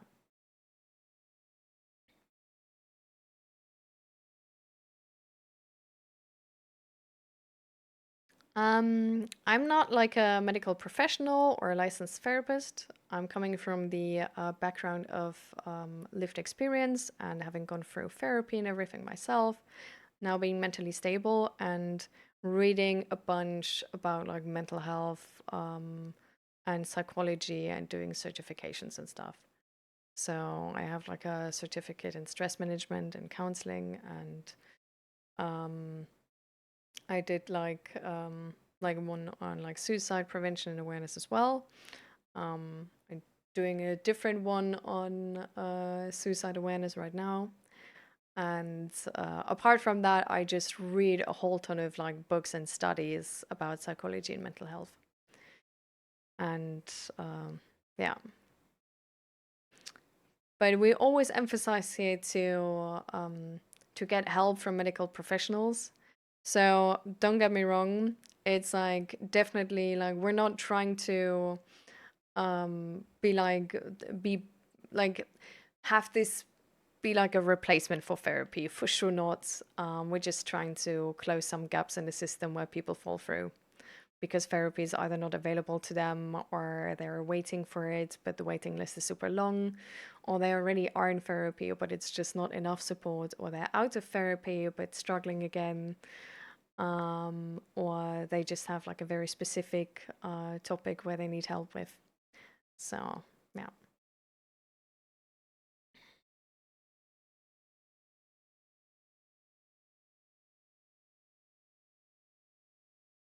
Exactly, Bizo. And like whenever we talk about something, I like try to share the resources I'm talking about. So uh, this is why like I mentioned the like helpguide.org one before, or why we today earlier looked into the like official numbers on suicide. And yeah. And welcome, Bobby. What's a good way to not feel mentally tired without prescriptions? I feel mentally tired even with sleep. I mean, so there's a lot of things we can be exhausted from, right? And they don't, like, not all of them fix themselves with sleep. So, for example, if like our work is like really draining, sleep alone won't do it. Like, there needs to be like a certain amount of like maintaining our boundaries, not pushing ourselves too much, having enough rest on, for example, like non-working days. For example, lacking social contact can also make you like really like exhausted and like not able to like regulate your emotions as easily and progress through emotions as easily. Then like not having enough like things we enjoy and feel like are recharging us because it's something we look forward to and they motivate us, are also things which can make us like feel tired. So for example, for me, um let me pull that up. I had at some point. Yeah. um this is something like for me, like I had to learn, um sort of, I don't know, I feel like from like zero, because I don't know, like I'm on the neurodivergent spectrum, and I feel like I have like a very bad connection with my bodily needs, if that makes sense. So like I like usually don't feel hunger, for example. Like I feel either appetite or stomach pain, and I don't feel thirst and stuff like this. And it's low-key the same with like all other things going on with my body. And so I had to like learn to see the signs and understand this more from like a logical point, to then be able to see what my body actually needs and like check in with my body. But it's also a thing which doesn't need to be because of neurodivergency, but can actually be because, for example, depression or trauma or something like this. But also it can also just be habit that like we never learned it, and we just disregarded it and neglected it the entire time, right?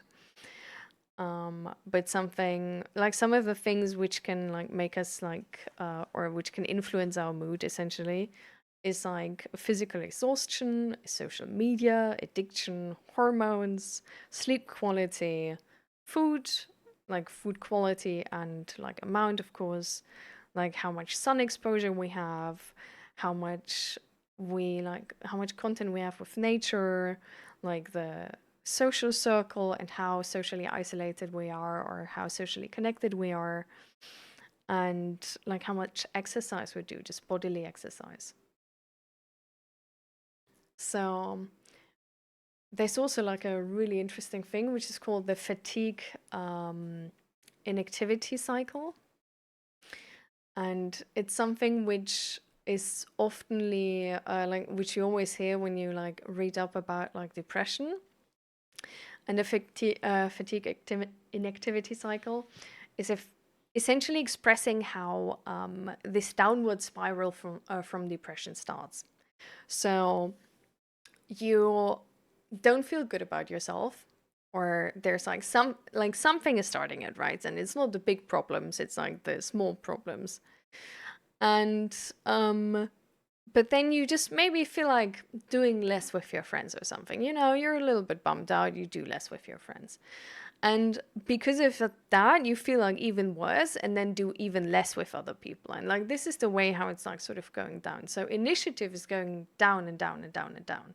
And then it gets always harder to like reach out, ask for help, or do something healthy for your body, take care of yourself, for example. So honestly, even just like not like showering and like not like taking care of yourself in that way of like, making sure you're like hygienic and like don't smell and stuff like this. Even that already again has then like in return like a negative effect on our mental health as well.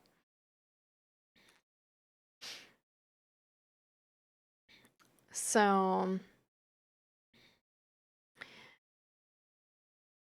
I think especially when you say mentally tired, um, it sort of depends on like what type of exhaustion you feel.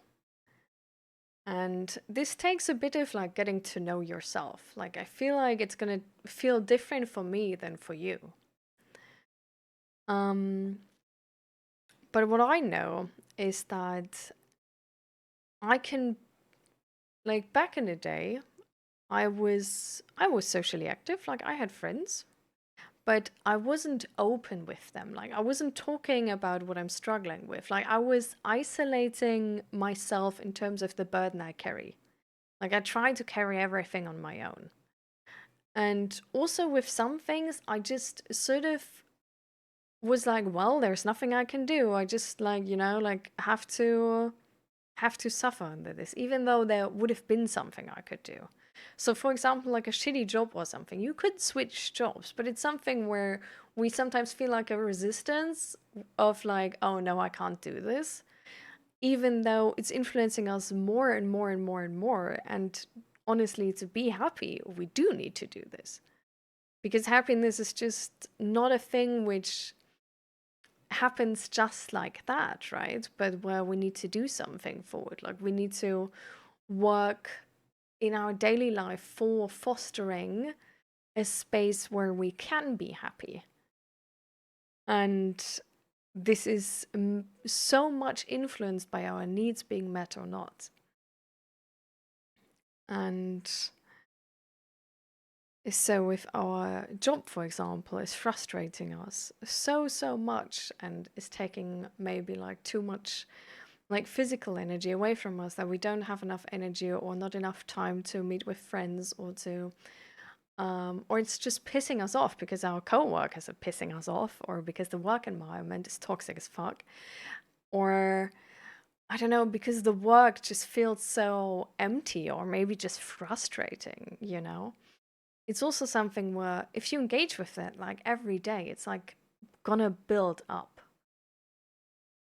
So the thing you essentially want to do for to be mentally stable, what I found out for myself, is a lot of prevention, like preventative measures.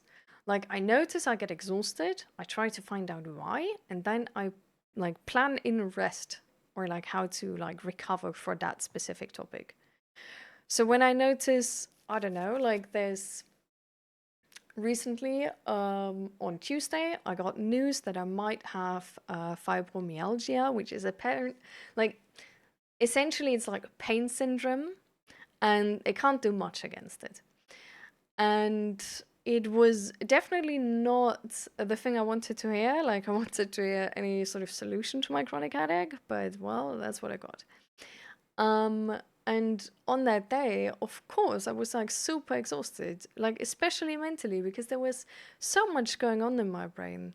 So much of like the what I was hoping for and now was disappointed. And how would my life look with this? Like, would it get worse with this? Like, would I be able to do all the things I want to do in life?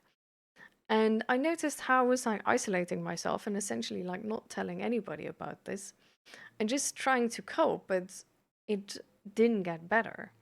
And once I noticed this, actually, what I was doing, I was able to reach out to a friend and I was able to talk about it with my husband. And it felt so much better already because I just wasn't alone with that burden. And this might seem completely arbitrary of like, yeah, but like, like I want to do it alone. But it's just so much not like so much harder if you try to do it alone. And like low key might be impossible even. So there's like uh where did it open? Anyways. So there's the study about loneliness from Harvard, where they essentially like there's like so many great numbers in this article where they explain how important social contact is. So this is like why social isolation bad. You see in this article. Then there is another experiment we made at some point, which is that if somebody is going through pain and you hold their hand, or they hold their hand of their loved ones, they feel less pain, right? So even if other people, because I'm bringing this up because the argument a lot of the time is, but what can they do? They can't help me. Even if they can't help you, just by being there, just by holding your hand, you feel less pain. And especially if it's like emotional pain, and there's a different article on that.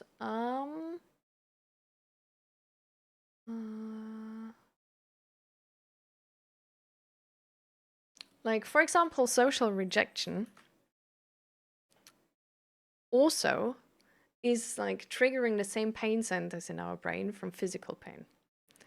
So a lot of the pain we feel from like any source is essentially working the same as physical pain. So if we just have somebody there with us, who's just with us, it's going to be easier.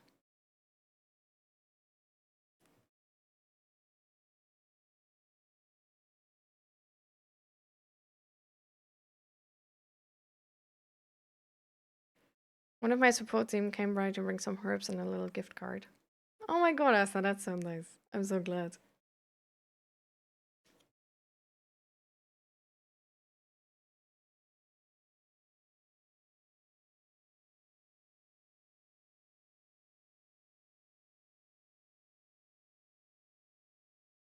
And chronic migraines are not good. Maybe get a second opinion. Yeah, that's the thing. I got a lot of opinions.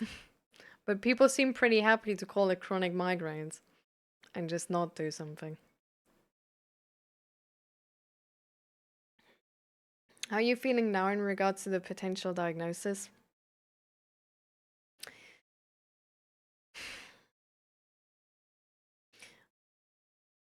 I figured the potential diagnosis, it's not going to change much of like of what I do. Because essentially the treatment plan to fibromyalgia is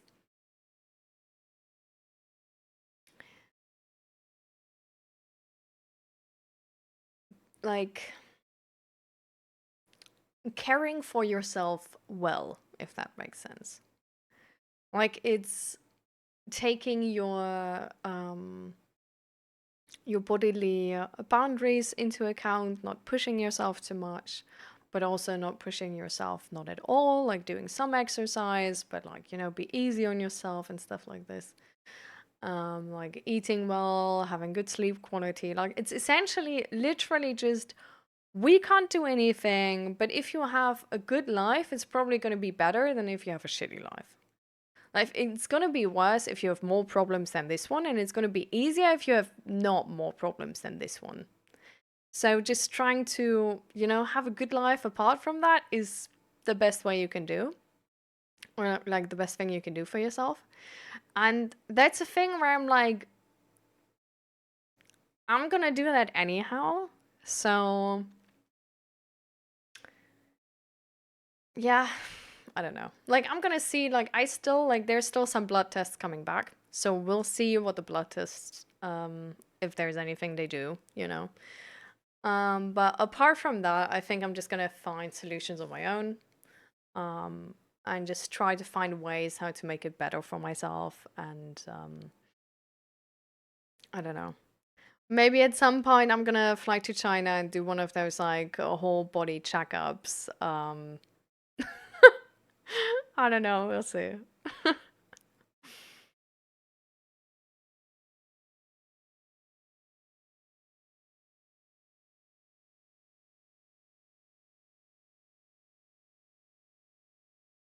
One of the issues with the downward spiral is because it's a safe isolation that can increase with that. Exactly, but it's not only the self isolation. It's like it's everything. about it. It's like even just like doing less exercise is gonna make you have like less energy to then put in other things. So it's it's just a complicated situation because essentially like it's not bad to rest and you should rest, right? But you shouldn't avoid activity, any sort of activity. Like it's not bad to take a break from like from society to like, get like on page with yourself. But at some point you need to go out there again. So this like downward spiral we're talking of in that moment, it includes so many behaviors that the the thing which is part of all of those is initiative. Like you do less and then you will do even less because starting to do something is going to be harder than before. And then it's just like if initiative is going down, it's going to be harder to have the same initiative as before, and then it's going to go even lower and even lower and even lower and even lower. But to be healthy, you need to do certain things which are not fun but healthy, right? Like you need to make yourself good food, for example. You need to shower, you need to maybe go for a walk in nature. You need to go to a friend and talk to them about the heavy stuff, which is not fun, right? So, a lot of the time, these things we need to do for ourselves to keep us going are not gonna, like, those healthy things are not gonna be fun. They shouldn't be like, we shouldn't expect too much from ourselves either, right? But they shouldn't be like, because we easily get stuck in coping, and then coping is like only doing the things where we instantly feel better. It's like it's usually not the healthy things.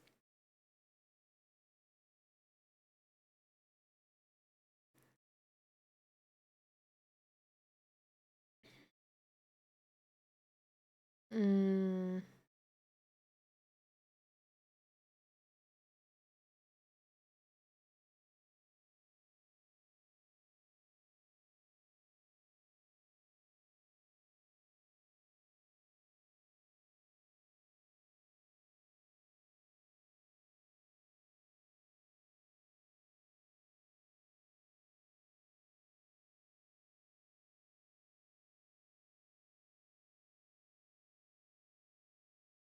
I'm not afraid of having kids and bipolar.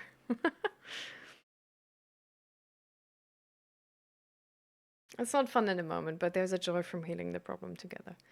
I mean, it's also a thing where like it can be surprisingly nice to talk about shitty things with a friend.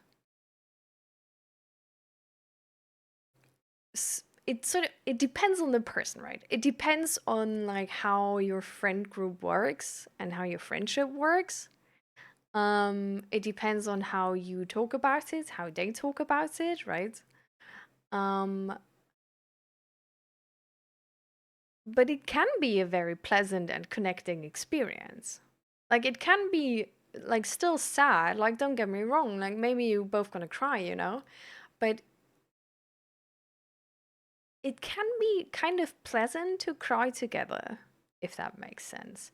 Like to just know you're not alone and be seen with what you're going through.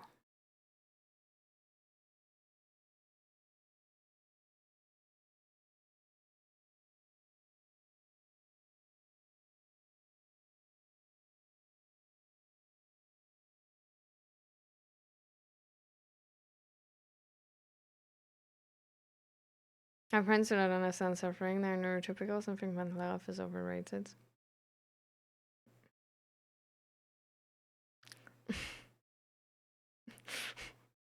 I think that's. It's so hard to take something like this serious. Like, mental health being.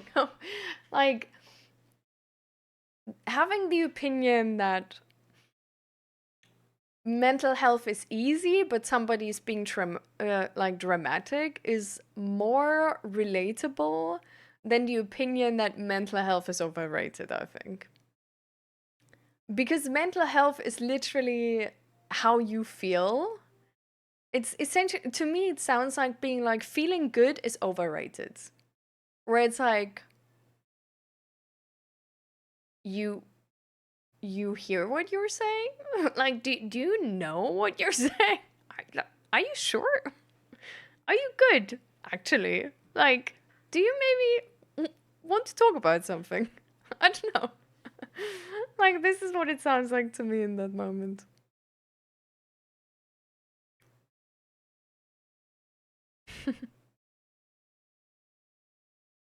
Yeah.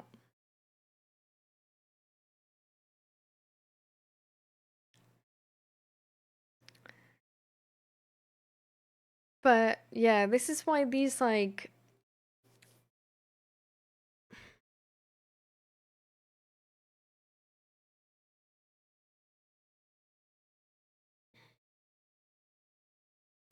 but coming back to like, and hi Umpanda, by the way, welcome. Coming back to like feeling like mentally tired, even though sleeping, yeah, like sleep is not the like the only thing to recover, right? So I don't know, like how I recovered, or like what. So, for example, what I noticed with myself, I feel very mentally drained and tired, and also low key hopeless and sad about the world when I spend too much time on social media and watching bad news. And to fix that, I reduced my social media time drastically. I reduced the bad news I consume drastically. I increased the good news I consume. And apart from that, I spend more time, or like I try to spend more time in IRL with what is going on around me right now and what I can do actually right now. Like, how can I help at the moment, sort of?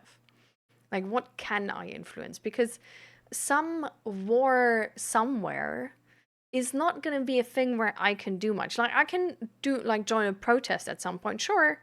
I can, like, like, send, like, put my list on, like, my name on a list at some point, sure. And that's also good to do. But it's sort of like watching bad news. I noticed how it takes so much of my energy without doing anything.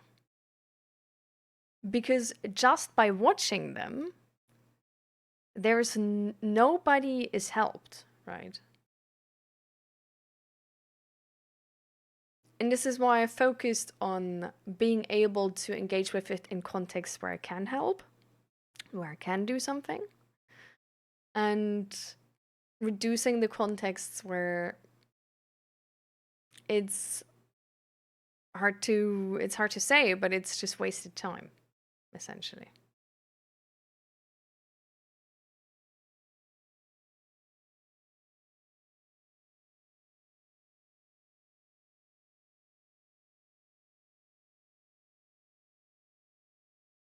My mental health is 6-7. I'm cooked. What does that mean, by the way, in high living lead?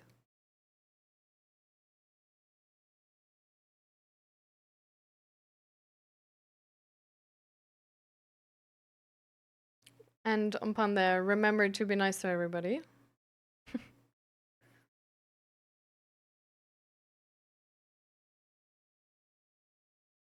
Compassionate and rude AF. Aw.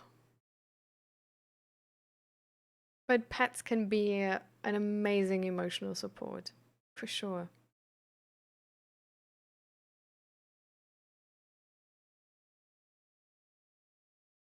Does that really affect the mood? I thought I was strong enough so that it won't affect me. So many things affect the mood. So many. Like, literally, it's crazy. There's like this belief that we're like super objective and like always in our right mind and our logic is always logicking. we're so easily affected by our feelings or our expectations on something, which are our expectations about something are affected by our feelings. And not only that, like our feelings are affected by our energy levels, for example. So it's everything in our body is like affecting each other the entire time. And it's really good to be aware of that.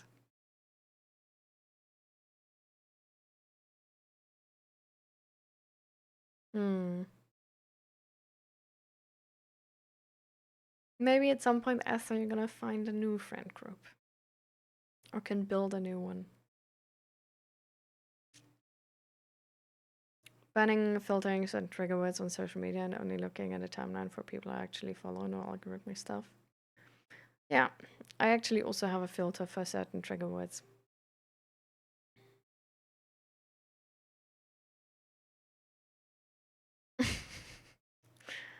How do you kindly tell someone though to F off, by the way?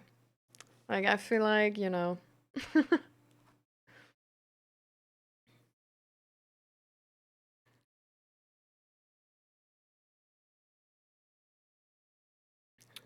But yeah.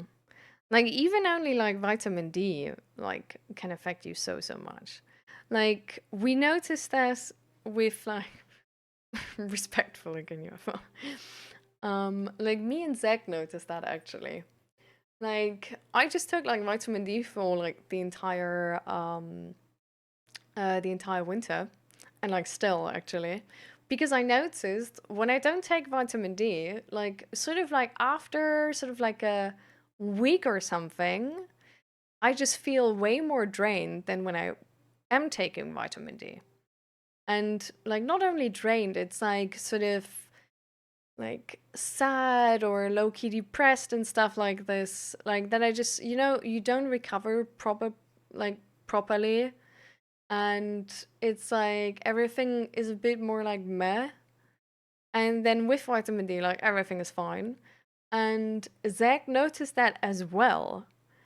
Like, so my husband, like, whenever he came out with, man, I had like such a shitty week, it was like so bad. It was like, did you take like vitamin D by the way? And he was like, damn, no, I forgot. Oh my God. And then like nothing changed. He took vitamin D a couple days later and was like, yeah, actually, it's like fine now.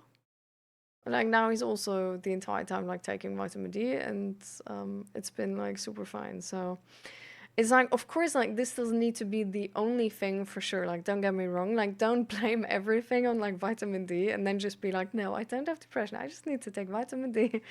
But I'm just saying it also can influence our mind. Like, there's a lot of things which can influence us. If I if I personally don't learn new things and don't look for intellectual how do you say this? Uh like intellectual challenges, for example, like if I don't like learn any books or read for any studies or do any sort of certificates or something like this, if I were to like only like like play games and stuff like this and not learn anything new where I actually like care about it, um I literally like when I notice this because I notice how I think shitty about myself. Like there is negative thoughts coming up of just being unhappy with myself and being unhappy, like feeling sort of like stuck or restless or um,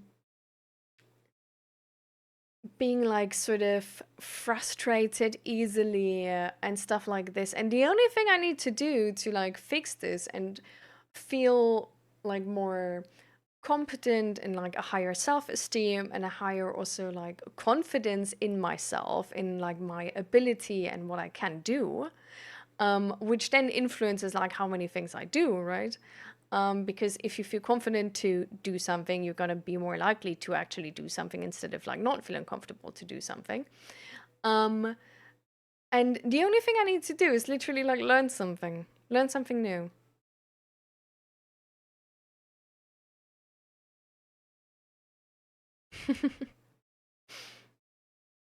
With all due respect. I mean, no offense, but can you please leave me alone? Hmm.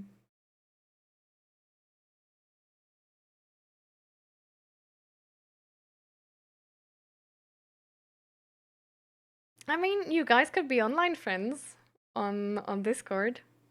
Shashut and Esther. You can just talk a little bit, see if you end up liking each other.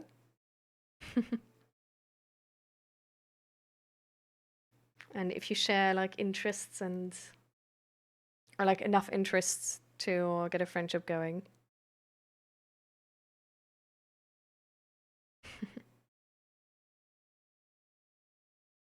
I see.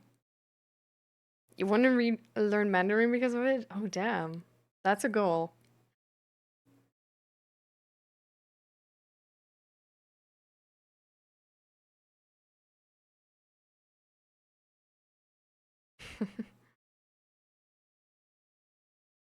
That's kind of cool. And yeah, like too much time with negative news we had, it's gonna uh feel like sort of like make you feel like heavy and down. Um Bad sleep just makes me feel irritated and like I can't recover because I can't, right? Mm. I sometimes I notice that I'm lacking um going to nature or like sort of just going for a walk in the forest or something like this. Um when I don't know, like or well, it's just the way how I can like I guess like best cope when everything seems like so complicated. Like if everything seems too complicated and like stressed out and there's not enough time for nothing, then I know for myself or I learn for myself like okay, now go for a walk outside. That's gonna do it. That's gonna be a good idea. And I think this is something we like learning this about yourself, like being able to discern the signs of like what do you need when and what is going to help you in these moments is so important, and it's going to be so good actually to meet your own needs.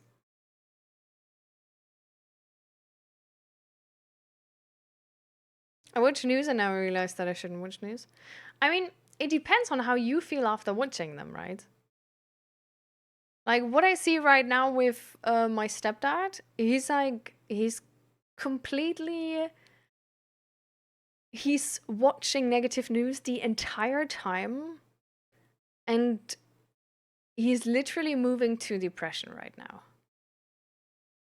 Like he feels hopeless and just so frustrated. Like everything is bad. Even though if you look at society, there's like for sure we have a lot of struggles right now, don't get me wrong.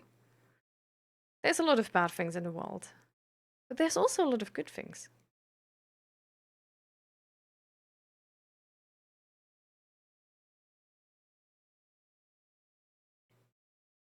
Ride and trail walk when I'm stressed out. Yeah.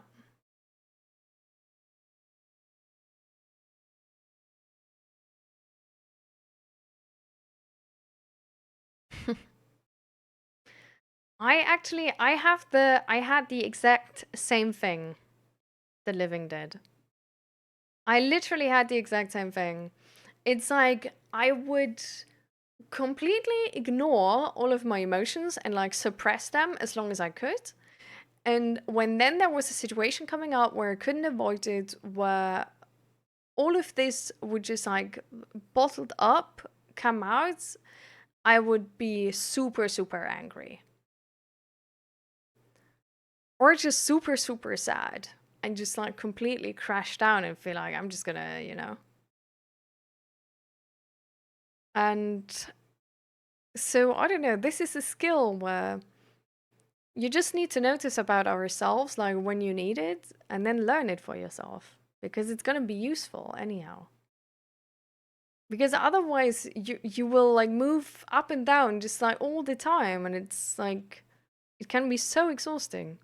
And it can be so hard to make social connections if you're such a sort of like unsafe person because you're just like, like people never know what to like get from you or like on which energy they get you. It's like so much easier when you like can easily like emotionally regulate yourself, notice what you need, cover those needs before anything bad ever happens. And this is like honestly the main thing how I feel like I'm like this is the thing I learned how to stay mentally stable. It's just like preventative care essentially. Like I notice I'm like exhausted in that and this way, and then I do something to to recover. And I do that so early that I always maintain a buffer which I can use if like something comes up which I didn't expect, which it always does. So you can't plan like to the decimal. Like you always need to maintain a buffer there of like if shit is going down now, it's gonna be sort of okay. Like it's gonna be fine. I mean, you don't need to plan for the apocalypse happening, of course. Like everybody's gonna be overwhelmed in that moment, but just knowing your needs and like fulfilling them early is like the easiest way to keep yourself from like lashing out on people um to keep yourself from like having that mental breakdown, to keep yourself from like having that crash out at work or whatever.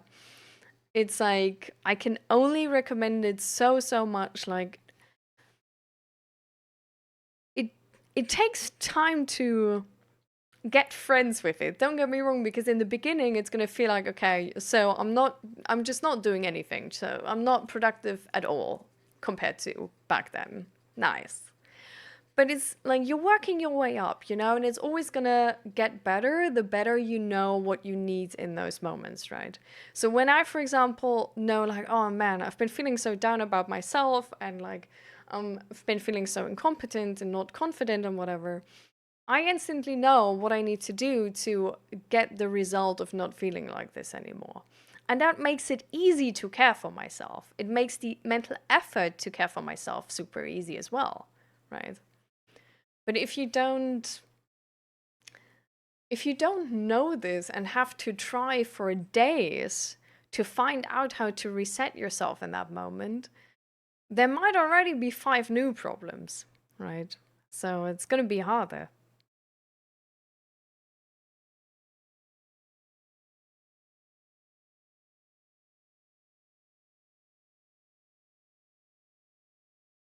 I'd love to know more about this rule. We say goodbye before leaving. I understand the rest, but I've not seen this one before, and I'd love to know more. Um, and Jenna Jonathan stream rule, bro. It's a chat rule. Um, we say goodbye before leaving is essentially because sometimes we have like big topics or like big discussions, right? Where I like ask back. And because I oftentimes like expect people to write like a big text or something, it's important for me to know if I'm waiting long for a big text or if I'm waiting long because you had to like go and head out because like somebody rang the doorbell or something, right? So this is why, just because the way we talk here and about the things we talk here, it makes things easier for me if you just tell me like, oh, be right back, you know, because then I know that I don't have to it's no use waiting on anything there.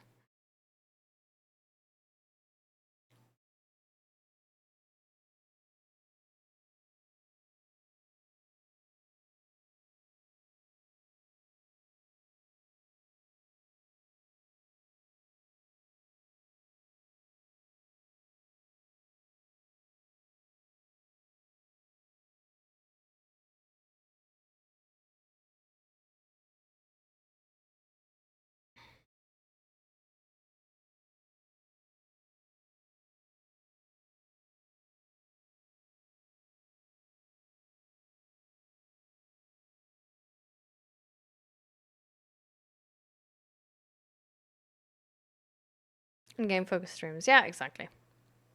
So this is why, like, we just like have it as a rule because otherwise, I'm like waiting, like, hey, like you wanted to say something to this. Is there? No? Okay, cool. Like also sometimes we're going on these like big like I'm explaining something because of a statement, right? And then if the person wasn't there to listen, it's like, oh.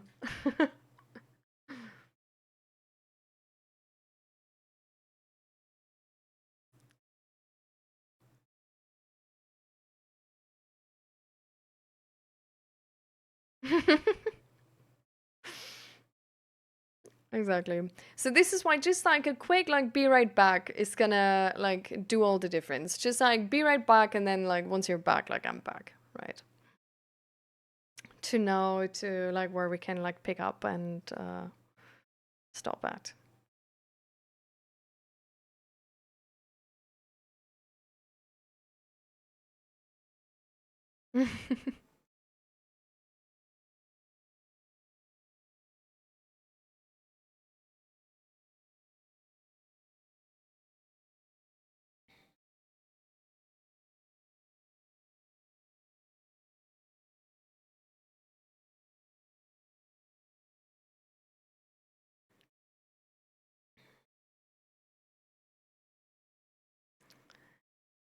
So,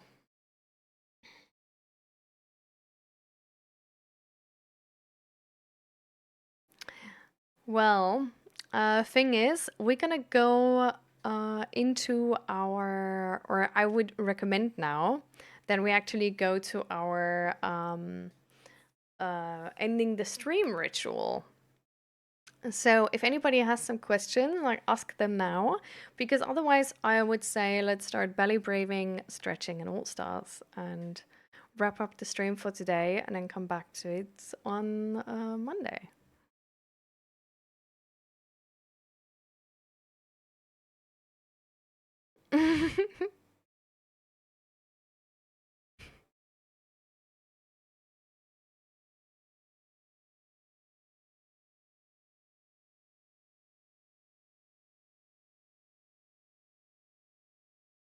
mm, oh my god, Esther, this is like so long ago now. Where's my?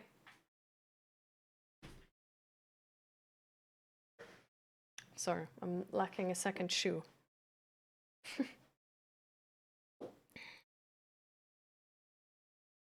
But I think I would have asked again if it didn't come up, but I can't tell you anymore, Esther. So,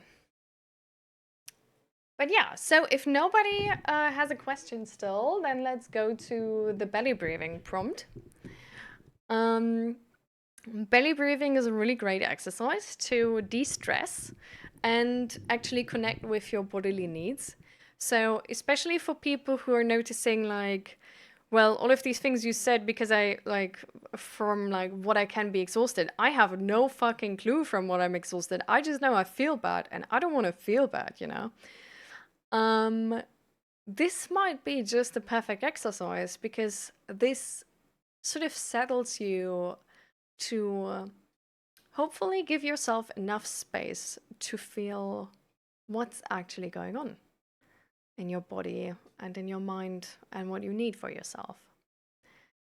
Um, Belly breathing is also called diaphragmatic breathing or stomach breathing.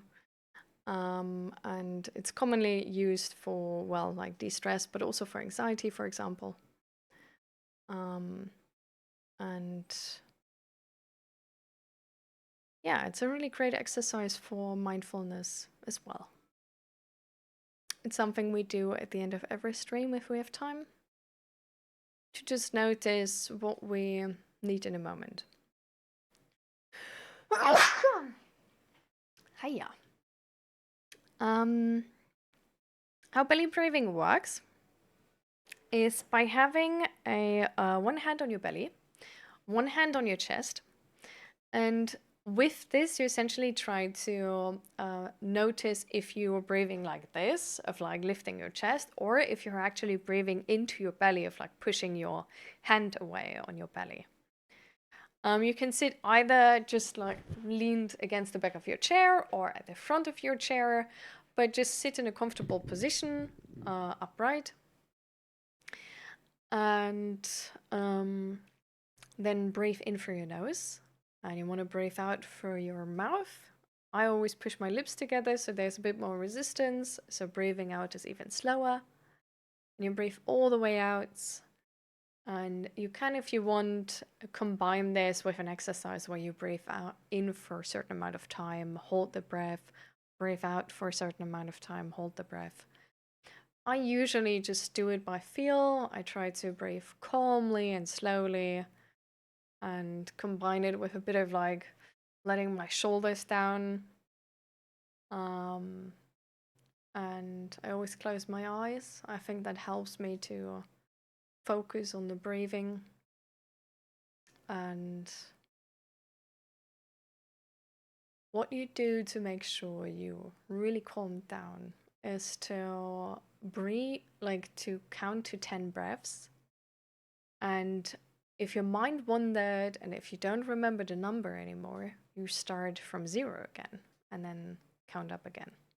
In this way, you hopefully only ever get to 10 when you actually are able to stay in this moment for a little while. When we're ending belly breathing, I'm gonna remind you to do a body scan and walk you a bit through a body scan. And I will explain it in that moment then. So let's start with the belly breathing.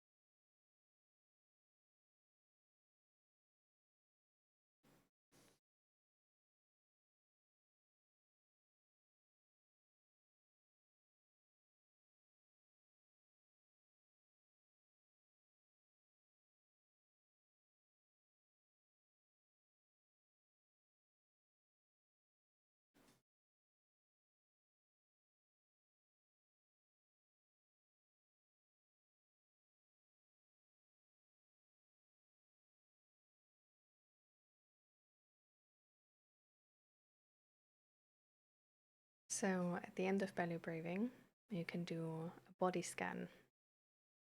What a body scan is You start from your feet and you just check in with all of your limbs, how they're feeling. So you try to feel, how do your feet feel? And then how does your knees feel? How does your legs feel? Your bum, your stomach, your back, your shoulders, your arms, your hands, your head.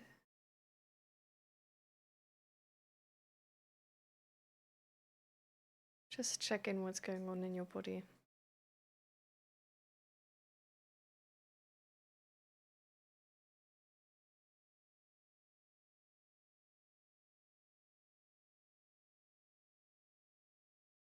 Also try to feel if you're hungry maybe, or if you're thirsty.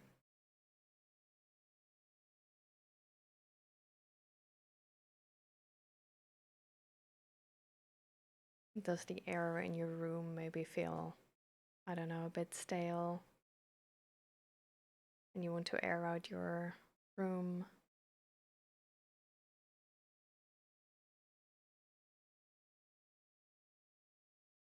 Or do you actually want to, after the stream, after we're ending here, step away from the computer, go outside, walk for a bit, maybe meet a friend, or go to the gym even?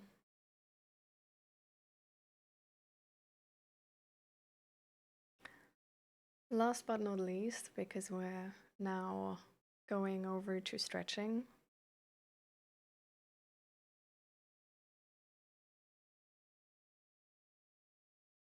try to feel what part of your body needs a good stretch and feels a bit like stuck and immobile, or maybe tense.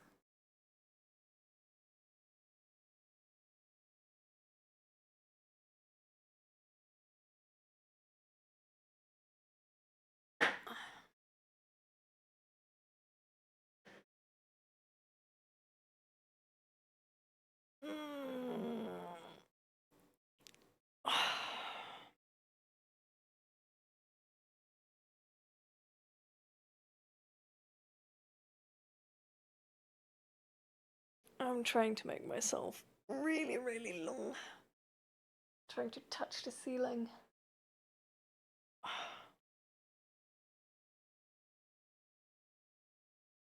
Do some shoulder rolls. Because on Tuesday, I woke up and I had the worst shoulder pain ever in my left shoulder. Like the muscle from like here to my shoulder, I don't know why, but they were so cramped up. And I tried to like stretch and everything, but no, it didn't. It didn't go away for the entire day. Like only now today it's actually like better. I don't know what I did. I didn't even do anything special. I think I just slept wrong. Yeah. But I was sleeping like every other day, so I don't know why.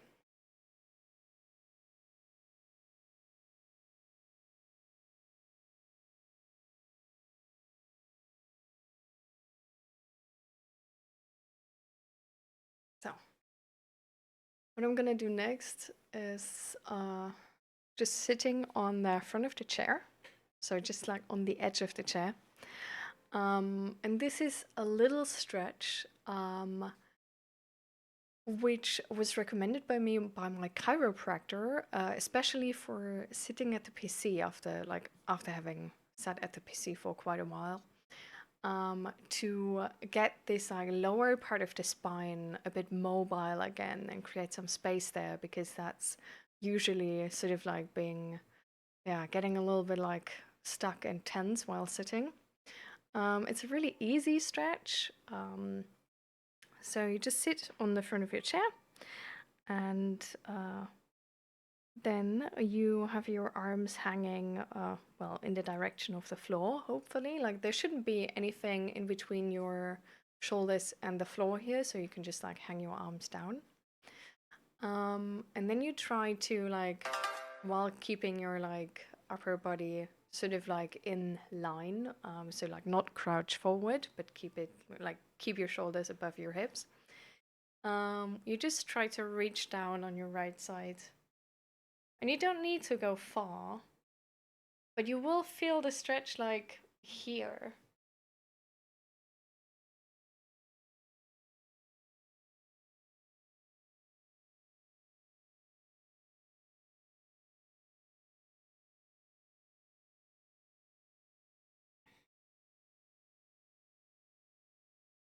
And thank you for the follow and welcome. Welcome to the stream. We're currently in our ending the stream ritual. So, just at the end, doing a little bit of stretching and to finally wrap it up, our All Stars.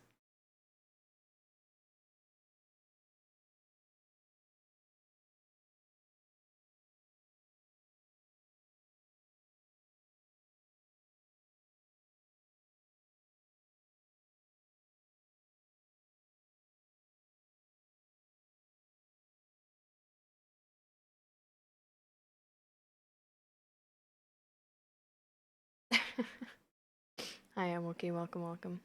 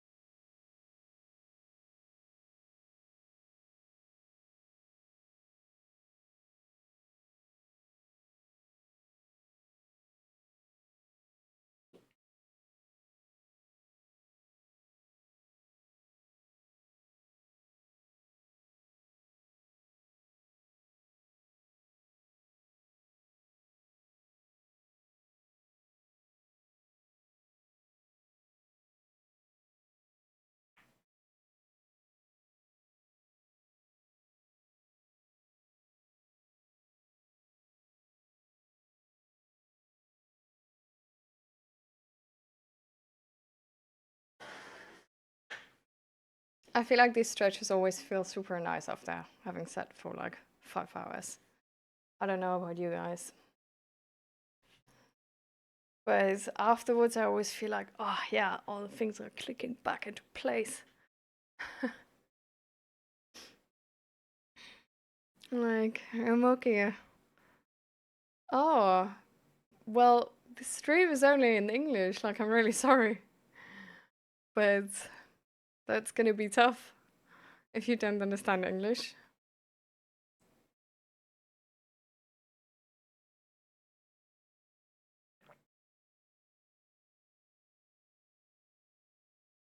Long water bottles, like a tube. Do you want to send a link into the Discord, Judith?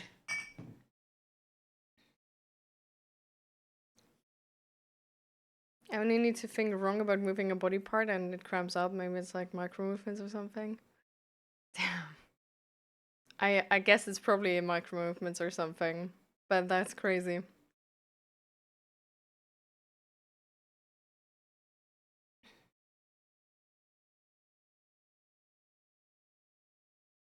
So, and now, last but not least, let's do All Stars. So,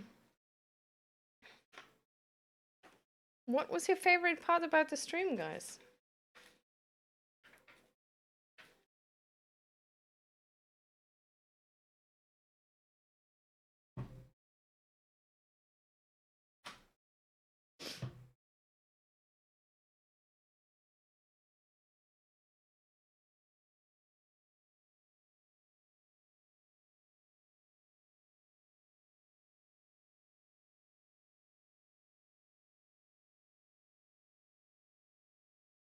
Australia time.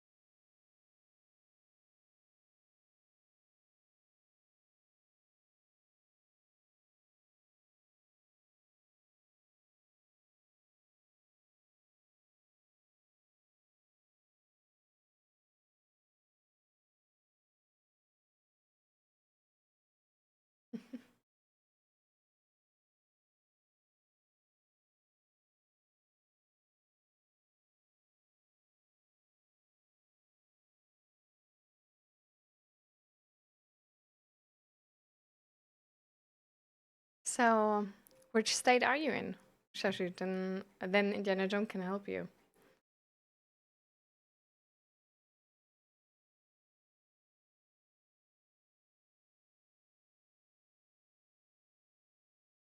I hope Indiana Jones knows which state that man means.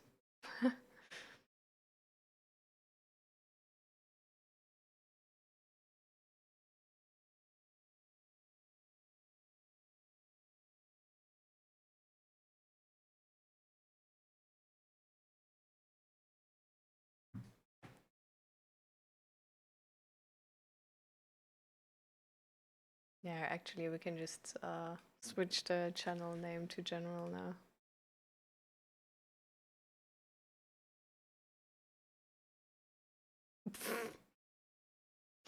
The German name, bro.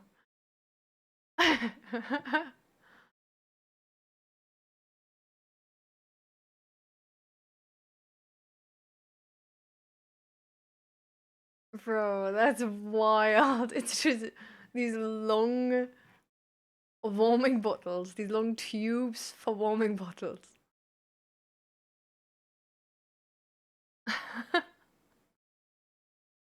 Oh my god.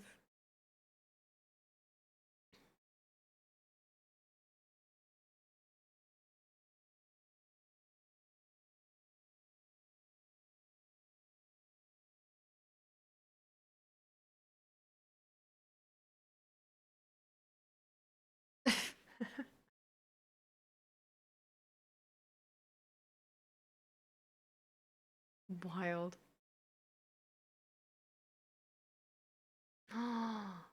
Oh my god, wait, they have.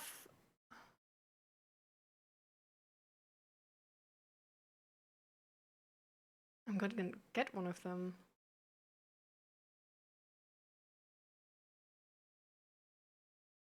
I'm gonna get like one of those like warm with these like pits inside. Because the one with like cherry pits I don't like, and I was looking the entire time for something with like smaller pits, and they have that.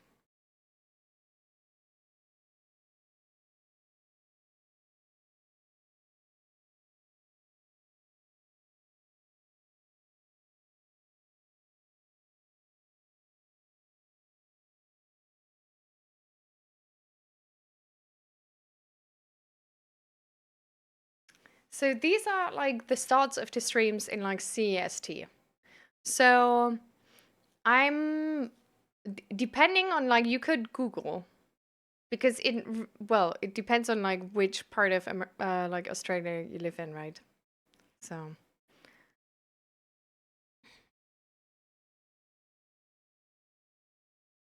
I think mine was to talk about suicide prevention. I've made some notes just in case I or someone I know goes through that, which hopefully never happens. Hopefully. There's I can send you all the tiny course I was doing today morning. It's like mm,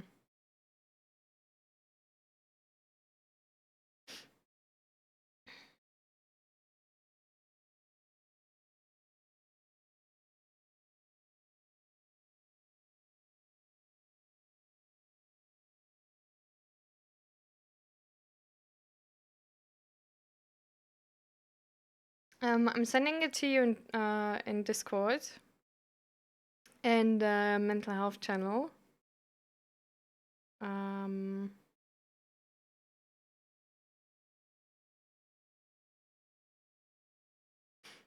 this is like actually like leading you, like this link is leading you directly to the training itself.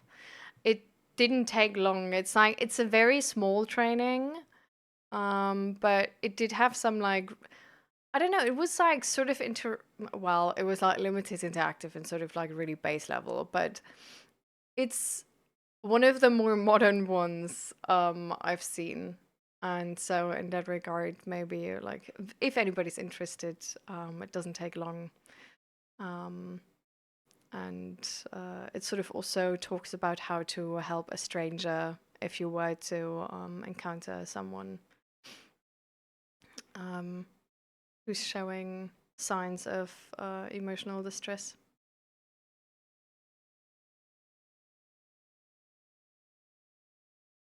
Yeah, don't worry.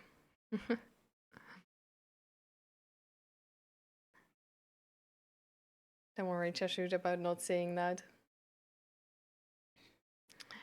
Um, but I also I really like the talk today about all the statistics, but also not only the statistics, about all the resources, because I think, I don't know, today's stream was, I know that like suicide is like not like a fun, haha, happy topic, you know?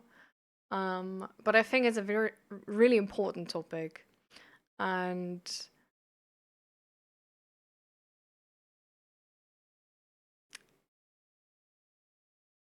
and I don't know. I feel like we were able to cover it in a nice way. And that's what I enjoyed.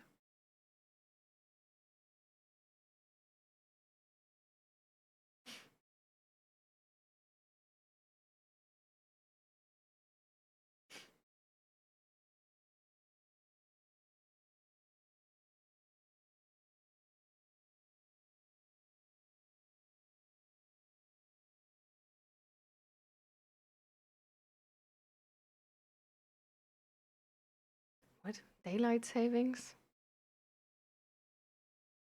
On a weekend? What?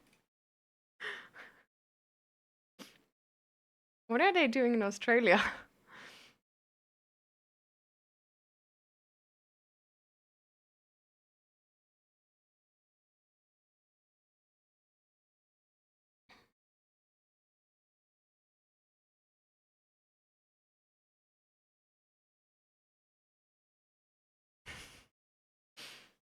Easy. That's a plan, Judith.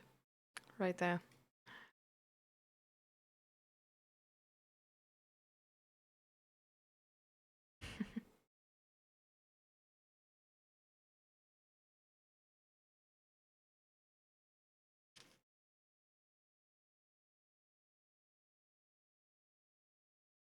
What are daylight savings? Huh?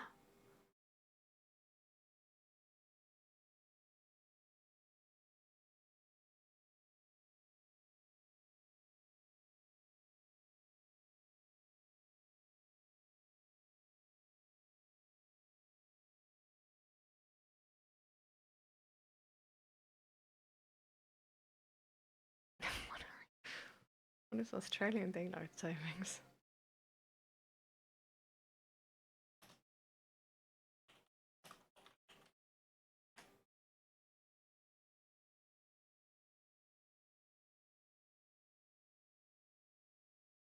Ah, okay. You changed back on the weekend? Yeah. It's like CST now. Exactly. Summertime now.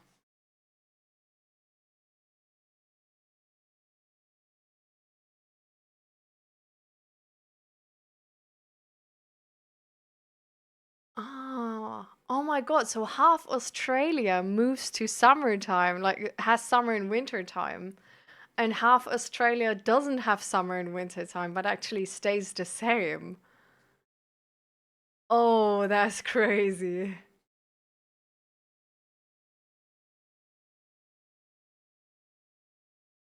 Okay, that's crazy. I didn't even know this.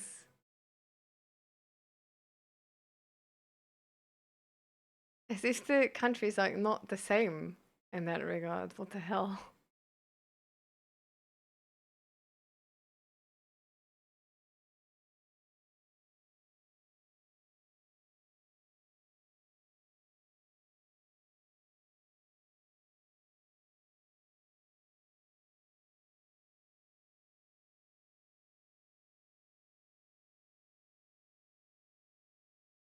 No.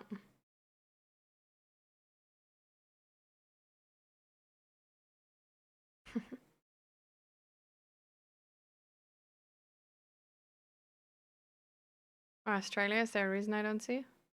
We're talking about Australia because Jesuit is from Australia and was asking about when the stream is there.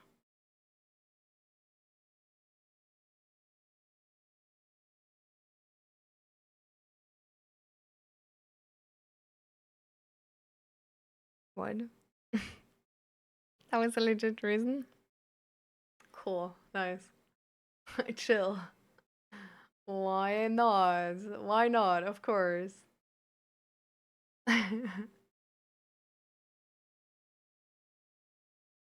um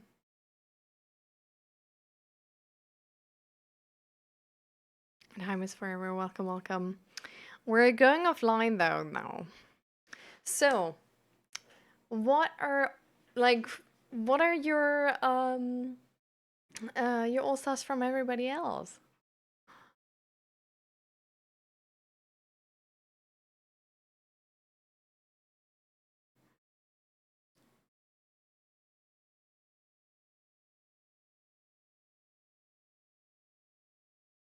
Or did we already cover everyone?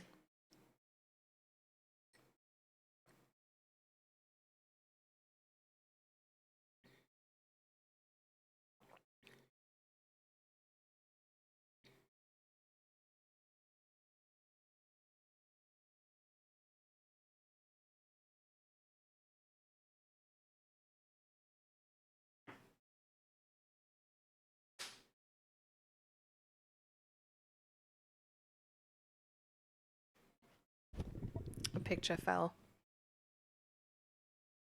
I don't understand that either. Like that's so weird that only half the country is doing it really. I agree.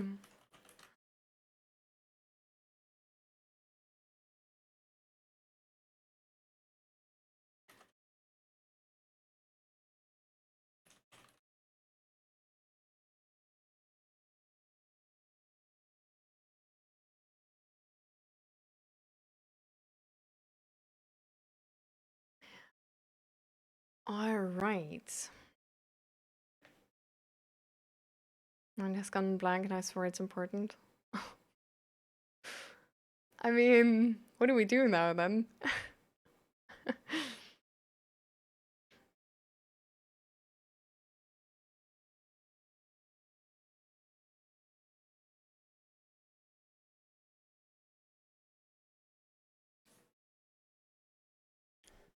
You can always say it in the Discord.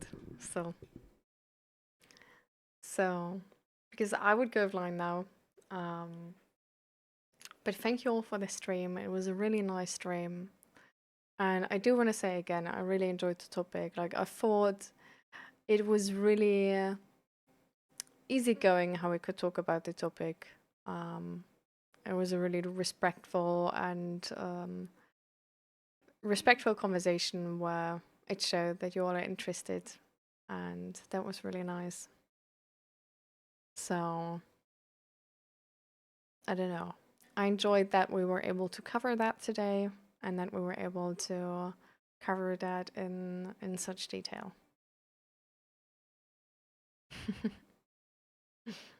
Kalios, welcome, welcome. We're actually going offline right now. I'm really sorry. But we're gonna be back on Monday next week. So we're gonna rate Jim today because, I mean, tell him hi, everybody, and ask how he liked it. Um, we have a Discord, of course. So everybody who didn't join the Discord yet, definitely consider. And we have a YouTube channel. On the YouTube channel are all of the VODs up. So if you ever want to rewatch a VOD because you feel like you missed something or you forgot something, you can always do that. Just keep the number of the VOD in mind. And the title I usually switch to the most common topics. So if you're actually looking for a different topic to hear something about, you can also see that there. And if you're interested in any sort of like mental health awareness merge or tabletop assets or stream assets, go to my shop. There's also a way how you can support the stream and the mission we have here. And yeah, apart from that, enjoy the stream at Chips and see you guys next time on Monday. So thank you all for being here, and remember, you represent the community. Be nice over there.